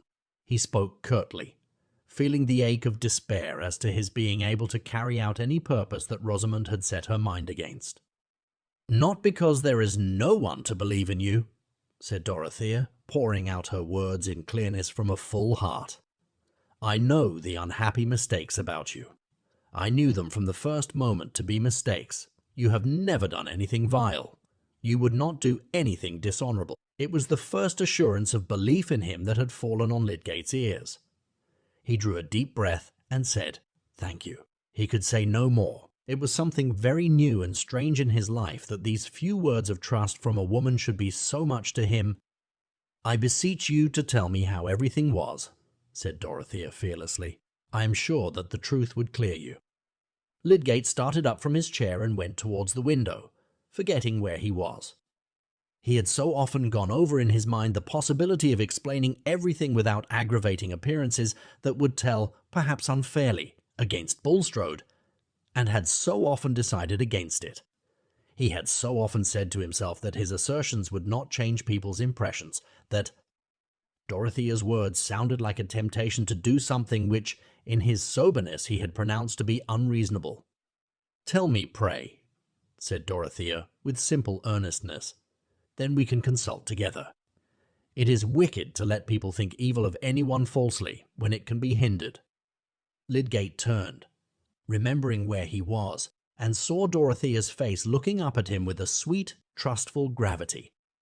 The presence of a noble nature, generous in its wishes, ardent in its charity, changes the lights for us. We begin to see things again in their larger, quieter masses, and to believe that we too can be seen and judged in the wholeness of our character. That influence was beginning to act on Lydgate, who had for many days been seeing all life as one who is dragged and struggling amid the throng. He sat down again and felt that he was recovering his old self in the consciousness that he was with one who believed in it. "I don't want," he said, "to bear hard on Bulstrode, who has lent me money of which I was in need, though I would rather have gone without it now. He is hunted down and miserable, and has only a poor thread of life in him, but I should like to tell you everything. It will be a comfort to me to speak where belief has gone beforehand, and where I shall not seem to be offering assertions of my own honesty. You will feel what is fair to another as you feel what is fair to me." "Do trust me," said Dorothea. "I will not repeat anything without your leave. But at the very least I could say that you have made all the circumstances clear to me, and that I know you are not in any way guilty. Mr. Fairbrother would believe me, and my uncle and Sir James Chetham. Nay, there are persons in Middlemarch to whom I could go. Although they don't know much of me, they would believe me. They would know that I could have no other motive than truth and justice. I would take any pains to clear you. I have very little to do.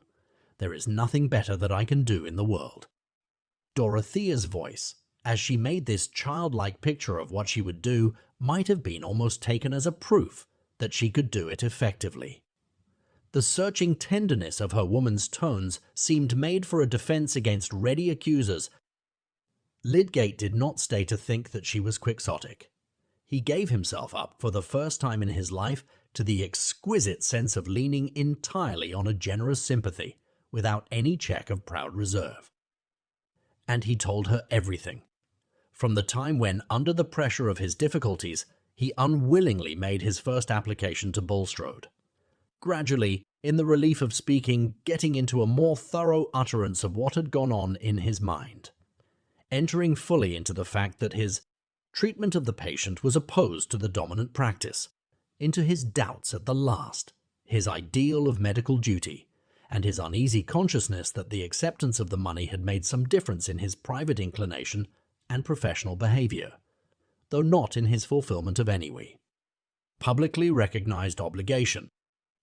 "It has come to my knowledge since," he added, "that Hawley sent someone to examine the housekeeper at Stone Court, and she said that she gave the patient all the opium in the phial I left, as well as a good deal of brandy.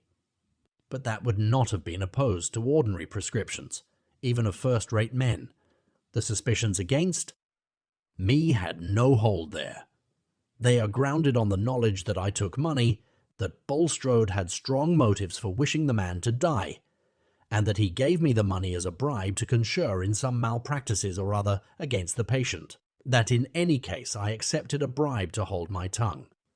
Any case I accepted a bribe to hold my tongue, are just the suspicions that cling the most obstinately, because they lie in people's inclination and can never be disproved. How my orders came to be disobeyed is a question to which I don't know the answer. It is still possible that Bulstrode was innocent of any criminal intention. Even possible that he had nothing to do with the disobedience, and merely abstained from mentioning it. But all that has nothing to do with the public belief. It is one of those cases on which a man is condemned on the ground of his character. It is believed that he has committed a crime in some undefined way, because he had the motive for doing it. And Bulstrode's character has enveloped me, because I took his money. I am simply blighted. Like a damaged ear of corn, the business is done, and can't be undone." "Oh, it is hard," said Dorothea. "I understand the difficulty there is in your vindicating yourself, and that all this should have come to you who had meant to lead a higher life than the common, and to find out better ways. I cannot bear to rest in this as unchangeable. I know you meant that. I remember what you said to me when you first spoke to me about the hospital. There is no sorrow I have thought more about than that, to love what is great, and try to reach it, and yet to fail." "Yes," said Lydgate, feeling that here he had found room for the full meaning of his grief. "I had some ambition. I meant everything to be different with me. I thought I had more strength and mastery, but the most terrible obstacles are such as nobody can see except oneself. Suppose," said Dorothea meditatively, "suppose we kept on the hospital according to the present plan, and you stayed here, though only with the friendship and support of a few. The evil feeling towards you would gradually die out. There would come opportunities in which people would be forced to acknowledge that they had been unjust to you, because they would see that your purposes were pure. You may still win a great fame, like the Lewis and Leonex I have heard you speak of, and we shall all be proud of you," she ended, with a smile. "That might do if I had my old trust in myself," said Lydgate mournfully. "Nothing galls me more than the notion of turning round and running away before this slander, leaving it unchecked behind me. Still, I can't ask anyone to put a great deal of money into a plan which depends on me." "It would be quite worth my while," said Dorothea simply. "Only think. I am very uncomfortable with my money, because they tell me I have too little for any great scheme of the sort I like best. And yet I have too much. I don't know what to do. I have 700 a year of my own fortune, and 1900 a year that Mr. Casaubon left me, and between 3,000 and 4,000 of ready money in the bank. I wish to raise money and pay it off gradually out of my income, which I don't want, to buy land with and found a village which should be a school of industry. But Sir James and my uncle have convinced me that the risk would be too great. So you see that what I should most rejoice at would be to have something good to do with my money. I should like it to make other people's lives better to them. It makes me very uneasy, ing all to me who don't want it. A smile broke through the gloom of Lydgate's face. The childlike, grave-eyed earnestness with which Dorothea said all this was irresistible, blent into an adorable whole with her ready understanding of high experience. Of lower experience, such as plays a great part in the world, poor Mrs. Casaubon had a very blurred, short-sighted knowledge, little helped by her imagination. But she took the smile as encouragement of her plan. "I think you see now that you spoke too scrupulously," she said in a tone of persuasion. "The hospital would be one good, and making your life quite whole and well again would be another." Lydgate's smile had died away. "You have the goodness as well as the money to do all that. If it could be done," he said, "but—" He hesitated a little while, looking vaguely towards the window, and she sat in silent expectation. At last he turned towards her and said impetuously, "Why should I not tell you? You know what sort of bond marriage is. You will understand everything." Dorothea felt her heart beginning to beat faster. Had he that sorrow too? But she feared to say any word, and he went on immediately. "It is impossible for me now to do anything, to take any step without considering my wife's happiness. The thing that I might like to do if I were alone is become impossible to me. I can't see her miserable. She married me without knowing what she was going into, and it might have been better for her if she had not married me. I know. You could not give her pain if you were not obliged to do it," said Dorothea with keen memory of her own life. "And she has set her mind against staying. She wishes to go. The troubles she has had here have wearied her," said Lydgate, breaking off again lest he should say too much. "But when she saw the good that might come of staying," said Dorothea remonstrantly, looking at Lydgate as if he had forgotten the reasons which had just been considered. He did not speak immediately. "She would not see it," he said at last curtly, feeling at first that this statement must do without explanation. "And indeed I have lost all spirit about carrying on my life here." He paused a moment, and then, following the impulse to let Dorothea see deeper into the difficulty of his life, he said, "The fact is, this trouble has come upon her confusedly. We have not been able to speak to each other about. I am not sure what is in her mind about it. She may fear that I have really done something base. It is my fault. I ought to be more open, but I have been suffering cruelly." "May I go and see her?" said Dorothea eagerly. "Would she accept my sympathy?" "I would tell her that you have not been blamable before anyone's judgment but your own. I would tell her that you shall be cleared in every fair mind. I would cheer her heart. Will you ask her if I may go to see her? I did see her once." "I am sure you may," said Lydgate, seizing the proposition with some hope. "She would feel honoured, cheered, I think, by the proof that you at least have some respect for me. I will not speak to her about your coming, that she may not connect it with my wishes at all. I know very well that I ought not to have left anything to be told her by others, but—" He broke off, and there was a moment's silence. Dorothea refrained from saying what was in her mind. How well she knew that there might be invisible barriers to speech between husband and wife. This was a point on which even sympathy might make a wound. She returned to the more outward aspect of Lydgate's position, saying cheerfully, "And if Mrs. Lydgate knew that there were friends who would believe in you and support you, she might then be glad that you should stay in your place and recover your hopes, and do what you meant to do. Perhaps then you would see that it was right to agree with what I proposed about your continuing at the hospital. Surely you would if you still have faith in it as a means of making your knowledge useful?" Lydgate did not answer, and she saw that he was debating with himself. "You need not decide immediately," she said gently. "A few days hence it will be early enough for me to send my answer to Mr. Bulstrode." Lydgate still waited, but at last turned to speak in his most decisive tones. "No. I prefer that there should be no interval left for wavering. I am no longer sure enough of myself, I mean of what it would be possible for me to do under the changed circumstances of my life. It would be dishonourable to let others engage themselves to anything serious in dependence on me. Might be obliged to go away after all. I see little chance of anything else. The whole thing is too problematic.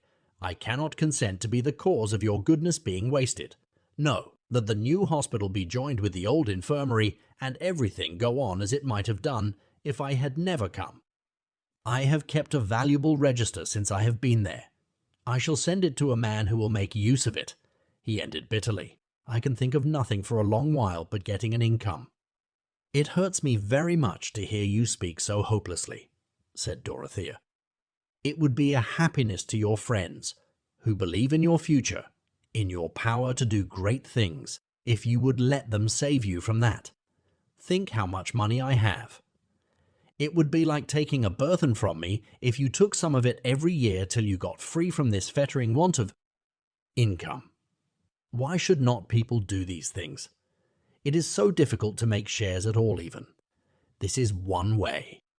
God bless you, Mrs. Casaubon," said Lydgate, rising as if with the same impulse that made his words energetic, and resting his arm on the back of the great leather chair he had been sitting in.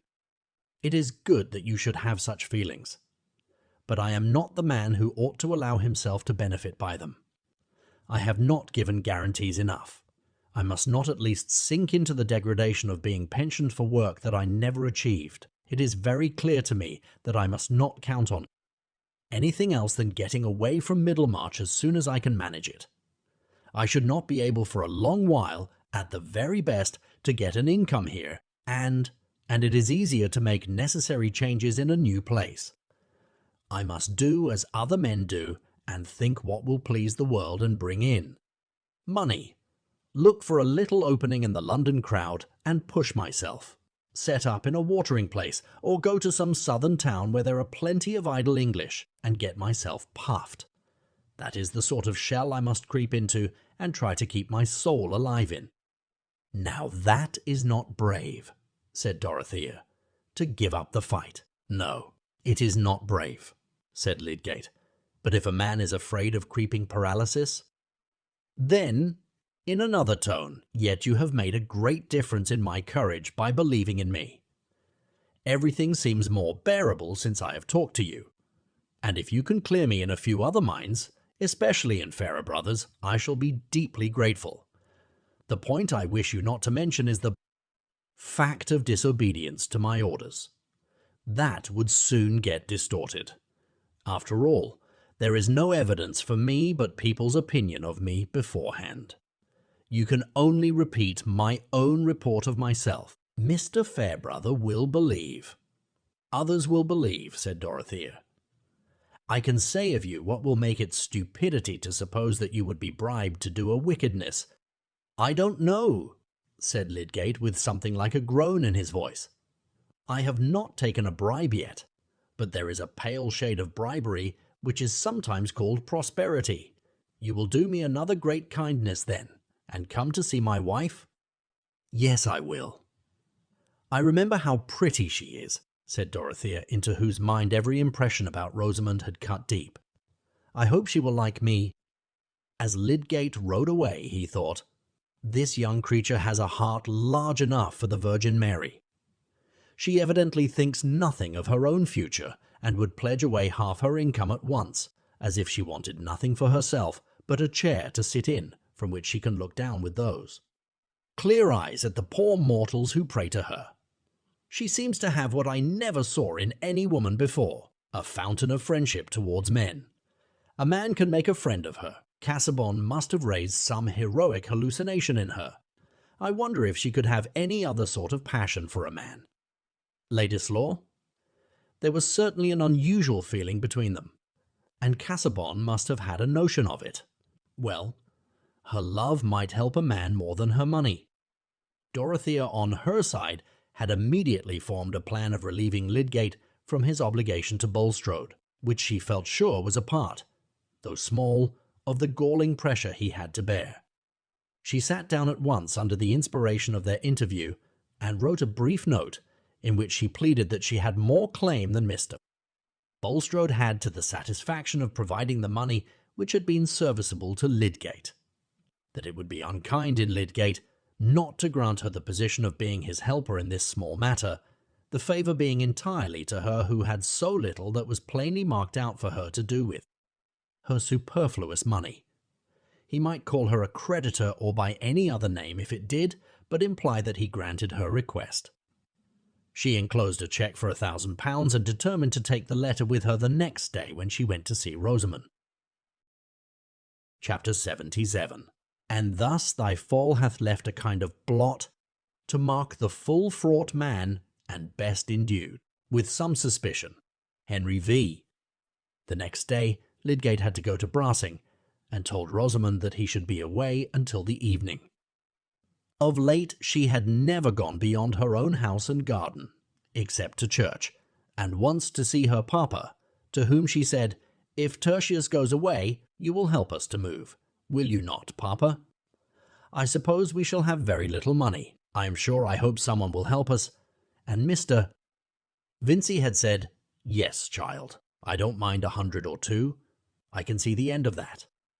With these exceptions she had sat at home in languid melancholy and suspense, fixing her mind on Will Ladislaw's coming as the one point of hope and interest, and associating this with some new urgency on Lydgate to make immediate arrangements for leaving Middlemarch and going to London till she felt assured that the coming would be a potent cause of the going, without at all seeing how. This way of establishing sequences is too common to be fairly regarded as a peculiar folly in Rosamond, and it is precisely this sort of sequence which causes the greatest shock when it is sundered, for to see how an effect may be produced is often to see possible missings and checks, but to see nothing except the desirable cause and close upon it the desirable effect rids us of doubt and makes us of doubt and makes our minds strongly intuitive. That was the process going on in poor Rosamond, while she arranged all objects around her with the same nicety as ever, only with more slowness, or sat down to the piano meaning to play, and then desisting, yet lingering on the music stool with her white fingers suspended on the wooden front and looking before her in dreamy ennui. Her melancholy had become so marked that Lydgate felt a strange timidity before it, as a perpetual silent reproach, and the strong man, mastered by his keen sensibilities towards this fair fragile creature, whose life he seemed somehow to have bruised, shrank from her look, and sometimes started at her approach, fear of her, and fear for her rushing in, only the more forcibly after it had been momentarily expelled by exasperation. But this morning Rosamond descended from her room upstairs, where she sometimes sat the whole day when Lydgate was out, equipped for a walk in the town. She had a letter to post, a letter addressed to Mr. Ladislaw and written with charming discretion, but intended to hasten his arrival by a hint of trouble. The servant maid, their sole house servant now, noticed her coming downstairs in her walking dress and thought there never did anybody look so pretty in a bonnet, poor thing. Meanwhile, Dorothea's mind was filled with her project of going to Rosamond, and with the many thoughts, both of the past and the probable future, which gathered round the idea of that visit, until yesterday, when Lydgate had opened to her a glimpse of some trouble in his married life, the image of Mrs. Lydgate had always been associated for her with that of Will Ladislaw, even in her most uneasy moments, even when she had been agitated by Mrs. Cadwallader's painfully graphic report of gossip. Her effort, nay, her strongest impulsive prompting, had been towards the vindication of Will from any sullying surmises, and when, in her meeting with him afterwards, she had at first interpreted his words as a probable allusion to a feeling towards Mrs. Lydgate, which he was determined to cut himself off from indulging. She had had a quick, sad, excusing vision of the charm there might be in his constant opportunities of companionship with that fair creature, who most likely shared his other tastes, as she evidently did his delight in music.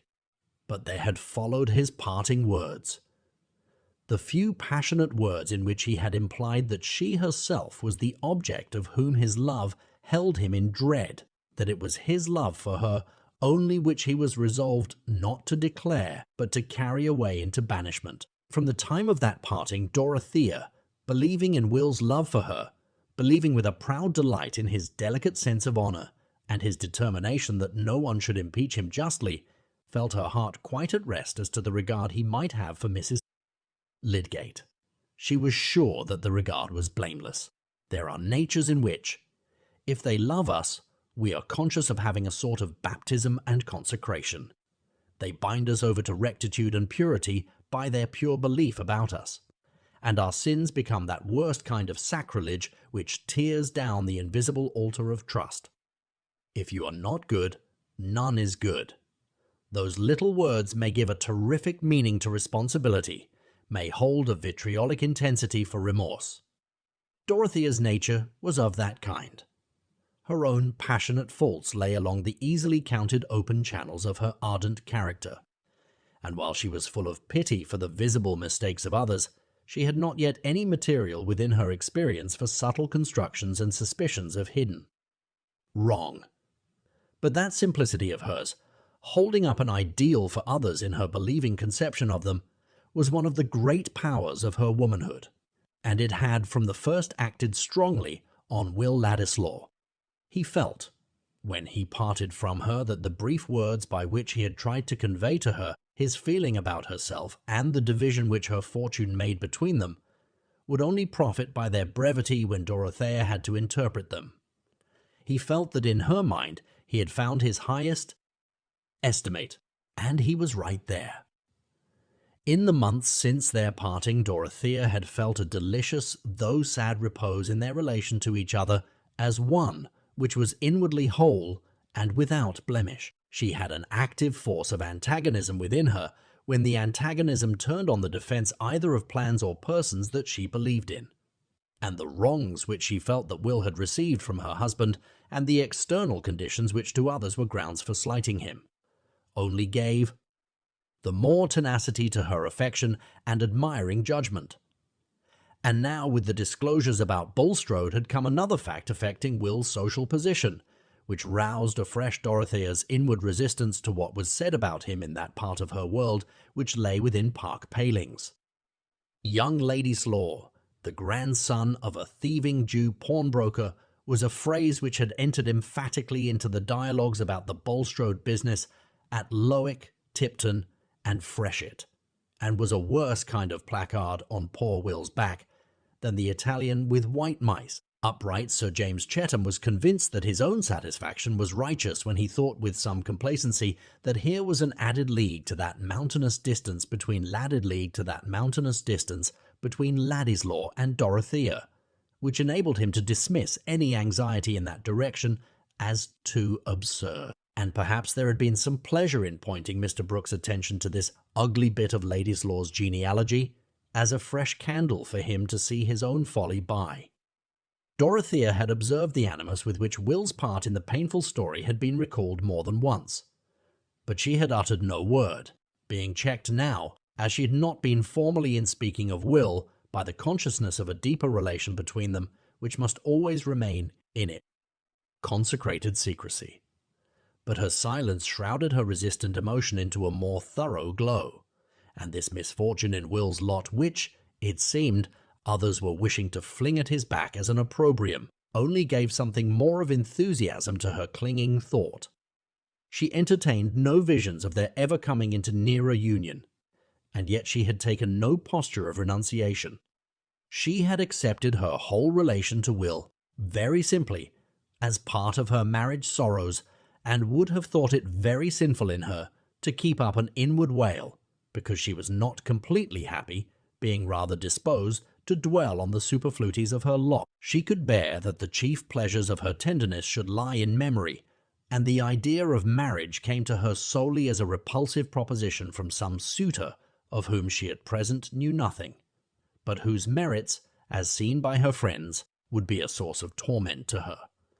Somebody who, "We'll manage your property for you, my dear," was Mr. Brooks' attractive suggestion of suitable characteristics. "I should like to manage it myself if I knew what to do with it," said Dorothea. No. She adhered to her declaration that she would never be married again, and in the long valley of her life, which looked so flat and empty of waymarks, guidance would come as she walked along the road and saw her fellow passengers by the way. This habitual state of feeling about Will Ladislaw had been strong in all her waking hours since she had proposed to pay a visit to Mrs. Lydgate, making a sort of background against which she saw Rosamond's figure presented to her without hindrances to her interest and compassion. There was evidently some mental separation, some barrier to complete confidence, which had arisen between this wife and the husband who had yet made her happiness a law to him. That was a trouble which no third person must directly touch. But Dorothea thought with deep pity of the loneliness which must have come upon Rosamond from the suspicions cast on her husband. And there would surely be help in the manifestation of respect for Lydgate and sympathy with her. "I shall talk to her about her husband," thought Dorothea as she was being driven towards the town. The clear spring morning, the scent of the moist earth, the fresh leaves just showing their creased-up wealth of greenery from out their half-open sheaths, seemed part of the cheerfulness she was feeling from a long conversation with Mr. Fairbrother, who had joyfully accepted the justifying explanation of Lydgate's conduct. "I shall take Mrs. Lydgate good news, and perhaps she will like to talk to me and make a friend of me." Dorothea had another errand in Lowick Gate. It was about a new fine-toned bell for the schoolhouse, and as she had to get out of her carriage very near to Lydgate's, she walked thither across the street, having told the coachman to wait for some packages.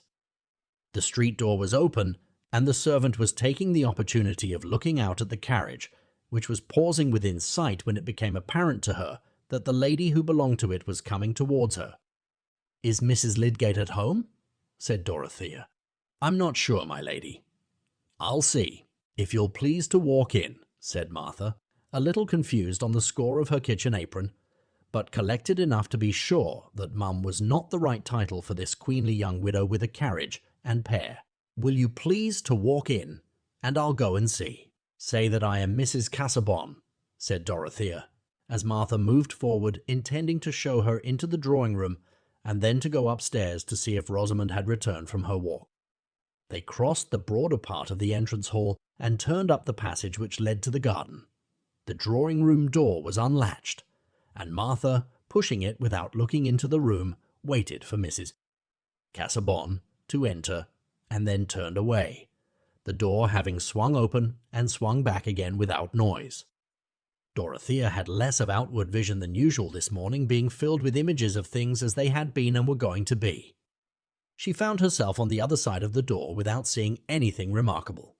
But immediately she heard a voice speaking in low tones which startled her as with a sense of dreaming in daylight, and advancing unconsciously a step or two beyond the projecting slab of a bookcase, she saw, in the terrible illumination of a certainty which filled up all outlines, something which made her pause, motionless, without self-possession enough to speak. Seated with his back towards her on a sofa which stood against the wall on a line with the door by which she had entered, she saw Will Ladislaw. Close by him, and turned towards him with a flushed tearfulness which gave a new brilliancy to her face, sat Rosamond, her bonnet hanging back, while Will, leaning towards her, clasped both her upraised hands in his and spoke with low-toned fervour. Rosamond, in her agitated absorption, had not noticed the silently advancing figure.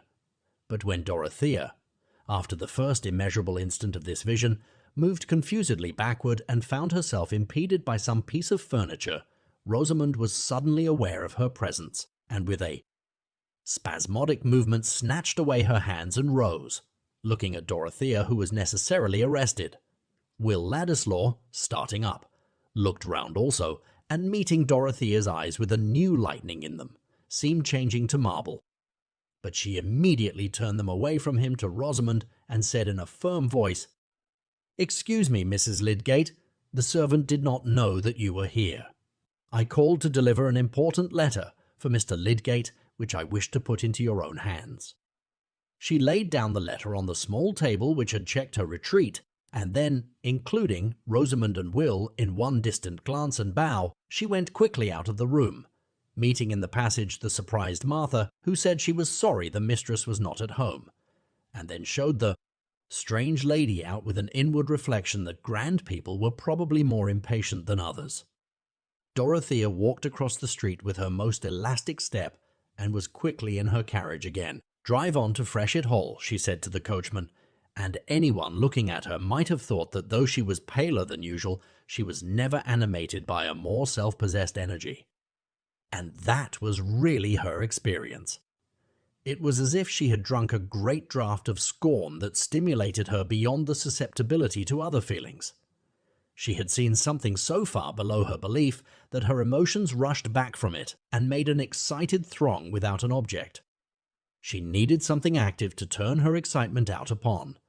She felt power to walk and work for a day, without meat or drink, and she would carry out the purpose with which she had started in the morning, of going to Freshitt and Tipton to tell Sir James and her uncle all that she wished them to know about Lydgate, whose married loneliness under his trial now presented itself to her with new significance, and made her more ardent in readiness to be his champion. She had never felt anything like this triumphant power of indignation in the struggle of her married life, in which there had always been a quickly subduing pang, and she took it as a sign of new strength. "Dodo, how very bright your eyes are," said Celia, when Sir James was gone out of the room. "And you don't see anything you look at, Arthur, or anything. You are going to do something uncomfortable, I know. Is it all about Mr. Lydgate, or has something else happened?" Celia had been used to watch her sister with expectation. "Yes, dear. A great many things have happened," said Dodo in her full tones. "I wonder what," said Celia, folding her arms cosily and leaning forward upon them. "Oh, all the troubles of all people on the face of the earth," said Dorothea, lifting her arms to the back of her head. "Dear me, Dodo, are you going to have a scheme for them?" said Celia, a little uneasy at this Hamlet-like raving. But Sir James came in again, ready to accompany Dorothea to the Grange, and she finished her expedition well, not swerving in her resolution until she descended at her own door. Chapter 78. Would it were yesterday, and the grave, with her sweet faith above for monument. Rosamond and Will stood motionless. They did not know how long. He looking towards the spot where Dorothea had stood, and she looking towards him with doubt. It seemed an endless time to Rosamond, in whose inmost soul there was hardly so much annoyance as gratification from what had just happened. Shallow natures dream of an easy sway over the emotions of others, trusting implicitly in their own petty magic to turn the deepest streams, and confident, by pretty gestures and remarks, of making the thing that is not as though it were. She knew that Will had received a severe blow, but she had been little used to imagining other people's states of mind except as a material cut into shape by her own wishes, and she believed in her own power to soothe or subdue. Even Tertius, that most perverse of men, was always subdued in the long run. Events had been obstinate, but still Rosamond would have said now, as she did before her marriage, that she never gave up what she had set her mind on. She put out her arm and laid the tips of her fingers on Will's coat sleeve. "Don't touch me," he said, with an utterance like the cut of a lash darting from her and changing from pink to white and back again, as if his whole frame were tingling with the pain of the sting. He wheeled round to the other side of the room and stood opposite to her, with the tips of his fingers in his pockets and his head thrown back, looking fiercely, not at Rosamond, but at a point a few inches away from her. She was keenly offended, but the signs she made of this were such as only Lydgate was used to interpret. She became suddenly quiet and seated herself, untying her hanging bonnet and laying it down with her shawl. Her little hands, which she folded before her, were very cold.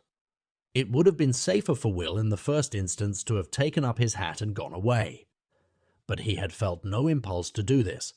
On the contrary, he had a horrible inclination to stay and shatter Rosamond with his anger, It seemed as impossible to bear the fatality she had drawn down on him without venting his fury, as it would be to a panther to bear the javelin wound without springing and biting. And yet, how could he tell a woman that he was ready to curse her? He was fuming under a repressive law which he was forced to acknowledge. He was dangerously poised, and Rosamond's voice now brought the decisive vibration. In flute-like tones of sarcasm, she said, "You can easily go after Mrs. Casaubon and explain your preference." "Go after her!" he burst out, with a sharp edge in his voice. "Do you think she would turn to look at me or value any word I ever uttered to her again at more than a dirty feather? Plain, how can a man explain at the expense of a woman?" "You can tell her what you please," said Rosamond with more tremor. "Do you suppose she would like me better for sacrificing you? She is not a woman to be flattered because I made myself despicable, to believe that I must be true to her because I was a dastard to you." He began to move about with the restlessness of a wild animal that sees prey but cannot reach it. Presently he burst out again. "I had no hope before, not much, of anything better to come. But I had one certainty, that she believed in me. Whatever people had said or done about me, she believed in me. That's gone. She'll never again think me anything but a paltry pretense. Too nice to take heaven except upon flattering conditions, and yet selling myself for any devil's change by the sly.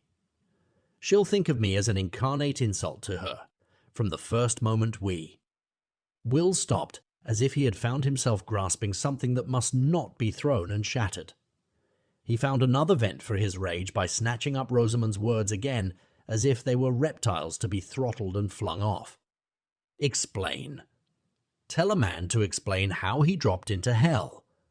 Explain my preference. I never had a preference for her, any more than I have a preference for breathing.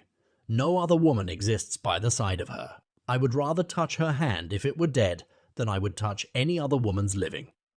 Rosamond, while these poisoned weapons were being hurled at her, was almost losing the sense of her identity, and seemed to be waking into some new terrible existence.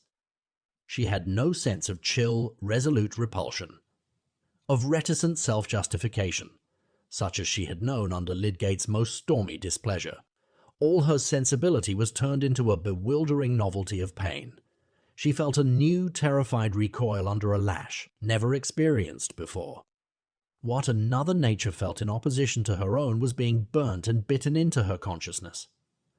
When Will had ceased to speak, she had become an image of sickened misery. Her lips were pale, and her eyes had a tearless dismay in them. If it had been Tertius who stood opposite to her, that look of misery would have been a pang to him, and he would have sunk by her side to comfort her, with that strong-armed comfort which he had often held very cheap. Let it be forgiven to Will that he had no such movement of pity. He had felt no bond beforehand to this woman who had spoiled the ideal treasure of his life, and he held himself blameless. He knew that he was cruel, but he had no relenting in him yet. After he had done speaking, he still moved about, half in absence of mind, and Rosamond sat perfectly still. At length Will, seeming to bethink himself, took up his hat, yet stood some moments irresolute. He had spoken to her in a way that made a phrase of common politeness difficult to utter. And yet, now that he had come to the point of going away from her without further speech, he shrank from it as a brutality. He felt checked and stultified in his anger. He walked towards the mantelpiece and leaned his arm on it, and waited in silence for he hardly knew what. The vindictive fire was still burning in him, and he could utter no word of retractation. But it was nevertheless in his mind that, having come back to this hearth where he had enjoyed a caressing friendship, he had found calamity seated there. He had suddenly revealed to him a trouble that lay outside the home as well as within it, and what seemed a foreboding was pressing upon him, as with slow pincers, that his life might come to be enslaved by this helpless woman who had thrown herself upon him in the dreary sadness of her heart. But he was in gloomy rebellion against the fact that his quick apprehensiveness foreshadowed to him, and when his eyes fell on Rosamond's blighted face, it seemed to him that he was the more pitiable of the two. for pain must enter into its glorified life of memory before it can turn into its glory can turn into compassion. And so they remained for many minutes, opposite each other, far apart, in silence, Will's face still possessed by a mute rage, and Rosamond's by a mute misery.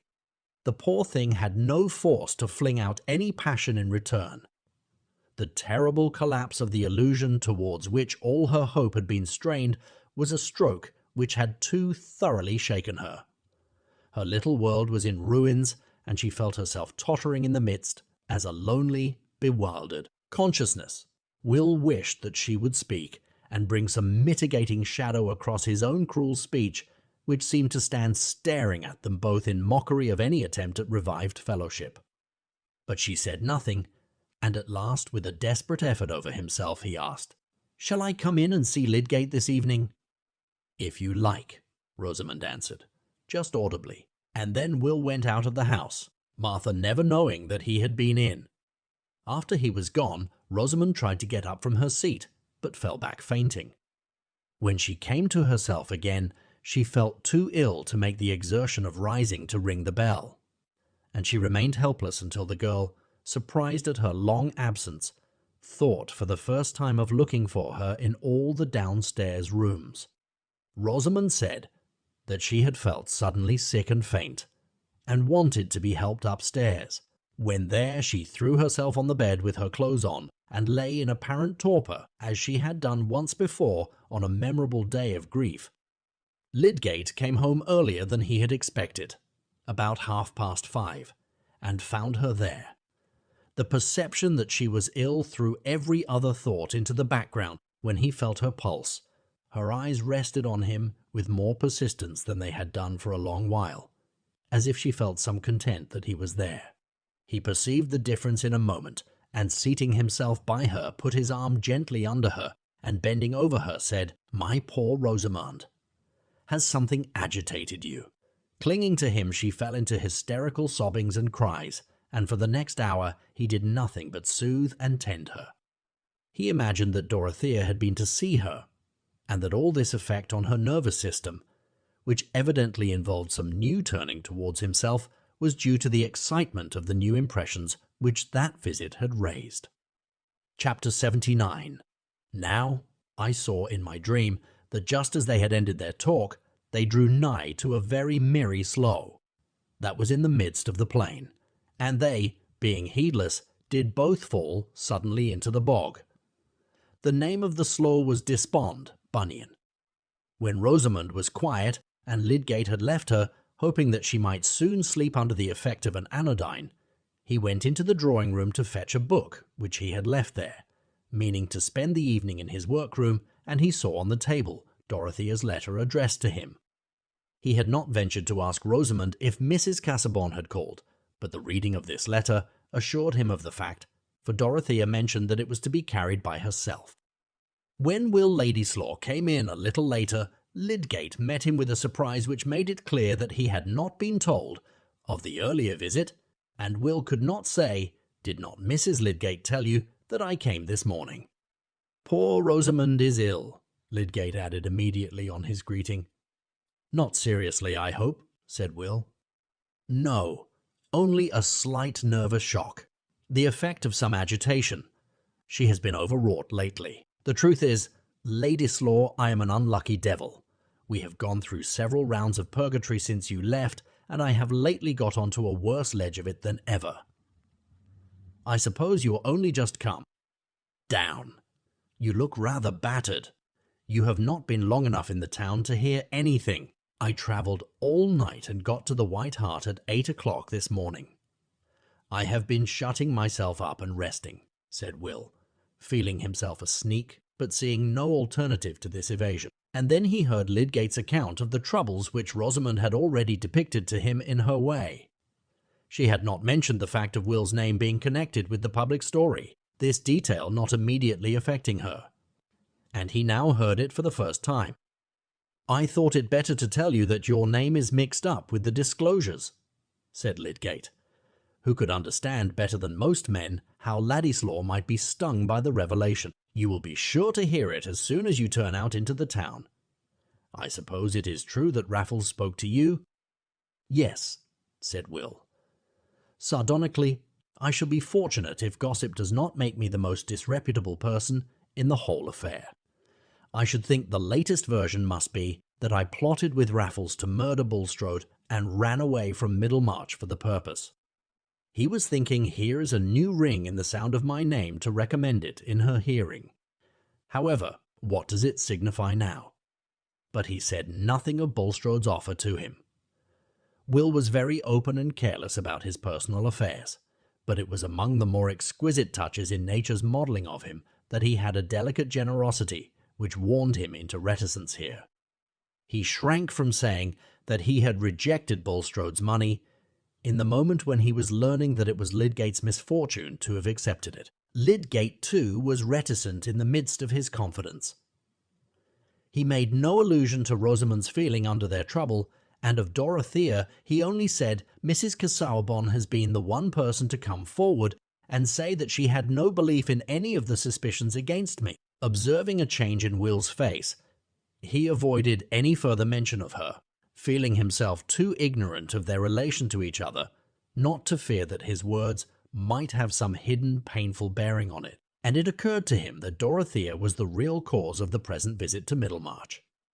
The two men were pitying each other, but it was only Will who guessed the extent of his companion's trouble. When Lydgate spoke with desperate resignation of going to settle in London, and said with a faint smile, "We shall have you again, old fellow," Will felt inexpressibly mournful, and said nothing. Rosamond had that morning entreated him to urge this step on Lydgate, and it seemed to him as if he were beholding in a magic panorama a future where he himself was sliding into that pleasureless yielding to the small solicitations of circumstance, which is a commoner history of perdition than any single momentous bargain. We are on a perilous margin when we begin to look passively at our future selves, and see our own figures led with dull consent into insipid misdoing and shabby achievement. Poor Lydgate was inwardly groaning on that margin, and Will was arriving at it. It seemed to him this evening as if the cruelty of his outburst to Rosamond had made an obligation for him, and he dreaded the obligation. He dreaded Lydgate's unsuspecting goodwill. He dreaded his own distaste for his spoiled life, which would leave him in motiveless levity. Chapter 80. Stern lawgiver. Yet thou dost wear the Godhead's most benignant grace, nor know we anything so fair, as is the smile upon thy face. Flowers laugh before thee on their beds, and fragrance in thy footing treads. Thou dost preserve the stars from wrong, and the most ancient heavens, through thee, are fresh and strong. Wordsworth. Ode to Duty. When Dorothea had seen Mr. Fairbrother in the morning, she had promised to go and dine at the parsonage on her return from Freshitt. There was a frequent interchange of visits between her and the Fairbrother family, which enabled her to say that she was not at all lonely at the manor, and to resist for the present the severe prescription of a lady companion.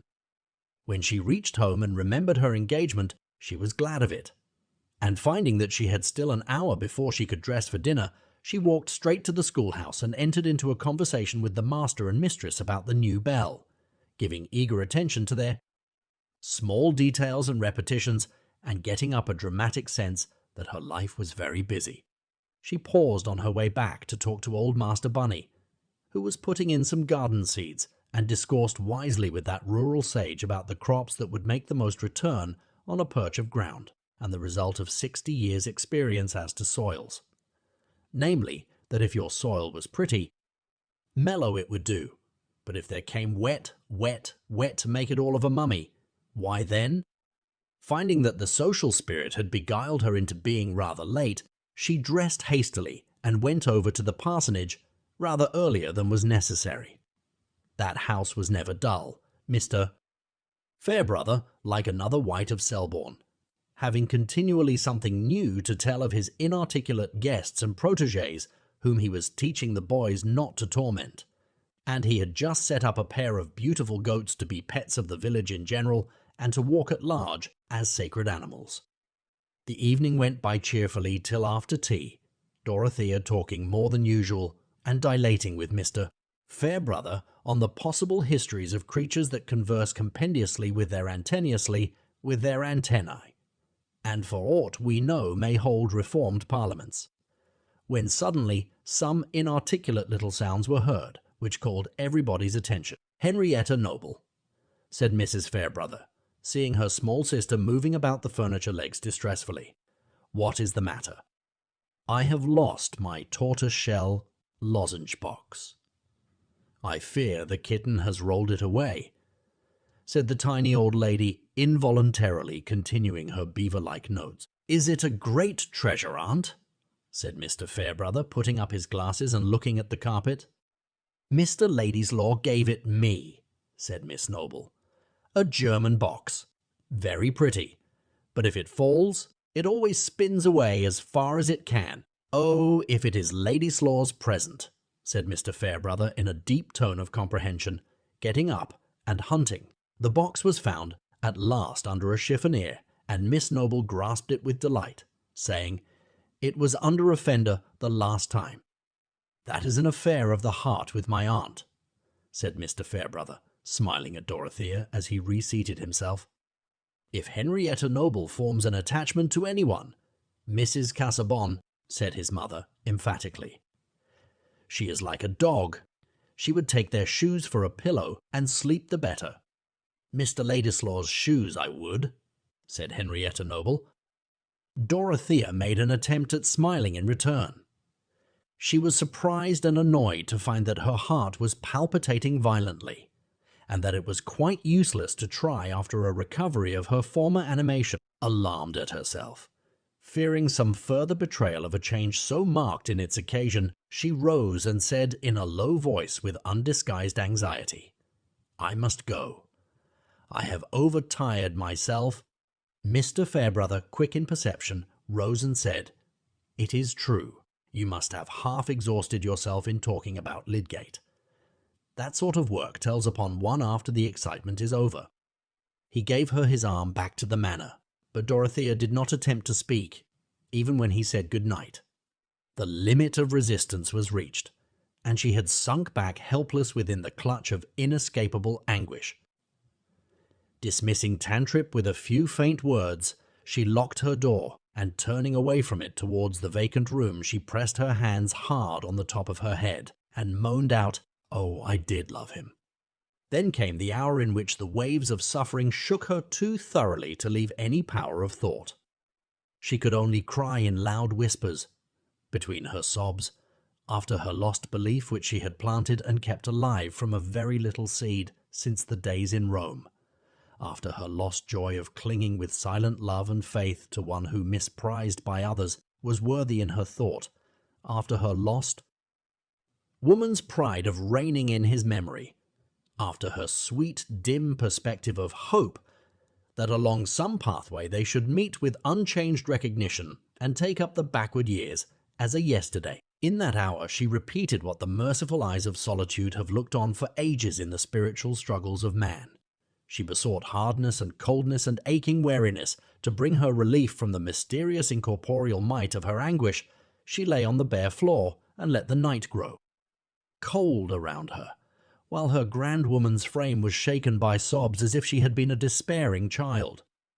There were two images, two living forms that tore her heart in two, as if it had been the heart of a mother who seems to see her child divided by the sword, and presses one bleeding half to her breast while her gaze goes forth in agony towards the half which is carried away by the lying woman that has never known the mother's pang.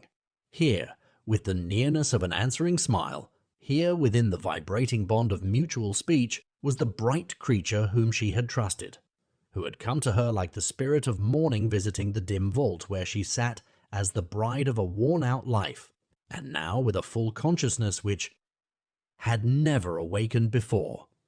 She stretched out her arms towards him and cried with bitter cries that their nearness was a parting vision.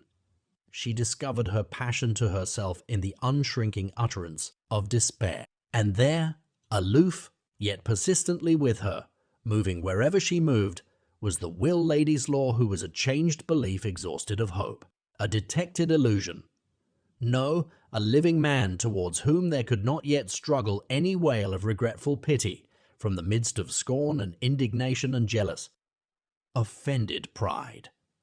The fire of Dorothea's anger was not easily spent, and it flamed out in fitful returns of spurning reproach. Why had he come obtruding his life into hers, hers that might have been whole enough without him? Why had he brought his cheap regard and his lip-born words to her who had nothing paltry to give in exchange?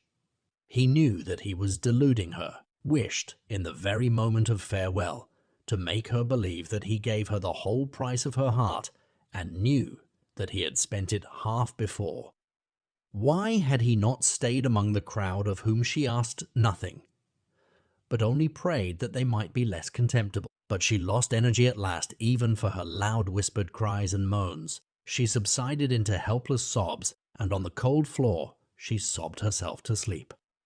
In the chill hours of the morning twilight, when all was dim around her, she awoke, not with any amazed wondering where she was or what had happened, but with the clearest consciousness that she was looking into the eyes of sorrow. She rose and wrapped warm things around her, and seated herself in a great chair where she had often watched before. She was vigorous enough to have borne that hard night without feeling ill in body, beyond some aching and fatigue. But she had waked to a new condition. She felt as if her soul had been liberated from its terrible conflict.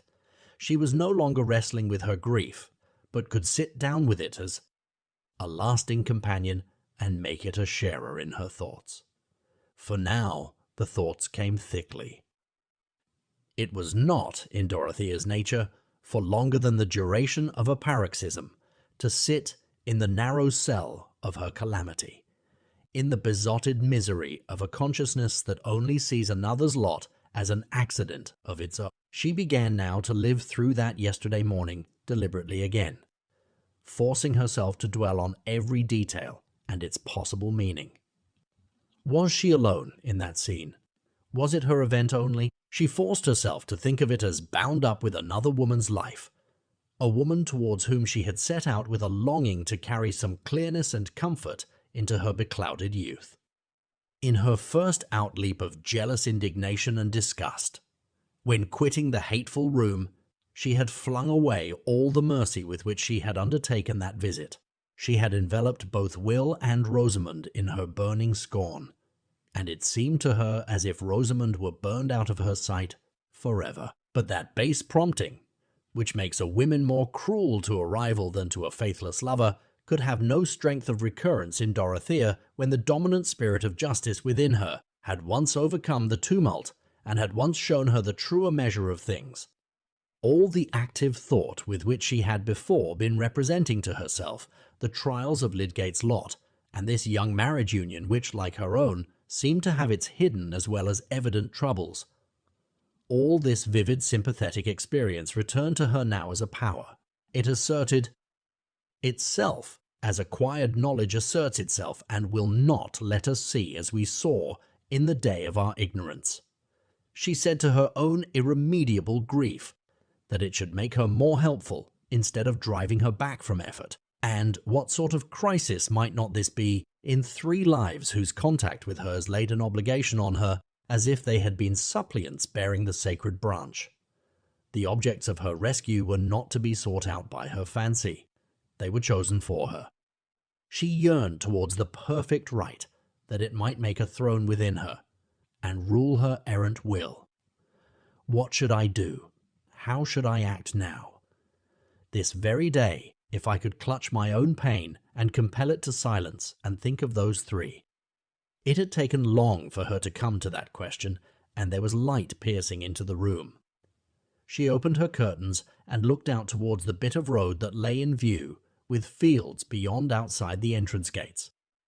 On the road there was a man with a bundle on his back and a woman carrying her baby. In the field she could see figures moving, perhaps the shepherd with his dog. Far off in the bending sky was the pearly light, and she felt the largeness of the world and the manifold wakings of men to labor and endurance. She was a part of that involuntary palpitating life, and could neither look out on it from her luxurious shelter as a mere spectator, nor hide her eyes in selfish complaining. What she would resolve to do that day did not yet seem quite clear, but something that she could achieve stirred her as with an approaching murmur, which would soon gather distinctness. She took off the clothes, which seemed to have some of the weariness of a hard washing in them, and began to make her toilet.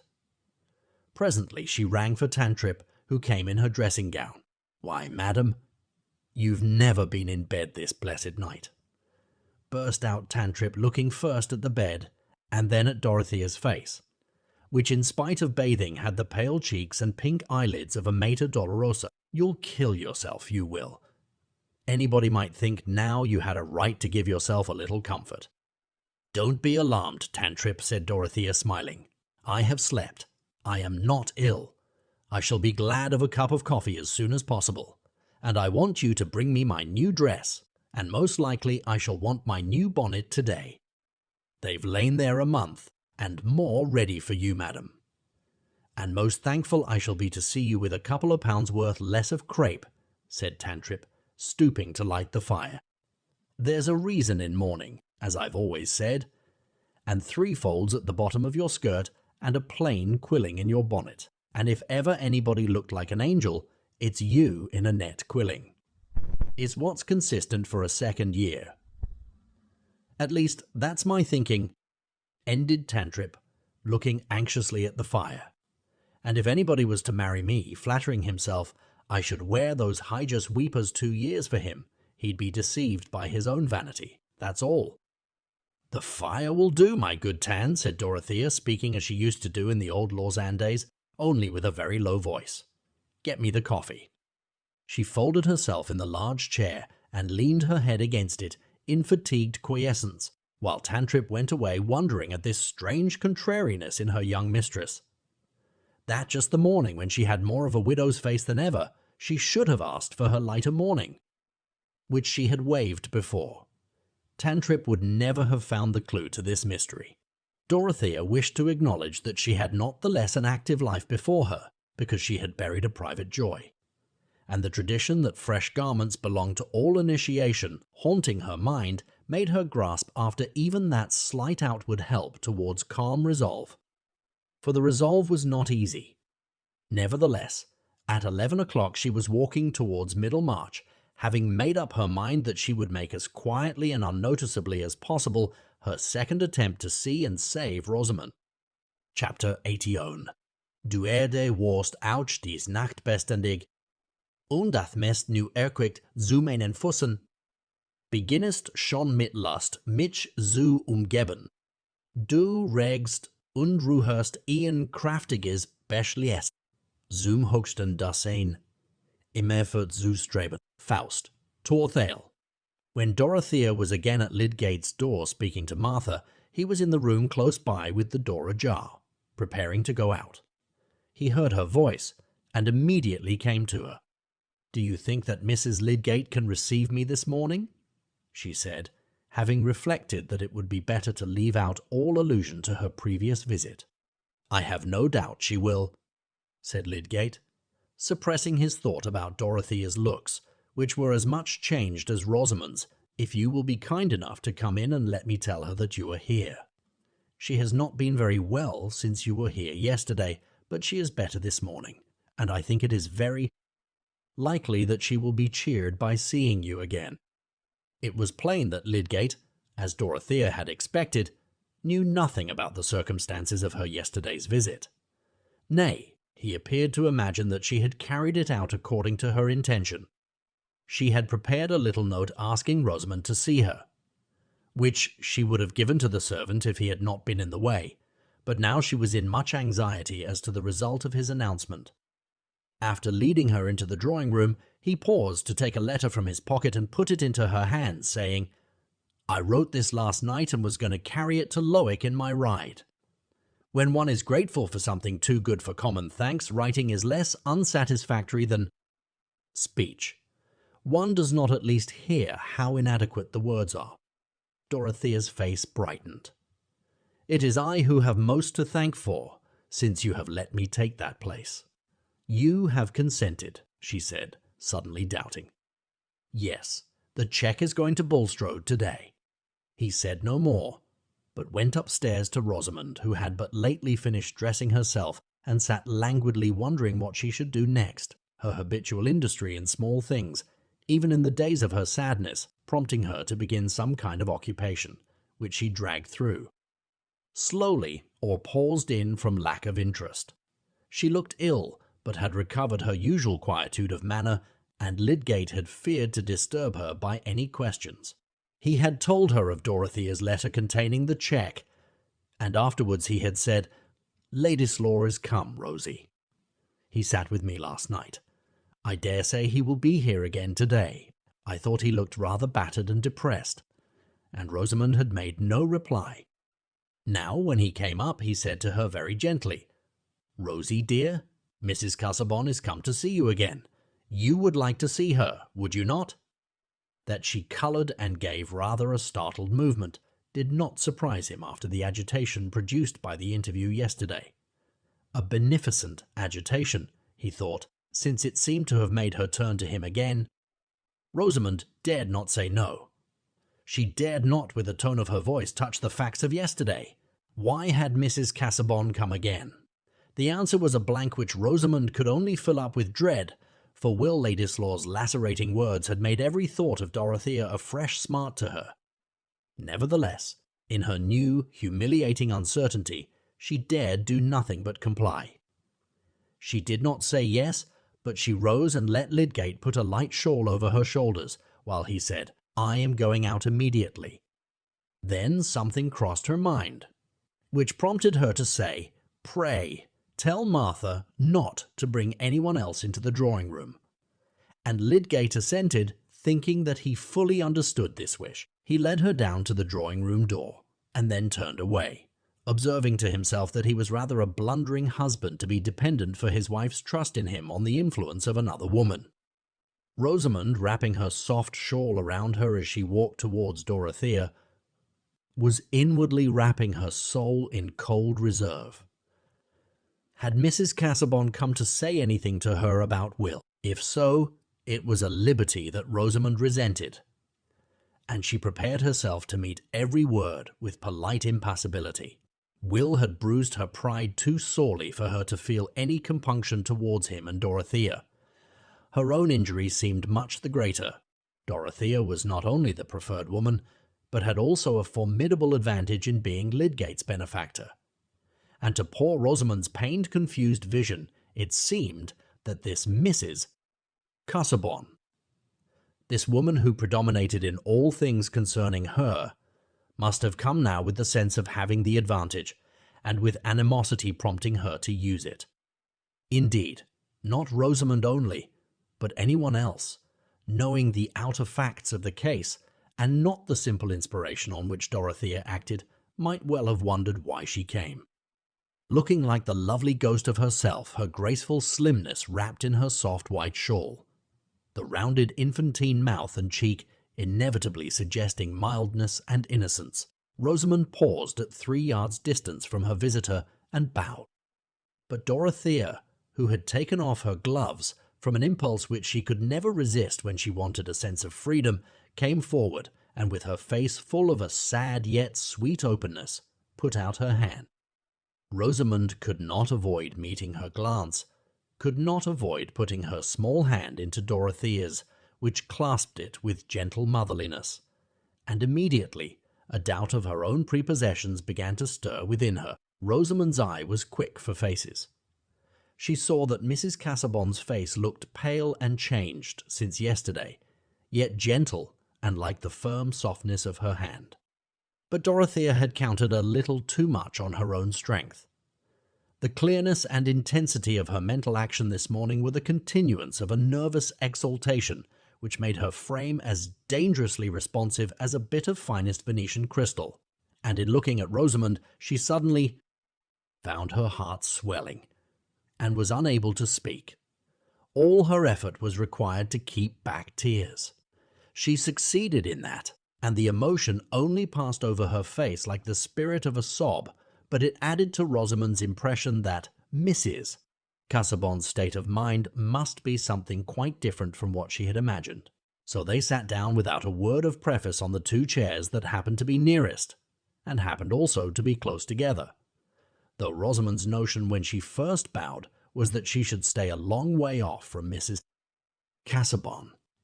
But she ceased thinking how anything would turn out, merely wondering what would come. And Dorothea began to speak quite simply, gathering firmness as she went on. "I had an errand yesterday, which I did not finish. That is why I am here again so soon. You will not think me too troublesome when I tell you that I came to talk to you about the injustice that has been shown towards Mr. Lydgate. It will cheer you, will it not, to know a great deal about him that he may not like to speak about himself, just because it is in his own vindication and to his own honour. You will like to know that your husband has warm friends who have not left off believing in his high character. You will let me speak of this without thinking that I take a liberty." The cordial, pleading tones which seemed to flow, with generous heedlessness, above all the facts which had filled Rosamond's mind as grounds of obstruction and hatred between her and this woman, came as soothingly as a warm stream over her shrinking fears. Of course, Mrs. Casaubon had the facts in her mind, but she was not going to speak of anything connected with them. That relief was too great for Rosamond to feel much else at the moment. She answered prettily, in the new ease of her soul, "I know you have been very good. I shall like to hear anything you will say to me about Tertius." "The day before yesterday," said Dorothea, "when I had asked him to come to Lowick to give me his opinion on the affairs of the hospital, he told me everything about his conduct and feelings in this sad event which has made ignorant people cast suspicions on him. The reason he told me was because I was very bold and asked him. I believed that he had never acted dishonourably, and I begged him to tell me the history. He confessed to me that he had never told it before, not even to you, because he had a great dislike to say. I was not wrong, as if that were proof, when there are guilty people who will say so. The truth is, he knew nothing of this man Raffles, or that there were any bad secrets about him, and he thought that Mr. Bulstrode offered him the money because he repented, out of kindness, of having refused it before. All his anxiety about his patient was to treat him rightly, and he was a little uncomfortable that the case did not end as he had expected. But he thought then, and still thinks, that there may have been no wrong in it on anyone's part. And I have told Mr. Fairbrother, and Mr. Broke, and Sir James Chetham. They all believe in your husband. That will cheer you, will it not? That will give you courage." Dorothea's face had become animated, and as it beamed on Rosamond very close to her, she felt something like bashful timidity before a superior in the presence of this self-forgetful ardour. She said, with blushing embarrassment, "Thank you. You are very kind." And he felt that he had been so wrong not to pour out everything about this to you. But you will forgive him. It was because he feels so much more about your happiness than anything else. He feels his life bound into one with yours, and it hurts him more than anything, that his misfortunes must hurt you. He could speak to me because I am an indifferent person, and then I asked him if I might come to see you, because I felt so much for his trouble and yours. That is why I came yesterday, and why I came yesterday, and why I am come today. Trouble is so hard to bear, is it not? How can we live and think that one has trouble, piercing trouble, and we could help them, and never try? Dorothea, completely swayed by the feeling that she was uttering, forgot everything but that she was speaking from out the heart of her own trial to Rosamond's. The emotion had wrought itself more and more into her utterance, till the tones might have gone to one's very marrow, like a low cry from some suffering creature in the darkness, and she had unconsciously laid her hand again on the little hand that she had pressed before. Rosamond, with an overmastering pang, as if a wound within her had been probed, burst into hysterical crying, as she had done the day before when she clung to her husband. Poor Dorothea was feeling a great wave of her own sorrow returning over her, her thought being drawn to the possible share that Will Ladislaw might have in Rosamond's mental tumult. She was beginning to fear that she should not be able to suppress herself enough to the end of this meeting, and while her hand was still resting on Rosamond's lap, though the hand underneath it was withdrawn, she was struggling against her own rising sobs. She tried to master herself with the thought that this might be a turning point in 3 lives. Not in her own. No, there the irrevocable had happened, but in those 3 lives which were touching hers with the solemn neighborhood of danger and distress, the fragile creature who was crying close to her, there might still be time to rescue her from the misery of false incompatible bonds, and this moment was unlike any other. She and Rosamond could never be together again with the same thrilling consciousness of yesterday within them both. She felt the relation between them to be peculiar enough to give her a peculiar influence, though she had no conception that the way in which her own feelings were involved was fully known to Mrs. Lydgate. It was a newer crisis in Rosamond's experience than even Dorothea could imagine. She was under the first great shock that had shattered her dream world, in which she had been easily confident of herself and critical of others. And this strange, unexpected manifestation of feeling in a woman whom she had approached with a shrinking aversion and dread, as one who must necessarily have a jealous hatred towards her, made her soul totter all the more, with a sense that she had been walking in an unknown world which had just broken in upon her. When Rosamond's convulsed throat was subsiding into calm, and she withdrew the handkerchief with which she had been hiding her face, her eyes met Dorothea's as helplessly as if they had been blue flowers. What was the use of thinking about behavior after this crying? And Dorothea looked almost as childish, with the neglected trace of a silent tear. Pride was broken down between these two. "We were talking about your husband," Dorothea said with some timidity. "I thought his looks were sadly changed with suffering the other day. I had not seen him for many weeks before. He said he had been feeling very lonely in his trial, but I think he would have borne it all better if he had been able to be quite open with you. Tertius is so angry and impatient if I say anything," said Rosamond, imagining that he had been complaining of her to Dorothea. "He ought not to wonder that I object to speak to him on painful subjects. It was himself he blamed for not speaking," said Dorothea. "What he said of you was that he could not be happy in doing anything which made you unhappy. That his marriage was of course a bond which must affect his choice about everything, and for that reason he refused my proposal that he should keep his position at the hospital, because that would bind him to stay in Middlemarch, and he would not undertake to do anything which would be painful to you. He could say that to me because he knows that I had much trial in my marriage, from my husband's illness, which hindered his plans and saddened him, and he knows that I have felt how hard it is to walk always in fear of hurting another who is tied to us." Dorothea waited a little. She had discerned a faint pleasure stealing over Rosamond's face, but there was no answer. And she went on with a gathering tremor. "Marriage is so unlike everything else. There is something even awful in the nearness it brings. Even if we loved someone else better than those we were married to, it would be no use." Poor Dorothea, in her palpitating anxiety, could only seize her language brokenly. "I mean, marriage drinks up all our power of giving or getting any blessedness in that sort of love. I know it may be very dear, but it murders our marriage, and then the marriage stays with us like a murder. And then the marriage stays with us like a murder. And then our husband, if he loved and trusted us, and we have not helped him, but made a curse in his life." Her voice had sunk very low. There was a dread upon her of presuming too far, and of speaking as if she herself were perfection addressing error.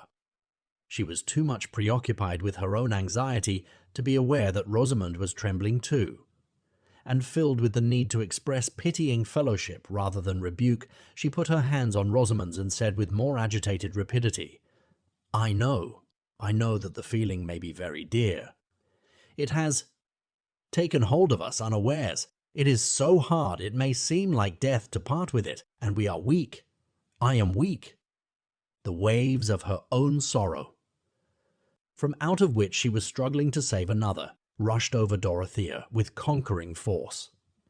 She stopped in speechless agitation, not crying, but feeling as if she were being inwardly grappled. Her face had become of a deathlier paleness.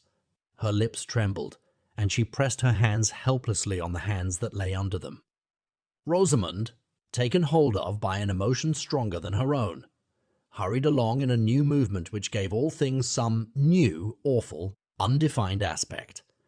Could find no words, but involuntarily she put her lips to Dorothea's forehead, which was very near her, and then for a minute the two women clasped each other as if they had been in a shipwreck. "You are thinking what is not true," said Rosamond in an eager half-whisper, while she was still feeling Dorothea's arms round her, urged by a mysterious necessity to free herself from something that oppressed her as if it were blood guiltiness. They moved apart, looking at each other. "When you came in yesterday, it was not as you thought," said Rosamond in the same tone. There was a movement of surprised attention in Dorothea. She expected a vindication of Rosamond herself. "He was telling me how he loved another woman, that I might know he could never love me," said Rosamond, getting more and more hurried as she went on. "And now I think he hates me because you mistook him yesterday. He says it is through me that you will think ill of him, think that he is a false person. But it shall not be through me. He has never had any love for me. I know he has not. He has always thought slightly of me. He said yesterday that no other woman existed for him beside you. The blame of what happened is entirely mine. He said he could never explain to you, because of me. He said you could never think well of him again, but now I have told you, and he cannot reproach me any more." Rosamond had delivered her soul under impulses, which she had not known before. She had begun her confession under the subduing influence of Dorothea's emotion, and as she went on, she had gathered the sense that she was repelling Will's reproaches, which was still like a knife wound within her. The revulsion of feeling in Dorothea was too strong to be called joy. It was a tumult in which the terrible strain of the night and morning made a resistant pain. She could only perceive that this would be joy when she had recovered her power of feeling it. Her immediate consciousness was one of immense sympathy without check. She cared for Rosamond without struggle now, and responded earnestly to her last words. "No, he cannot reproach you any more." With her usual tendency to overestimate the good in others, she felt a great outgoing of her heart towards Rosamond, for the generous effort which had redeemed her from suffering, not counting that the effort was a reflex of her own energy. After they had been silent a little, she said, "You are not sorry that I came this morning?" "No, you have been very good to me," said Rosamond. "I did not think that you would be so good. I was very unhappy. I am not happy now. Everything is so sad. But better days will come. Your husband will be rightly valued, and he depends on you for comfort. He loves you best.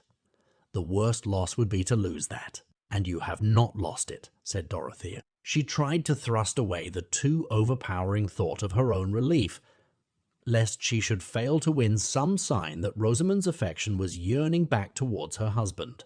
"Tertius did not find fault with me then," said Rosamond, understanding now that Lydgate might have said anything to Mrs. Casaubon, and that she certainly was different from other women. Perhaps there was a faint taste of jealousy in the question. A smile began to play over Dorothea's face as she said, "No, indeed. How could you imagine it?" But here the door opened, and Lydgate entered. "I am come back in my quality of doctor," he said. "After I went away, I was haunted by two pale faces. Mrs. Casaubon looked as much in need of care as you, Rosie, and I thought that I had not done my duty in leaving you together. So when I had been to Coleman's, I came home again. I noticed that you were walking, Mrs. Casaubon, and the sky has changed. I think we may have rain. May I send someone to order your carriage to come for you?" "Oh, no, I am strong." "I need the walk," said Dorothea, rising with animation in her face. "Mrs. Lydgate and I have chatted a great deal, and it is time for me to go. I have always been accused of being immoderate and saying too much." She put out her hand to Rosamond, and they said an earnest, quiet goodbye without kiss or other show of effusion. There had been between them too much serious emotion for them to use the signs of it superficially. As Lydgate took her to the door, she said nothing of Rosamond, but told him of Mr. Fairbrother and the other friends who had listened with belief to his story. When he came back to Rosamond, she had already thrown herself on the sofa in resigned fatigue. "Well, Rosie," he said, standing over her and touching her hair, "what do you think of Mrs. Casaubon, now you have seen so much of her?" "I think she must be better than anyone," said Rosamond. "And she is very beautiful. If you go to talk to her so often, you will be more discontented with me than ever." Lydgate laughed at the "so often," but has she made you any less discontented with me? "I think she has," said Rosamond, looking up in his face. "How heavy your eyes are, Tertius, and do push your hair back." He lifted up his large white hand to obey her, and felt thankful for this little mark of interest in him. Poor Rosamond's vagrant fancy had come back terribly scourged, meek enough to nestle under the old despised shelter. And the shelter was still there. Lydgate had accepted his narrowed lot with sad resignation. He had chosen this fragile creature, and had taken the burthen of her life upon his arms. He must walk as he could, carrying that burthen pitifully. Chapter 82. My grief lies onward, and my joy behind. Shakespeare.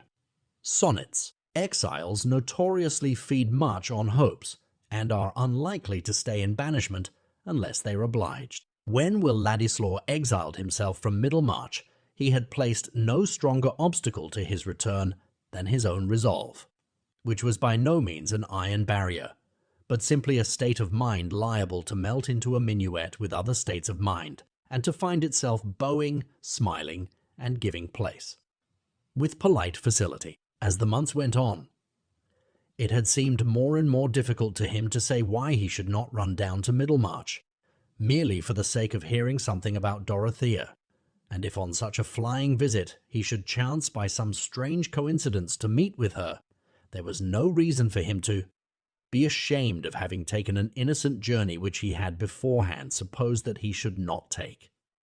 Since he was hopelessly divided from her, he might surely venture into her neighbourhood, and as to the suspicious friends who kept a dragon watch over her, their opinions seemed less and less important with time and change of air, and there had come a reason quite irrespective of Dorothea, which seemed to make a journey to Middlemarch a sort of philanthropic duty.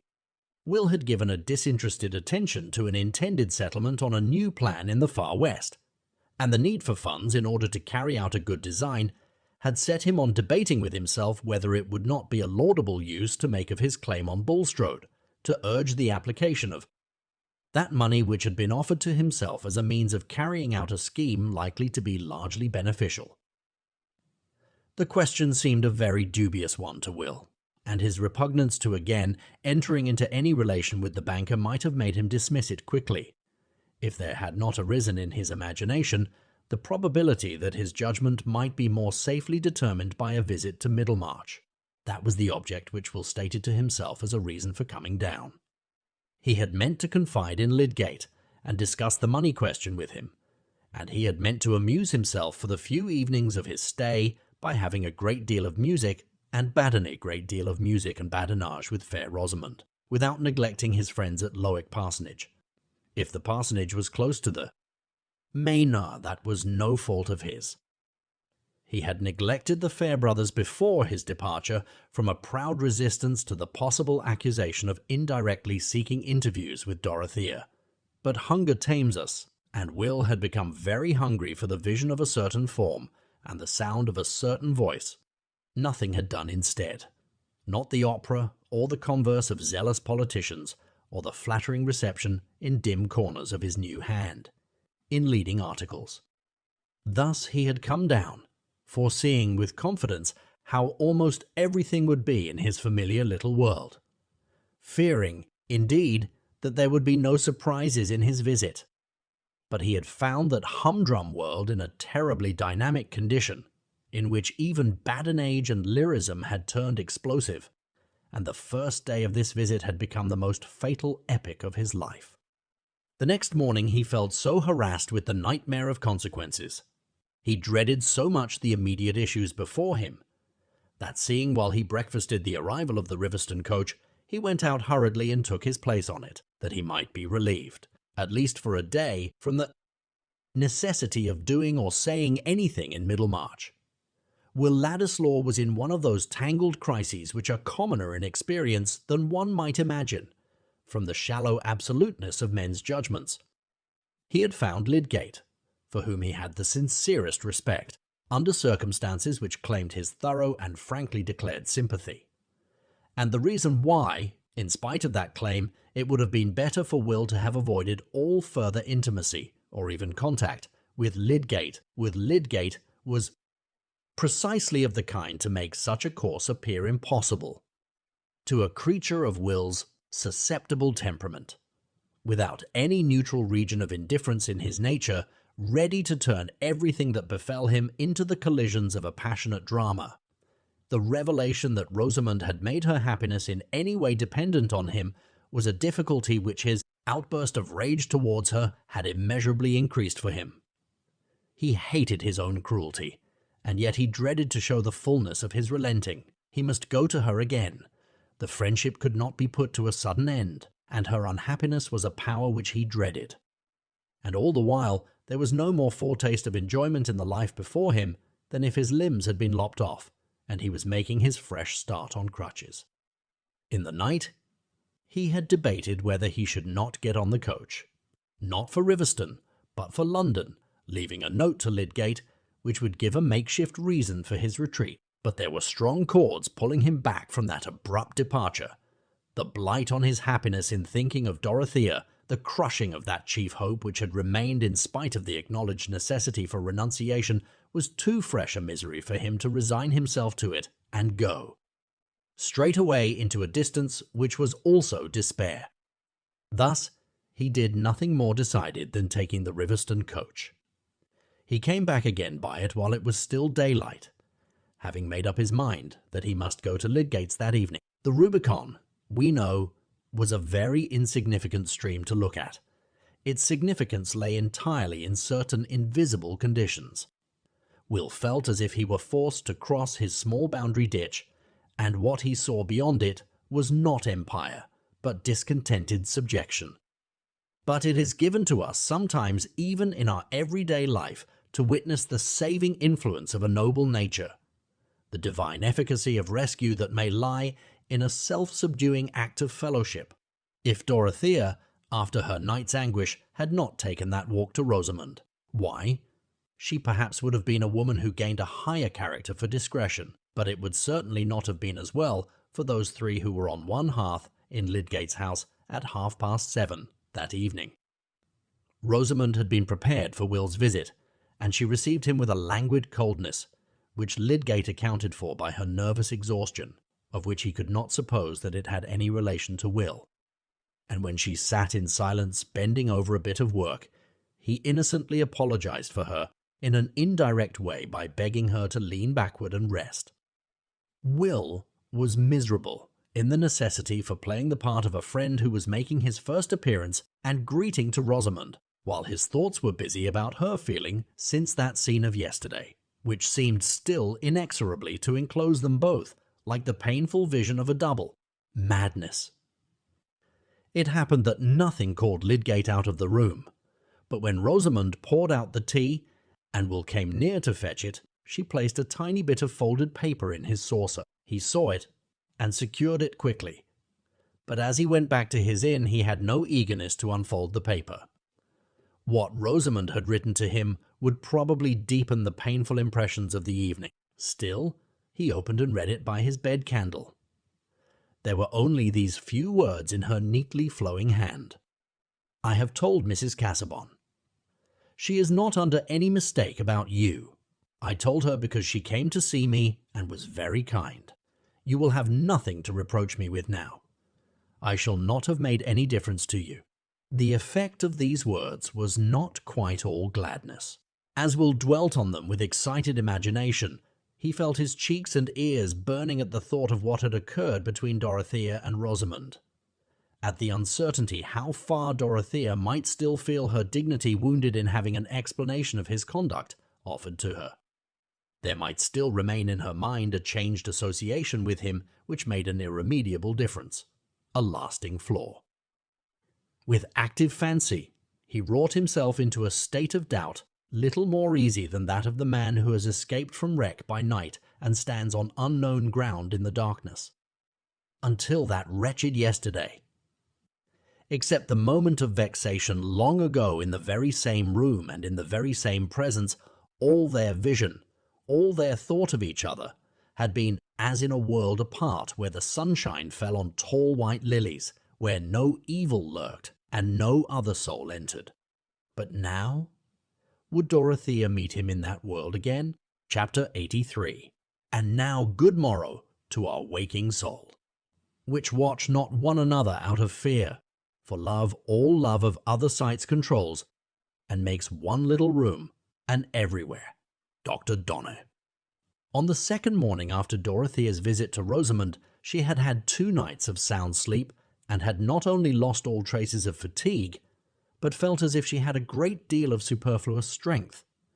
That is to say, more strength than she could manage to concentrate on any occupation. The day before, she had taken long walks outside the grounds, and had paid 2 visits to the parsonage, but she never in her life told anyone the reason why she spent her time in that fruitless manner, and this morning she was rather angry with herself for her childish restlessness. Today was to be spent quite differently. What was there to be done in the village? Oh dear, nothing. Everybody was well and had flannel. Nobody's pig had died. And it was Saturday morning, when there was a general scrubbing of doors and doorstones, and when it was useless to go into the school. But there were various subjects that Dorothea was trying to get clear upon, and she resolved to throw herself energetically into the gravest of all.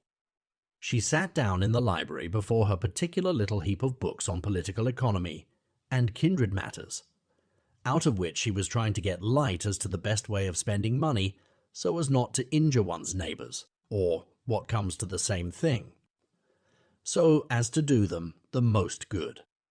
Here was a weighty subject which, if she could but lay hold of it, would certainly keep her mind steady.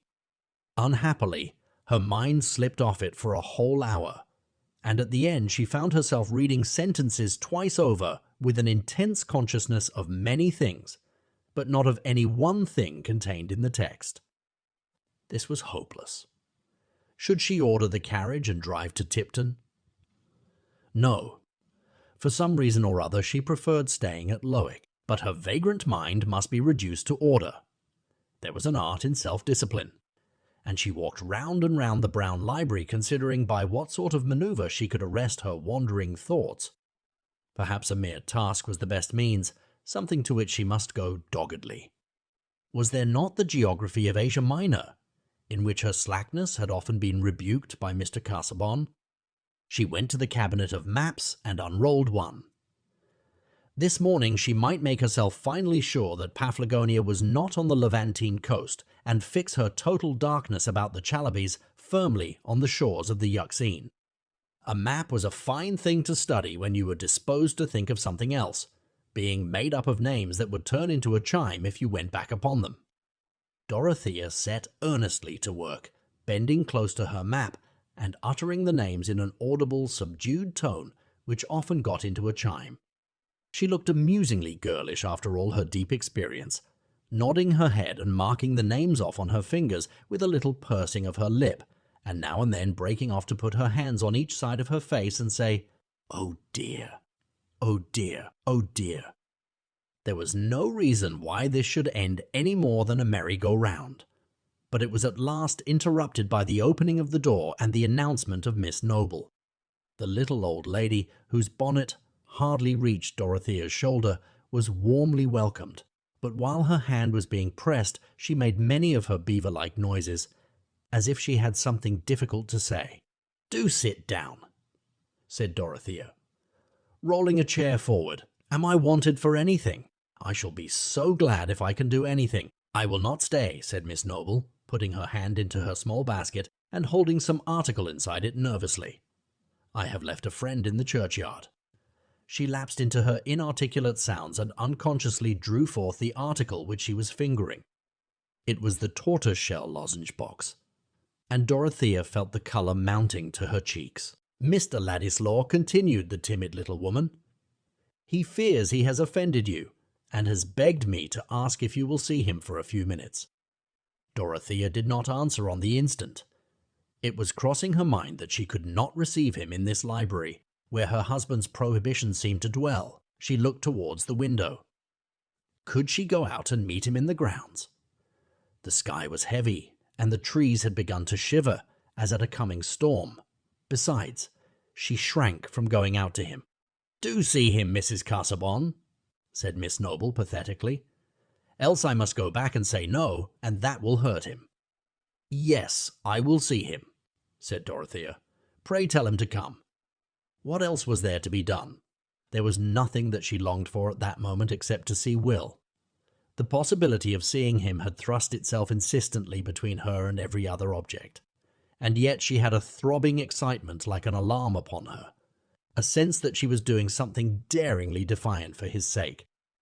When the little lady had trotted away on her mission, Dorothea stood in the middle of the library with her hands falling clasped before her, making no attempt to compose herself in an attitude of dignified unconsciousness. What she was least conscious of just then was her own body.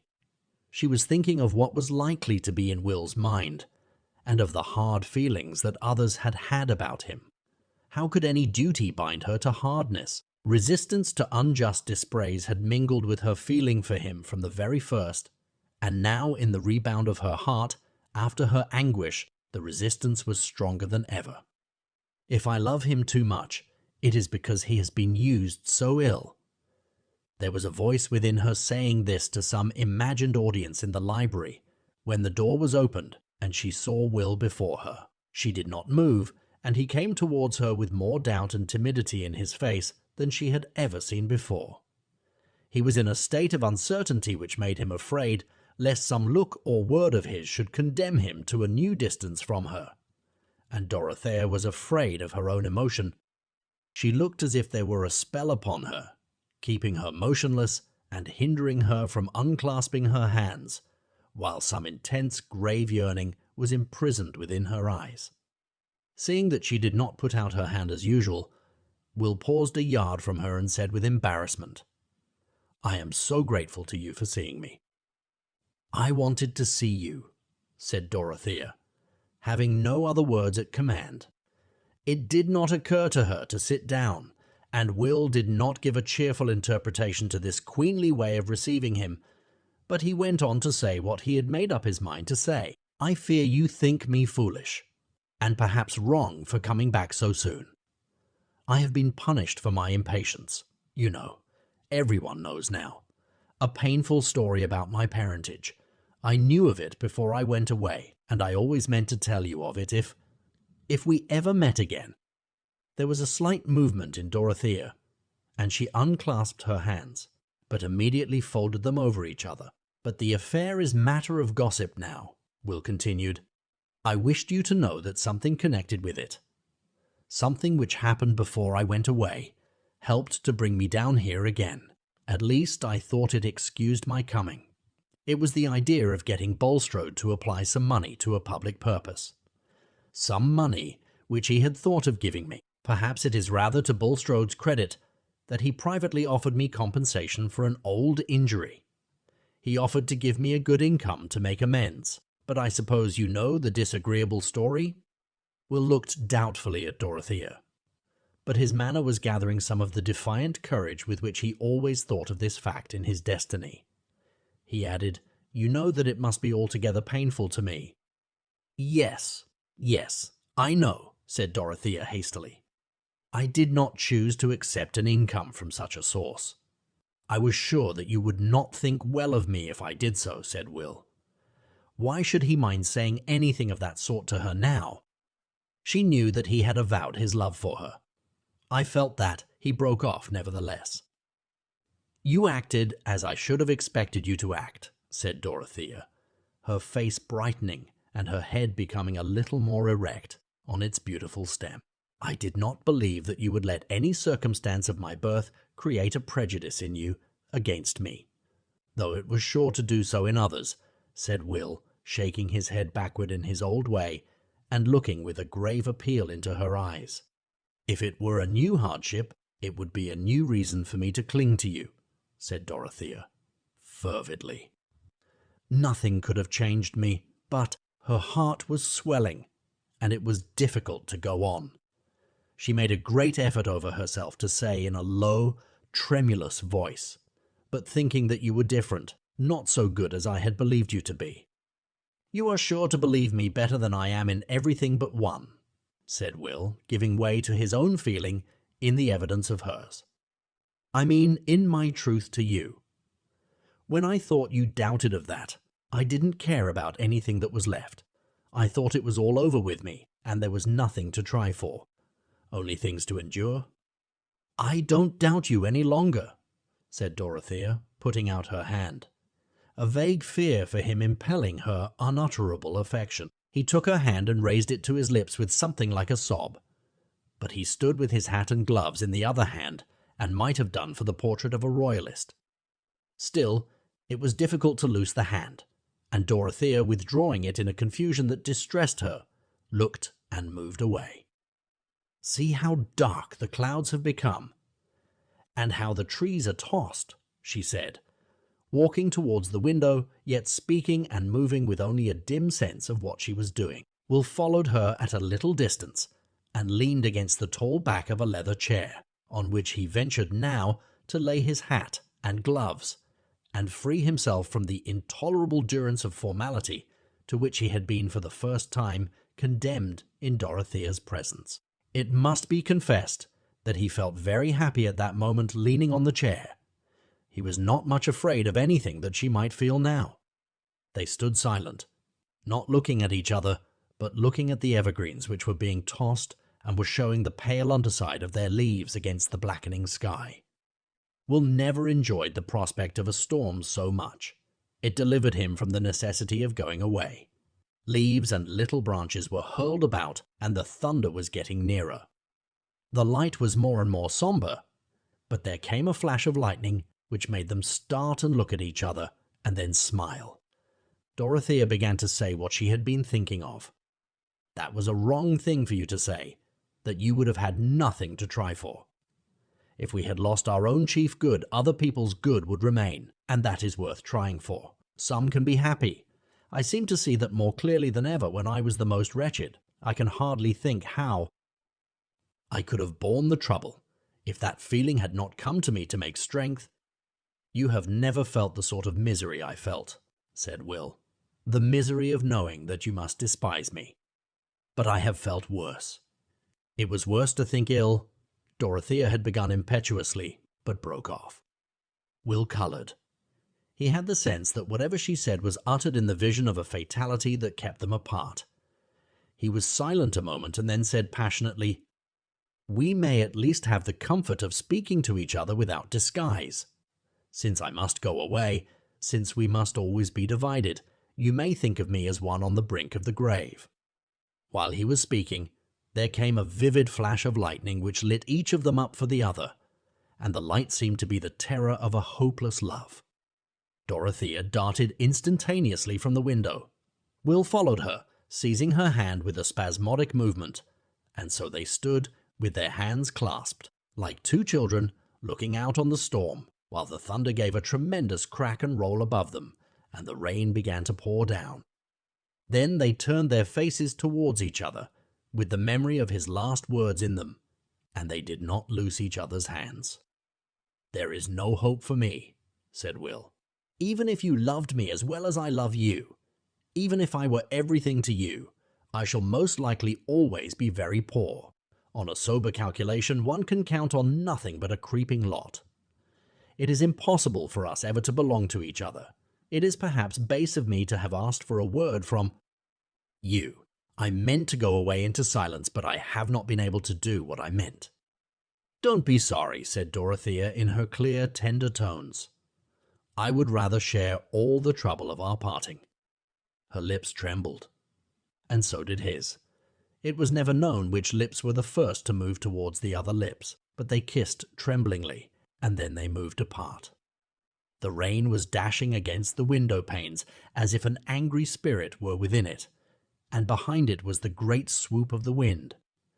It was one of those moments in which both the busy and the idle pause with a certain awe. Dorothea sat down on the seat nearest to her, a long low ottoman in the middle of the room, and with her hands folded over each other on her lap, looked at the drear outer world.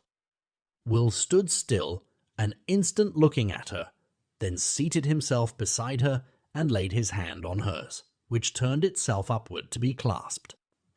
They sat in that way without looking at each other until the rain abated and began to fall in stillness. Each had been full of thoughts which neither of them could begin to utter, but when the rain was quiet, Dorothea turned to look at Will. With passionate exclamation, as if some torture screw were threatening him, he started up and said, "It is impossible." He went and leaned on the back of the chair again, and seemed to be battling with his own anger, while she looked towards him sadly. "It is as fatal as a murder or any other horror that divides people," he burst out again. "It is more intolerable to have our life maimed by petty accidents. No." "Don't say that. Your life need not be maimed," said Dorothea gently. "Yes, it must," said Will angrily. "It is cruel of you to speak in that way, as if there were any comfort. You may see beyond the misery of it, but I don't. It is unkind. It is throwing back my love for you as if it were a trifle, to speak in that way in the face of the fact. We can never be married." "Some time." "We might," said Dorothea in a trembling voice. "When?" said Will bitterly. "What is the use of counting on any success of mine? It is a mere toss-up whether I shall ever do more than keep myself decently, unless I choose to sell myself as a mere pen and a mouthpiece. I can see that clearly enough. Even if she had no luxuries to any woman, even if she had no luxuries to renounce." There was silence. Dorothea's heart was full of something that she wanted to say, and yet the words were too difficult. She was wholly possessed by them. At that moment debate was mute within her, and it was very hard that she could not say what she wanted to say. Will was looking out of the window angrily. If he would have looked at her and not gone away from her side, she thought everything would have been easier. At last he turned, still resting against the chair, and stretching his hand automatically towards his hat, said with a sort of exasperation, "Goodbye." "Oh, I cannot bear it." "My heart will break," said Dorothea, starting from her seat, the flood of her young passion bearing down all the obstructions which had kept her silent, the great tears rising and falling in an instant. "I don't mind about poverty. I hate my wealth."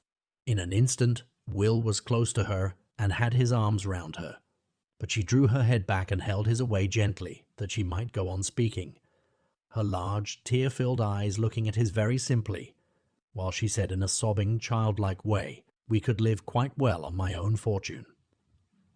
"It is too much. 700 a year. I want so little. No new clothes, and I will learn what everything costs."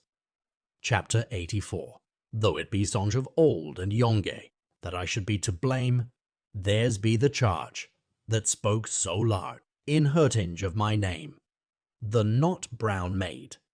It was just after the Lords had thrown out the Reform Bill.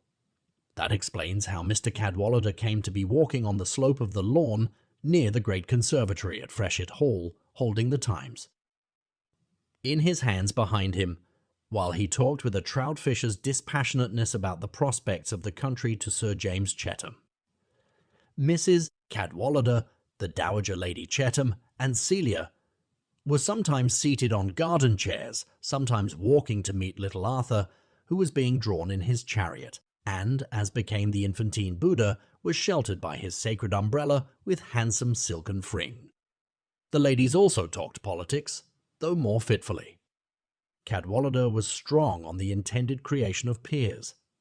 She had it for certain from her cousin that Trueberry had gone over to the other side entirely at the instigation of his wife, who had scented peerages in the air from the very first introduction of the reform question, and would sign her sole away to take precedence of her younger sister, who had married a baronet. Lady Chetham thought that such conduct was very reprehensible, and remembered that Mrs. Trueberry's mother was a Miss Walsingham of Mellspring.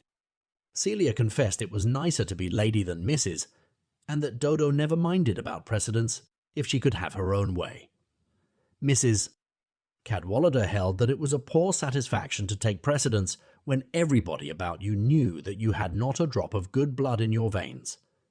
And Celia, again, stopping to look at Arthur, said, "It would be very nice, though, if he were a viscount, and his lordship's little tooth coming through.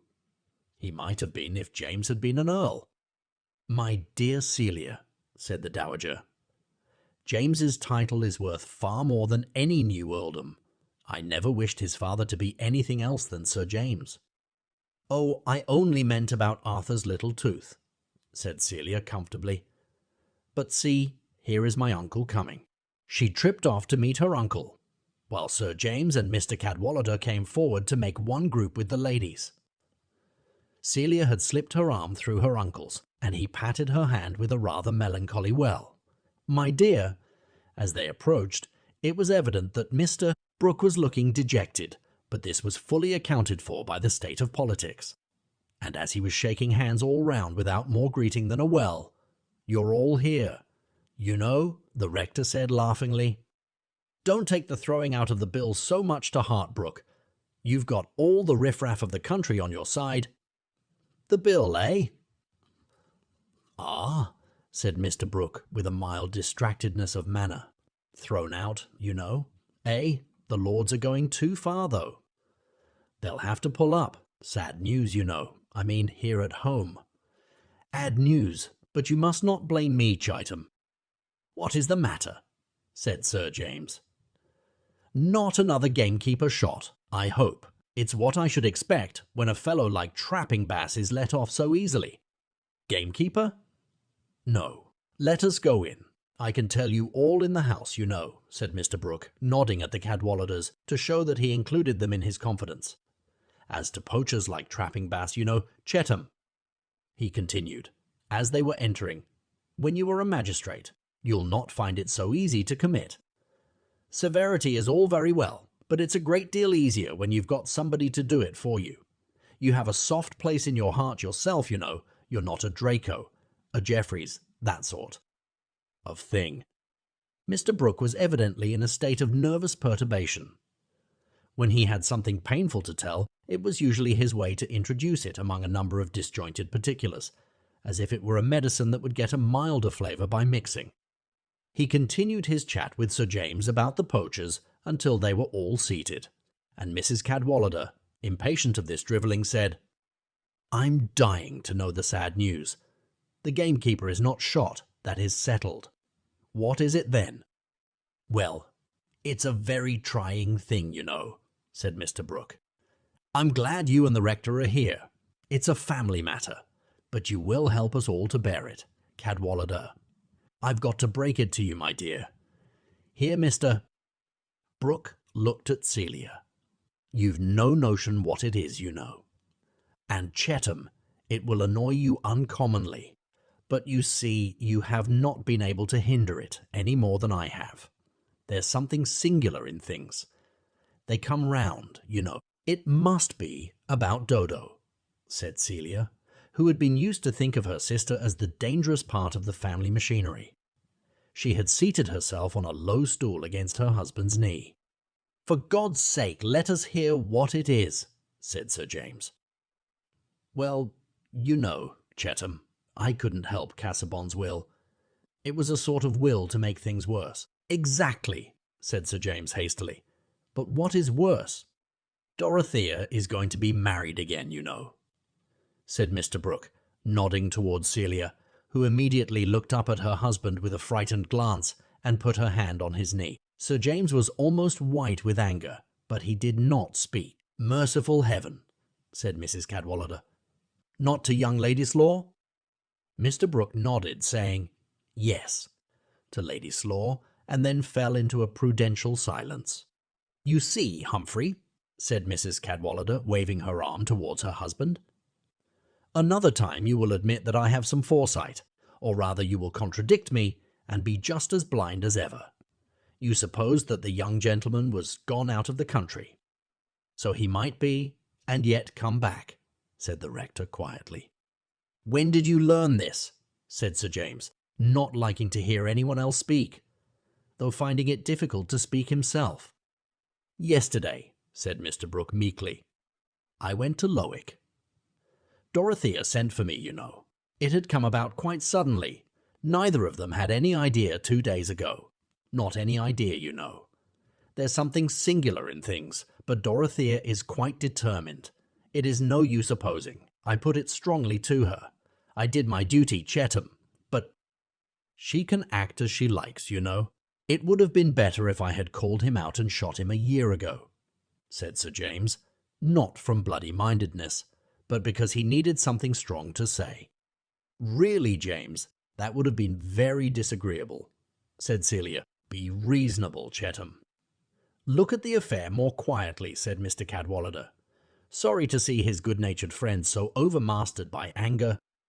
That is not so very easy for a man of any dignity, with any sense of right, when the affair happens to be in his own family, said Sir James, still in his white indignation. It is perfectly scandalous. If Ladislaw had had a spark of honour, he would have gone out of the country at once and never shown his face in it again. However, I am not surprised.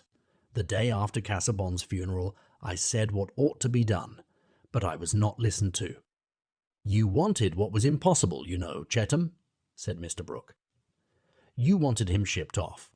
I told you Ladislaw was not to be done as we liked with. He had his ideas. He was a remarkable fellow. I always said he was a remarkable fellow. Yes, said Sir James, unable to repress a retort. It is rather a pity you formed that high opinion of him. We are indebted to that for his being lodged in this neighbourhood. We are indebted to that for seeing a woman like Dorothea degrading herself by marrying him.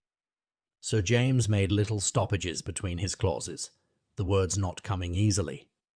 A man so marked out by her husband's will that delicacy ought to have forbidden her from seeing him again, who takes her out of her proper rank, into poverty, has the meanness to accept such a sacrifice, has always had an objectionable position, a bad origin, and I believe is a man of little principle and light character.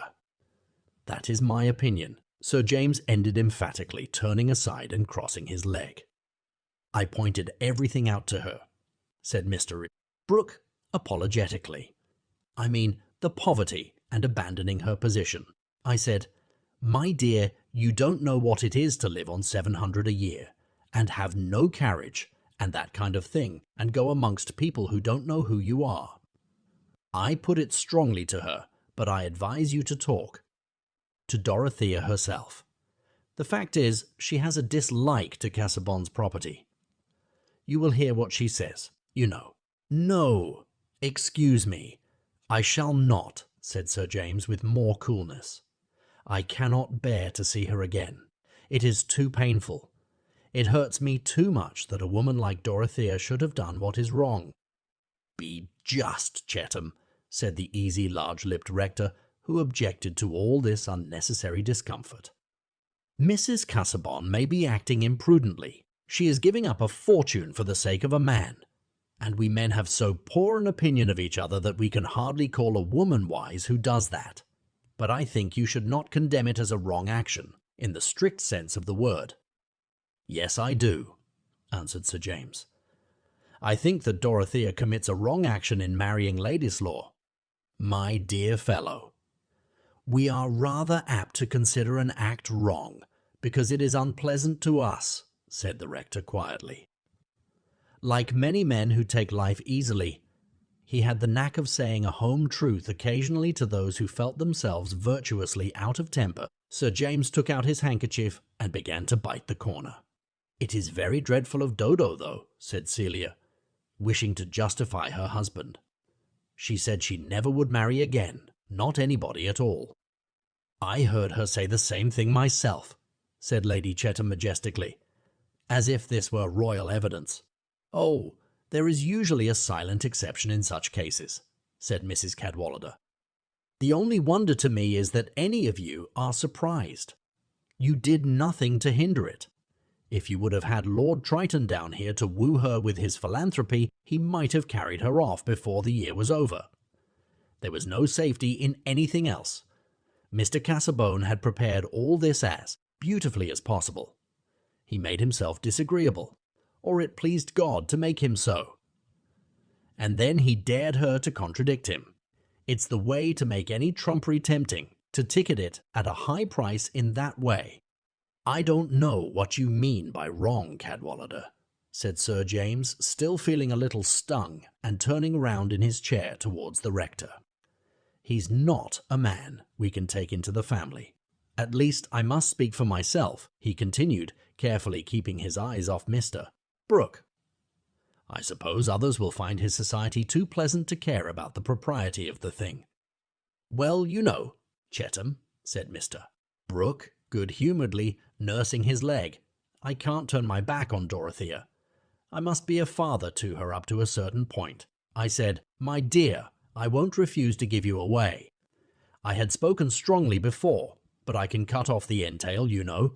It will cost money and be troublesome, but I can do. It, you know. Mr. Brooke nodded at Sir James, and felt that he was both showing his own force of resolution and propitiating what was just in the baronet's vexation. He had hit on a more ingenious mode of parrying than he was aware of. He had touched a motive of which Sir James was ashamed. The mass of his feeling about Dorothea's marriage to Lady's-Law was due partly to excusable prejudice, or even justifiable opinion, partly to a jealous repugnance hardly less in Ladislaw's case than in Casaubon's. He was convinced that the marriage was a fatal one for Dorothea, but amid that mass ran a vein of which he was too good and honourable a man to like the avowal even to himself. It was undeniable that the union of the two estates, Tipton and Freshitt, lying charmingly within a ring fence, was a prospect that flattered him for his son and heir. Hence, when Mr. Brooke noddingly appealed to that motive, Sir James felt a sudden embarrassment. There was a stoppage in his throat. He even blushed. He had found more words than usual in the first jet of his anger, but Mr. Brooke's propitiation was more clogging to his tongue than Mr. Cadwallader's caustic hint. But Celia was glad to have room for speech, after her uncle's suggestion of the marriage ceremony. And she said, though with as little eagerness of manner as if the question had turned on an invitation to dinner, "Do you mean that Dodo is going to be married directly, uncle? In 3 weeks, you know," said Mr. Brooke, helplessly. "I can do nothing to hinder it, Cadwallader," he added, turning for a little countenance toward the rector, who said, "I should not make any fuss about it. If she likes to be poor, that is her affair. Nobody would have said anything if she had married the young fellow because he was rich. Plenty of beneficed clergy are poorer than they will be. Here is Eleanor," continued the provoking husband. "She vexed her friends by me. I had hardly 1,000 a year. I was a lout. Nobody could see anything in me. My shoes were not the right cut. All the men wondered how a woman could like me. Upon my word, I must take Ladislaw's part until I hear more harm of him." "Humphrey, that is all sophistry, and you know it," said his wife. "Everything is all one. That is the beginning and end with you. As if you had not been a Cadwallader. Does anyone suppose that I would have taken such a monster as you by any other name?" "And a clergyman too," observed Lady Chetham with approbation. "Eleanor cannot be said to have descended below her rank. It is difficult to say what Mr. Ladislaw is, James?" Sir James gave a small grunt, which was less respectful than his usual mode of answering his mother. Celia looked up at him like a thoughtful kitten. "It must be admitted that his blood is a frightful mixture," said Mrs. Cadwallader. "The Casaubon cuttle fish fluid to begin with, and then a rebellious Polish fiddler or dancing master, was it? And then an old clo." "Nonsense, Eleanor," said the rector, rising. "After all, he is a pretty sprig," said Mrs. Cadwallader, rising too, and wishing to make amends. "He is like the fine old Critchley portraits before the idiots came in." "I'll go with you," said Mr. Brooke, starting up with alacrity.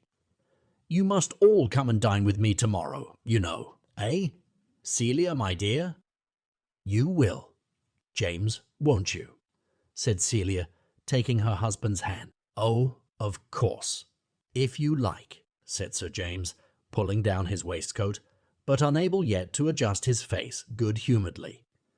That is to say, if it is not to meet anybody else. No, no, no, no, said Mr. Brooke, understanding the condition.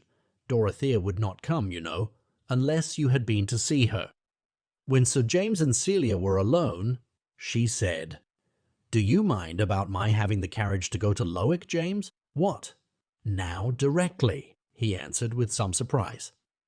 Yes, it is very important, said Celia. Remember, Celia, I cannot see her, said Sir James. Not if she gave up marrying. What is the use of saying that? However, I'm going to the stables. I'll tell Briggs to bring the carriage round.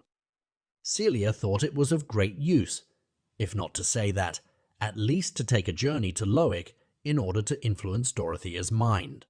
All through their girlhood, she had felt that she could act on her sister by a word judiciously placed, by opening a little window for the daylight of her own understanding to enter among the strange coloured lamps by which Dodo habitually saw, and Celia, the matron, naturally felt more able to advise her childless sister. How could anyone understand Dodo so well as Celia did, or love her so tenderly? Dorothea, busy in her boudoir, felt a glow of pleasure at the sight of her sister so soon after the revelation of her intended marriage. She had prefigured to herself, even with exaggeration, the disgust of her friends, and she had even feared that Celia might be kept aloof from her. "Oh, Kitty, I am delighted to see you," said Dorothea, putting her hands on Celia's shoulders and beaming on her. "I almost thought you would not come to me." "I have not brought Arthur because I was in a hurry," said Celia, and they sat down on two small chairs opposite each other, with their knees touching. "You know, Dodo, it is very bad," said Celia in her placid guttural, looking as prettily free from humours as possible. "You have disappointed us also. And I can't think that it ever will be. You never can go and live in that way. And then there are all your plans. You never can have thought of that. James would have taken any trouble for you, and you might have gone on all your life doing what you liked." "On the contrary, dear," said Dorothea, "I never could do anything that I liked. I have never carried out any plan yet. Because you always wanted things that wouldn't do. But other plans would have come. And how can you marry Mr. Ladislaw that we none of us ever thought you could marry? It shocks James so dreadfully. And then it is all so different from what you have always been. You would have Mr. Casaubon, because he had such a great soul, and was so old and dismal and learned. And now, to think of marrying Mr. Ladislaw, who has got no estate or anything. I suppose it is because you must be making yourself uncomfortable in some way or other." Dorothea laughed. "Well, it is very serious, Dodo," said Celia, becoming more impressive. "How will you live? And you will go away among queer people. And I shall never see you. And I shall never see you, and you won't mind about little Arthur, and I thought you always would." Celia's rare tears had gotten to her eyes, and the corners of her mouth were agitated. "Dear Celia," said Dorothea with tender gravity, "if you don't ever see me, it will not be my fault." "Yes, it will," said Celia, with the same touching distortion of her small features. "How can I come to you or have you with me, when James can't bear it?" "That is because he thinks it is not right. He thinks you are so wrong, Dodo. But you always were wrong, only I can't help loving you. And nobody can think where you will live. Where can you go?" "I am going to London," said Dorothea. "How can you always live in a street? And you will be so poor. I could give you half my things, only how can I, when I never see you?" "Bless you, Kitty," said Dorothea with gentle warmth. "Take comfort. Perhaps James will forgive me some time. But it would be much better if you would not be married," said Celia, drying her eyes, and returning to her argument. Then there would be nothing uncomfortable, and you would not do what nobody thought you could do. James always said you ought to be a queen, but this is not at all being like a queen. You know what mistakes you have always been making. Dodo, and this is another. Nobody thinks Mr. Ladislaw a proper husband for you, and you said you would never be married again. It is quite true that I might be a wiser person, Celia, said Dorothea, and that I might have done something better, if I had been better. But this is what I am going to do. I have promised to marry Mr. Ladislaw, and I am going to marry him. The tone in which Dorothea said this was a note that Celia had long learned to recognize. She was silent a few moments, and then said, as if she had dismissed all contest, "Is he very fond of you, Dudu?" "I hope so. I am very fond of him." "That is nice," said Celia comfortably. "Only I would rather you had such a sort of husband as James is, with a place very near, that I could drive to." Dorothea smiled, and Celia looked rather meditative.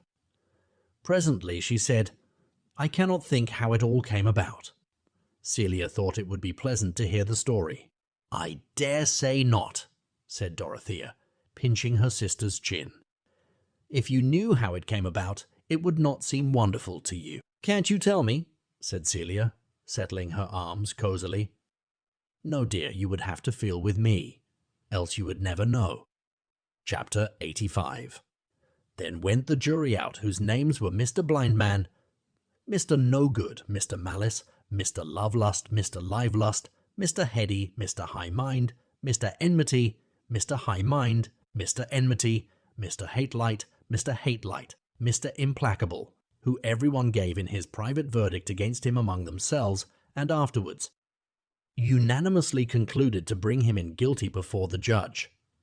And first among themselves Mr. Blindman the foreman said, "I see clearly that this man is a heretic." Then said Mr. No-Good, "Away with such a fellow from the earth." "Ay," said Mr. Malice, "for I hate the very look of him." Then said Mr. Love-Lust, "I could never endure him." "Nor I," said Mr. Live-Loose, "for he would be always condemning my way." Hang him, said Mr. Heady. "A sorry scrub," said Mr. High-Mind. "My heart riseth against him," said Mr. Enmity. "He is a rogue," said Mr. Liar. "Hanging is too good for him," said Mr. Cruelty. "Let us dispatch him out of the way," said Mr. Hate-Light. Then said Mr. Implacable, "Might I have all the world given me, I could not be reconciled to him. Therefore let us forthwith bring him in guilty of death." Pilgrim's Progress.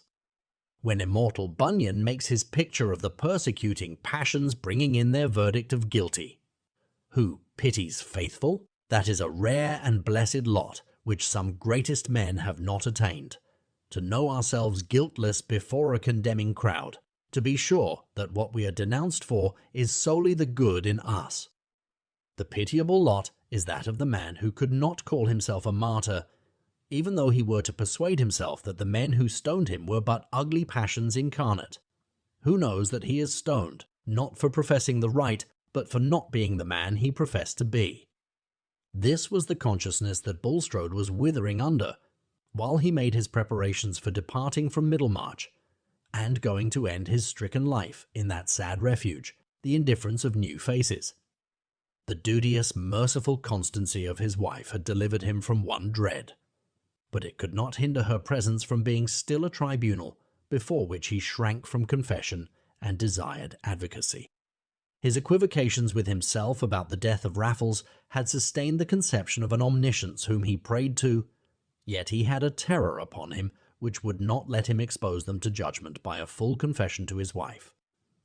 The acts which he had washed and diluted with inward argument and motive, and for which it seemed comparatively easy to win invisible pardon.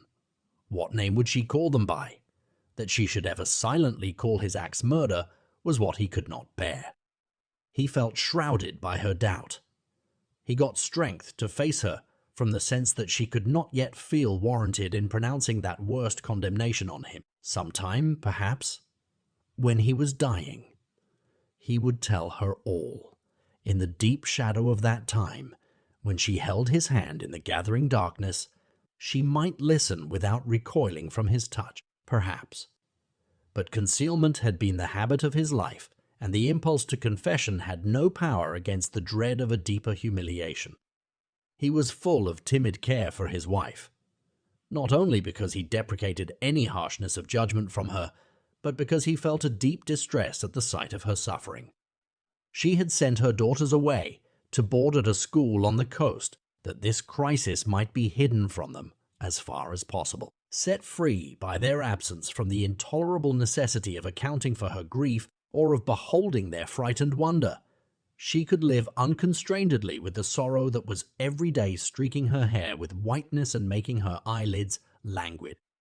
"Tell me anything that you would like to have me do, Harriet." Bulstrode had said to her, "I mean with regard to arrangements of property. It is my intention not to sell the land I possess in this neighborhood, but to leave it to you as a safe provision. If you have any wish on such subjects, do not conceal it from me." A few days afterwards, when she had returned from a visit to her brothers, she began to speak to her husband on a subject which had for some time been in her mind.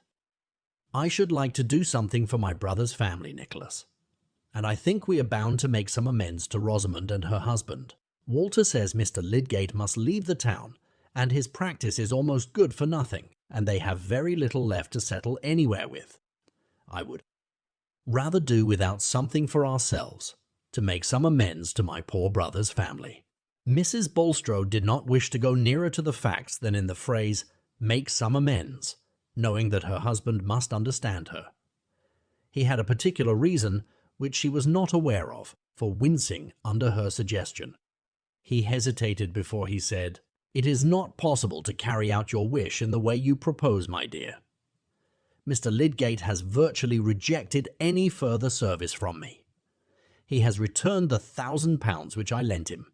Mrs. Casaubon advanced him the sum for that purpose. Here is his letter."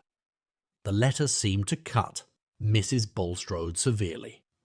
The mention of Mrs. Casaubon's loan seemed a reflection of that public feeling which held it a matter of course that everyone would avoid a connection with her husband. She was silent for some time, and the tears fell one after the other, her chin trembling as she wiped them away. Bulstrode, sitting opposite to her, ached at the sight of that grief-worn face, which 2 months before had been bright and blooming. It had aged to keep sad company with his own withered features. Urged into some effort at comforting her, he said, "There is another means, Harriet, by which I might do a service to your brother's family, if you like to act in it. And it would, I think, be beneficial to you. It would be an advantageous way of managing the land, which I mean to be yours." She looked attentive. "Garth once thought of undertaking the management of Stone Court in order to place your nephew Fred there. The stock was to remain as it is, and they were to pay a certain share of the profits instead of an ordinary rent. That would be a desirable beginning for the young man, in conjunction with his employment under Garth. Would it be a satisfaction to you?" "Yes, it would," said Mrs. Bulstrode, with some return of energy. "Poor Walter is so cast down, I would try anything in my power to do him some good before I go away. We have always been brother and sister." "You must make the proposal to Garth yourself, Harriet," said Mr. Bulstrode, not liking what he had to say, but desiring the end he had in view, for other reasons besides the consolation of his wife. "You must state to him that the land is virtually yours, and that he need have no transactions with me. Communications can be made through Standish. I mention this because Garth gave up being my agent. I can put into your hands a paper which he himself drew up, stating conditions, and you can propose his renewed acceptance of them. I think it is not unlikely that he will accept when you propose the thing for the sake of your nephew." Chapter 86. Le coeur si saturé d'amour comme d'un sel divin qui les conserve. De l'incorruptible adherence de cœur qui se sont aimes des labeurs de la vie, et la fraîcheur des vieilles amours prolongées. Il y a les amours prolongées. Il existe un embalmement d'amour, sis de Daphnis et Chloé qui sont faites Philemon et Baucis, c'était vieillesse là. Resemblance de soi avec l'aurore. Victor Hugo, L'homme qui write. Mrs. Garth, hearing Caleb enter the passage about tea time, opened the parlour door and said, "There you are, Caleb. Have you had your dinner?" Mr. Garth's meals were much subordinated to business. "Oh yes, a good dinner. Cold mutton and I don't know what." "Where is Mary?" "In the garden with Letty, I think." "Fred is not come yet?" "No." "Are you going out again without taking tea, Caleb?" said Mrs. Garth, seeing that her absent-minded husband was putting on again the hat which he had just taken off. "No, no, I'm only going to Mary a minute." Mary was in a grassy corner of the garden, where there was a swing loftily hung between two pear trees. She had a pink kerchief tied over her head, making a little poke to shade her eyes from the level sunbeams, while she was giving a glorious swing to Letty, who laughed and screamed wildly. Seeing her father, Mary left the swing and went to meet him, pushing back the pink kerchief and smiling afar off at him with the involuntary smile of loving pleasure. "I came to look for you, Mary," said Mr. Garth. "Let us walk about a bit." Mary knew quite well that her father had something particular to say. His eyebrows made their pathetic angle, and there was a tender gravity in his voice. These things had been signs to her when she was Letty's age. She put her arm within his, and they turned by the row of nut trees. "It will be a sad while before you can be married, Mary," said her father, not looking at her, but at the end of the stick which he held in his other hand. "Not a sad while, father. I mean to be merry," said Mary laughingly. "I have been single and merry for 24 years and more. I suppose it will not be quite as long again as that." Then, after a little pause, she said, more gravely, bending her face before her father's, "If you are contented with Fred." Caleb screwed up his mouth and turned his head aside wisely. "Now, father, you did praise him last Wednesday. You said he had an uncommon notion of stock and a good eye for things." "Did I?"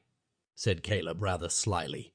"Yes, I put it all down, and the date, Anno Domini, and everything," said Mary. "You like things to be neatly booked, and then his behavior to you, father, is really good. He has a deep respect for you, and it is impossible to have a better temper than Fred has." "Aye, aye. You want to coax me into thinking him a fine match." "No." "Indeed, father. I don't love him because he is a fine match." "What for, then?" "Oh, dear, because I have always loved him. I should never like scolding anyone else so well, and that is a point to be thought of in a husband." "Your mind is quite settled then, Mary?" said Caleb, returning to his first tone. "There's no other wish come into it since things have been going on as they have been of late." Caleb meant a great deal in that vague phrase, because better late than never. A woman must not force her heart. She'll do a man no good by that. "My feelings have not changed, father," said Mary calmly. "I shall be constant to Fred as long as he is constant to me. I don't think either of us could spare the other or like anyone else better, however much we might admire them. It would make too great a difference to us, like seeing all the old places altered and changing the name for everything. We must wait for each other a long while, but Fred knows that." Instead of speaking immediately, Caleb stood still and screwed his stick on the grassy walk. Then he said, with emotion in his voice, "Well, I've got a bit of news. What do you think of Fred going to live at Stone Court and managing the land there?" "How can that ever be, father?" said Mary wonderingly. "He would manage it for his Aunt Bulstrode. The poor woman has been to me begging and praying. She wants to do the lad good, and it might be a fine thing for him. With saving, he might gradually buy the stock, and he has a turn for farming. Oh, Fred would be so happy. It is too good to believe." "Ah, but mind you," said Caleb, turning his head warningly, "I must take it on my shoulders and be responsible, and see after everything. And that will grieve your mother a bit, though she mayn't say so. Fred had need be careful. Perhaps it is too much, father, said Mary, checked in her joy. There would be no happiness in bringing you any fresh trouble. Nay, nay. Work is my delight, child, when it doesn't vex your mother. And then, if you and Fred get married— Here Caleb's voice shook just perceptibly. He'll be steady and saving. And you've got your mother's cleverness, and mine too, in a woman's sort of way. And you'll keep him in order. He'll be coming by and by, so I wanted to tell you first, because I think you'd like to tell him by yourselves. After that, I could talk it well over with him, and we could go into business and the nature of things. Oh, you dear, good father, cried Mary, putting her hands around her father's neck while he bent his head placidly, willing to be caressed. I wonder if any other girl thinks her father the best man in the world? Nonsense, child. You'll think your husband better. Impossible, said Mary, relapsing into her usual tone. Husbands are an inferior class of men who require keeping in order. When they were entering the house with Letty, who had run to join them, Mary saw Fred at the orchard gate and went to meet him. What fine clothes you wear, you extravagant youth, said Mary, as Fred stood still and raised his hat to her with playful formality. You are not learning economy. Now that is too bad, Mary, said Fred. Just look at the edges of these coat cuffs. It is only by dint of good brushing that I look respectable. I am saving up 3 suits, one for a wedding suit. How very droll you will look. Like a gentleman in an old-fashioned book. Oh no, they will keep 2 years. 2 years. Be reasonable, Fred, said Mary, turning to walk. Don't encourage flattering expectations. Why not? One lives on them better than on unflattering ones. If we can't be married in 2 years, the truth will be quite bad enough when it comes. I have heard a story of a young gentleman who once encouraged flattering expectations, and they did him harm. Mary, if you've got something discouraging to tell me, I shall bolt. I shall go into the house to Mr. Garth. I am out of spirits. My father is so cut up. Home is not like itself. I can't bear any more bad news. Should you call it bad news to be told that you were to live at Stone Court and manage the farm and be remarkably prudent and save money every year till all the stock and furniture were your own, and you were a distinguished agricultural character, as Mr. Borthrop Trumbull says? Are the stout, I fear, and with the Greek and Latin sadly weather-worn. You don't mean anything except nonsense, Mary, said Fred, colouring slightly nevertheless. That is what my father has just told me of as what may happen, and he never talks nonsense, said Mary, looking up at Fred now while he grasped her hand as they walked, till it rather hurt her, but she would not complain. Oh, I could be a tremendously good fellow then, Mary, and we could be married directly. Not so fast, sir. How do you know that I would not rather defer our marriage for some years? That would leave you time to misbehave, and then if I liked someone else better, I should have an excuse for jilting you. Pray don't joke, Mary, said Fred with strong feeling.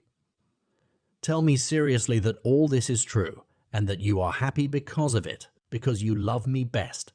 It is all true, Fred, and I am happy because of it, because I love you best, said Mary in a tone of obedient recitation. They lingered on the doorstep under the steep-roofed porch, and Fred almost in a whisper said, When we were first engaged, with the umbrella ring, Mary, you used to. The spirit of joy began to laugh more decidedly in Mary's eyes, but the fatal Ben came running to the door with Brownie yapping behind him, and, bouncing against them, said, Fred and Mary, are you ever coming in? Or may I eat your cake? Finale. Every limit is a beginning as well as an ending. Who can quit young lives after being long in company with them, and not desire to know what befell them in their after years? For the fragment of a life, however typical, is not the sample of an even web. Promises may not be kept, and an ardent outset may be followed by declension. Latent powers may find their long-waited opportunity. a past era may urge a grand retrieval. Marriage, which has been the bourne of so many narratives, is still a great beginning, as it was to Adam and Eve, who kept their honeymoon in Eden, but had their first little one among the thorns and thistles of the wilderness.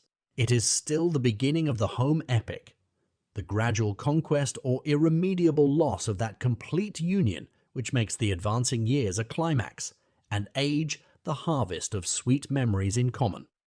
Some set out, like crusaders of old, with a glorious equipment of hope and enthusiasm, and get broken by the way, wanting patience with each other and the world. All who have cared for Fred Vincy and Mary Garth will like to know that these two made no such failure, but achieved a solid mutual happiness.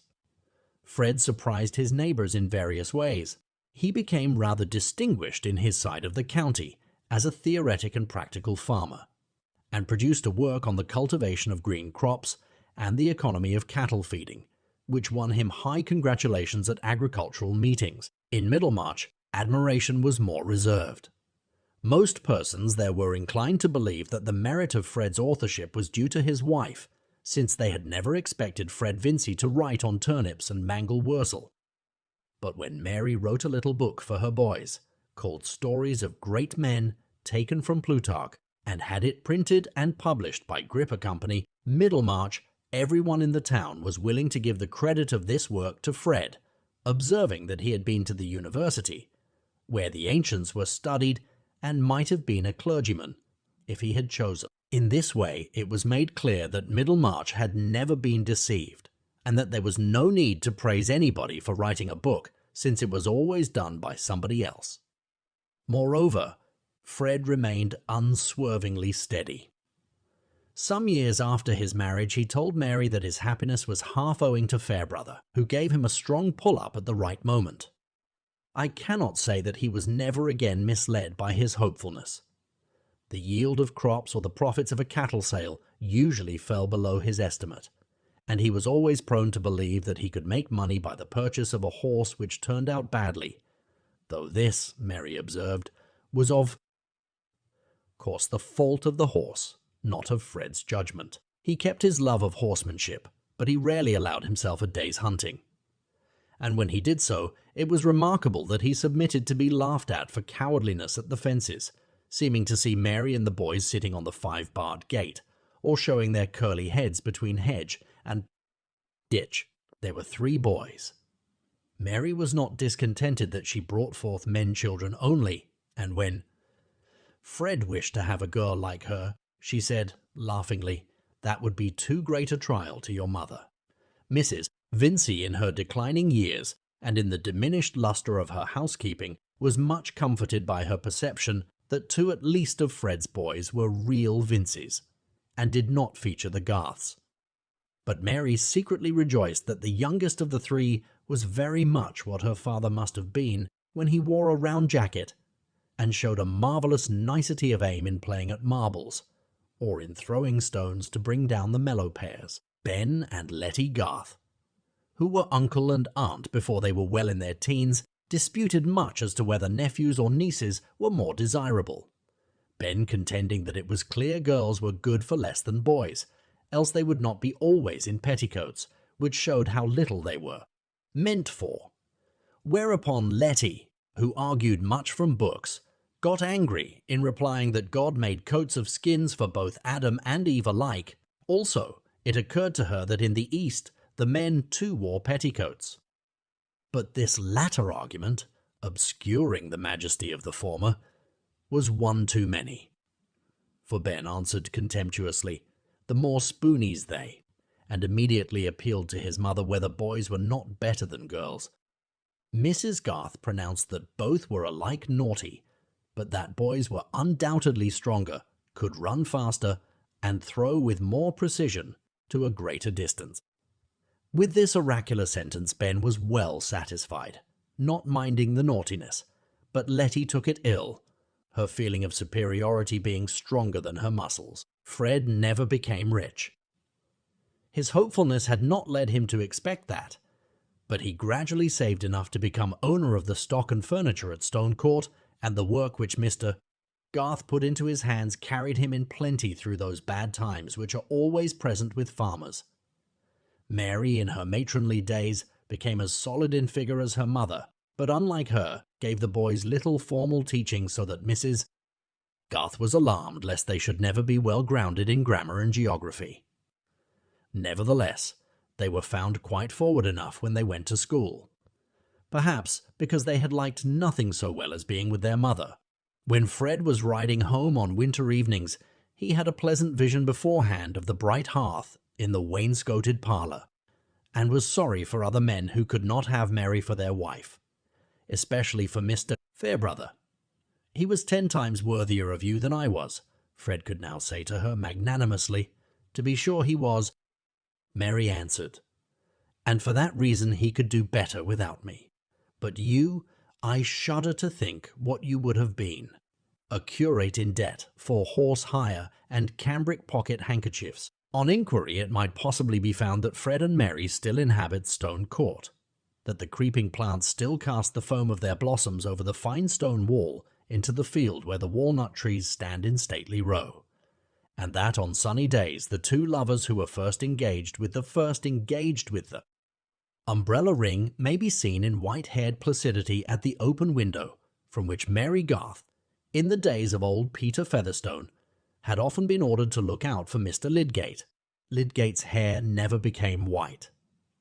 He died when he was only 50, leaving his wife and children provided for by a heavy insurance on his life. He had gained an excellent practice, alternating, according to the season, between London and a continental bathing place, having written a treatise on gout, a disease which has a good deal of wealth on its side. His skill was relied on by many paying patients, but he always regarded himself as a failure. He had not done what he once meant to do. His acquaintances thought him enviable to have so charming a wife, and nothing happened to shake their opinion. Rosamond never committed a second compromising indiscretion. She simply continued to be mild in her temper, inflexible in her judgment, disposed to admonish her husband, and able to frustrate him by stratagem. As the years went on, he opposed her less and less, whence Rosamond concluded that he had learned the value of her opinion. On the other hand, she had a more thorough conviction of his talents now that he gained a good income, and instead of the threatened cage in Bride Street provided one all, flowers and gilding, fit for the bird of paradise that she resembled. In brief, Lydgate was what is called a successful man, but he died prematurely of diphtheria, and Rosamond afterwards married an elderly and wealthy physician who took kindly to her 4 children. She made a very pretty show with her daughters, driving out in her carriage, and often spoke of her happiness as a reward. She did not say for what, but probably she meant that it was a reward for her patience with Tertius, whose temper never became faultless, and to the last occasionally let slip a bitter speech, which was more memorable than the signs he made of his repentance. He once called her his basil plant, and when she asked for an explanation, said that basil was a plant which had flourished wonderfully on a murdered man's brains.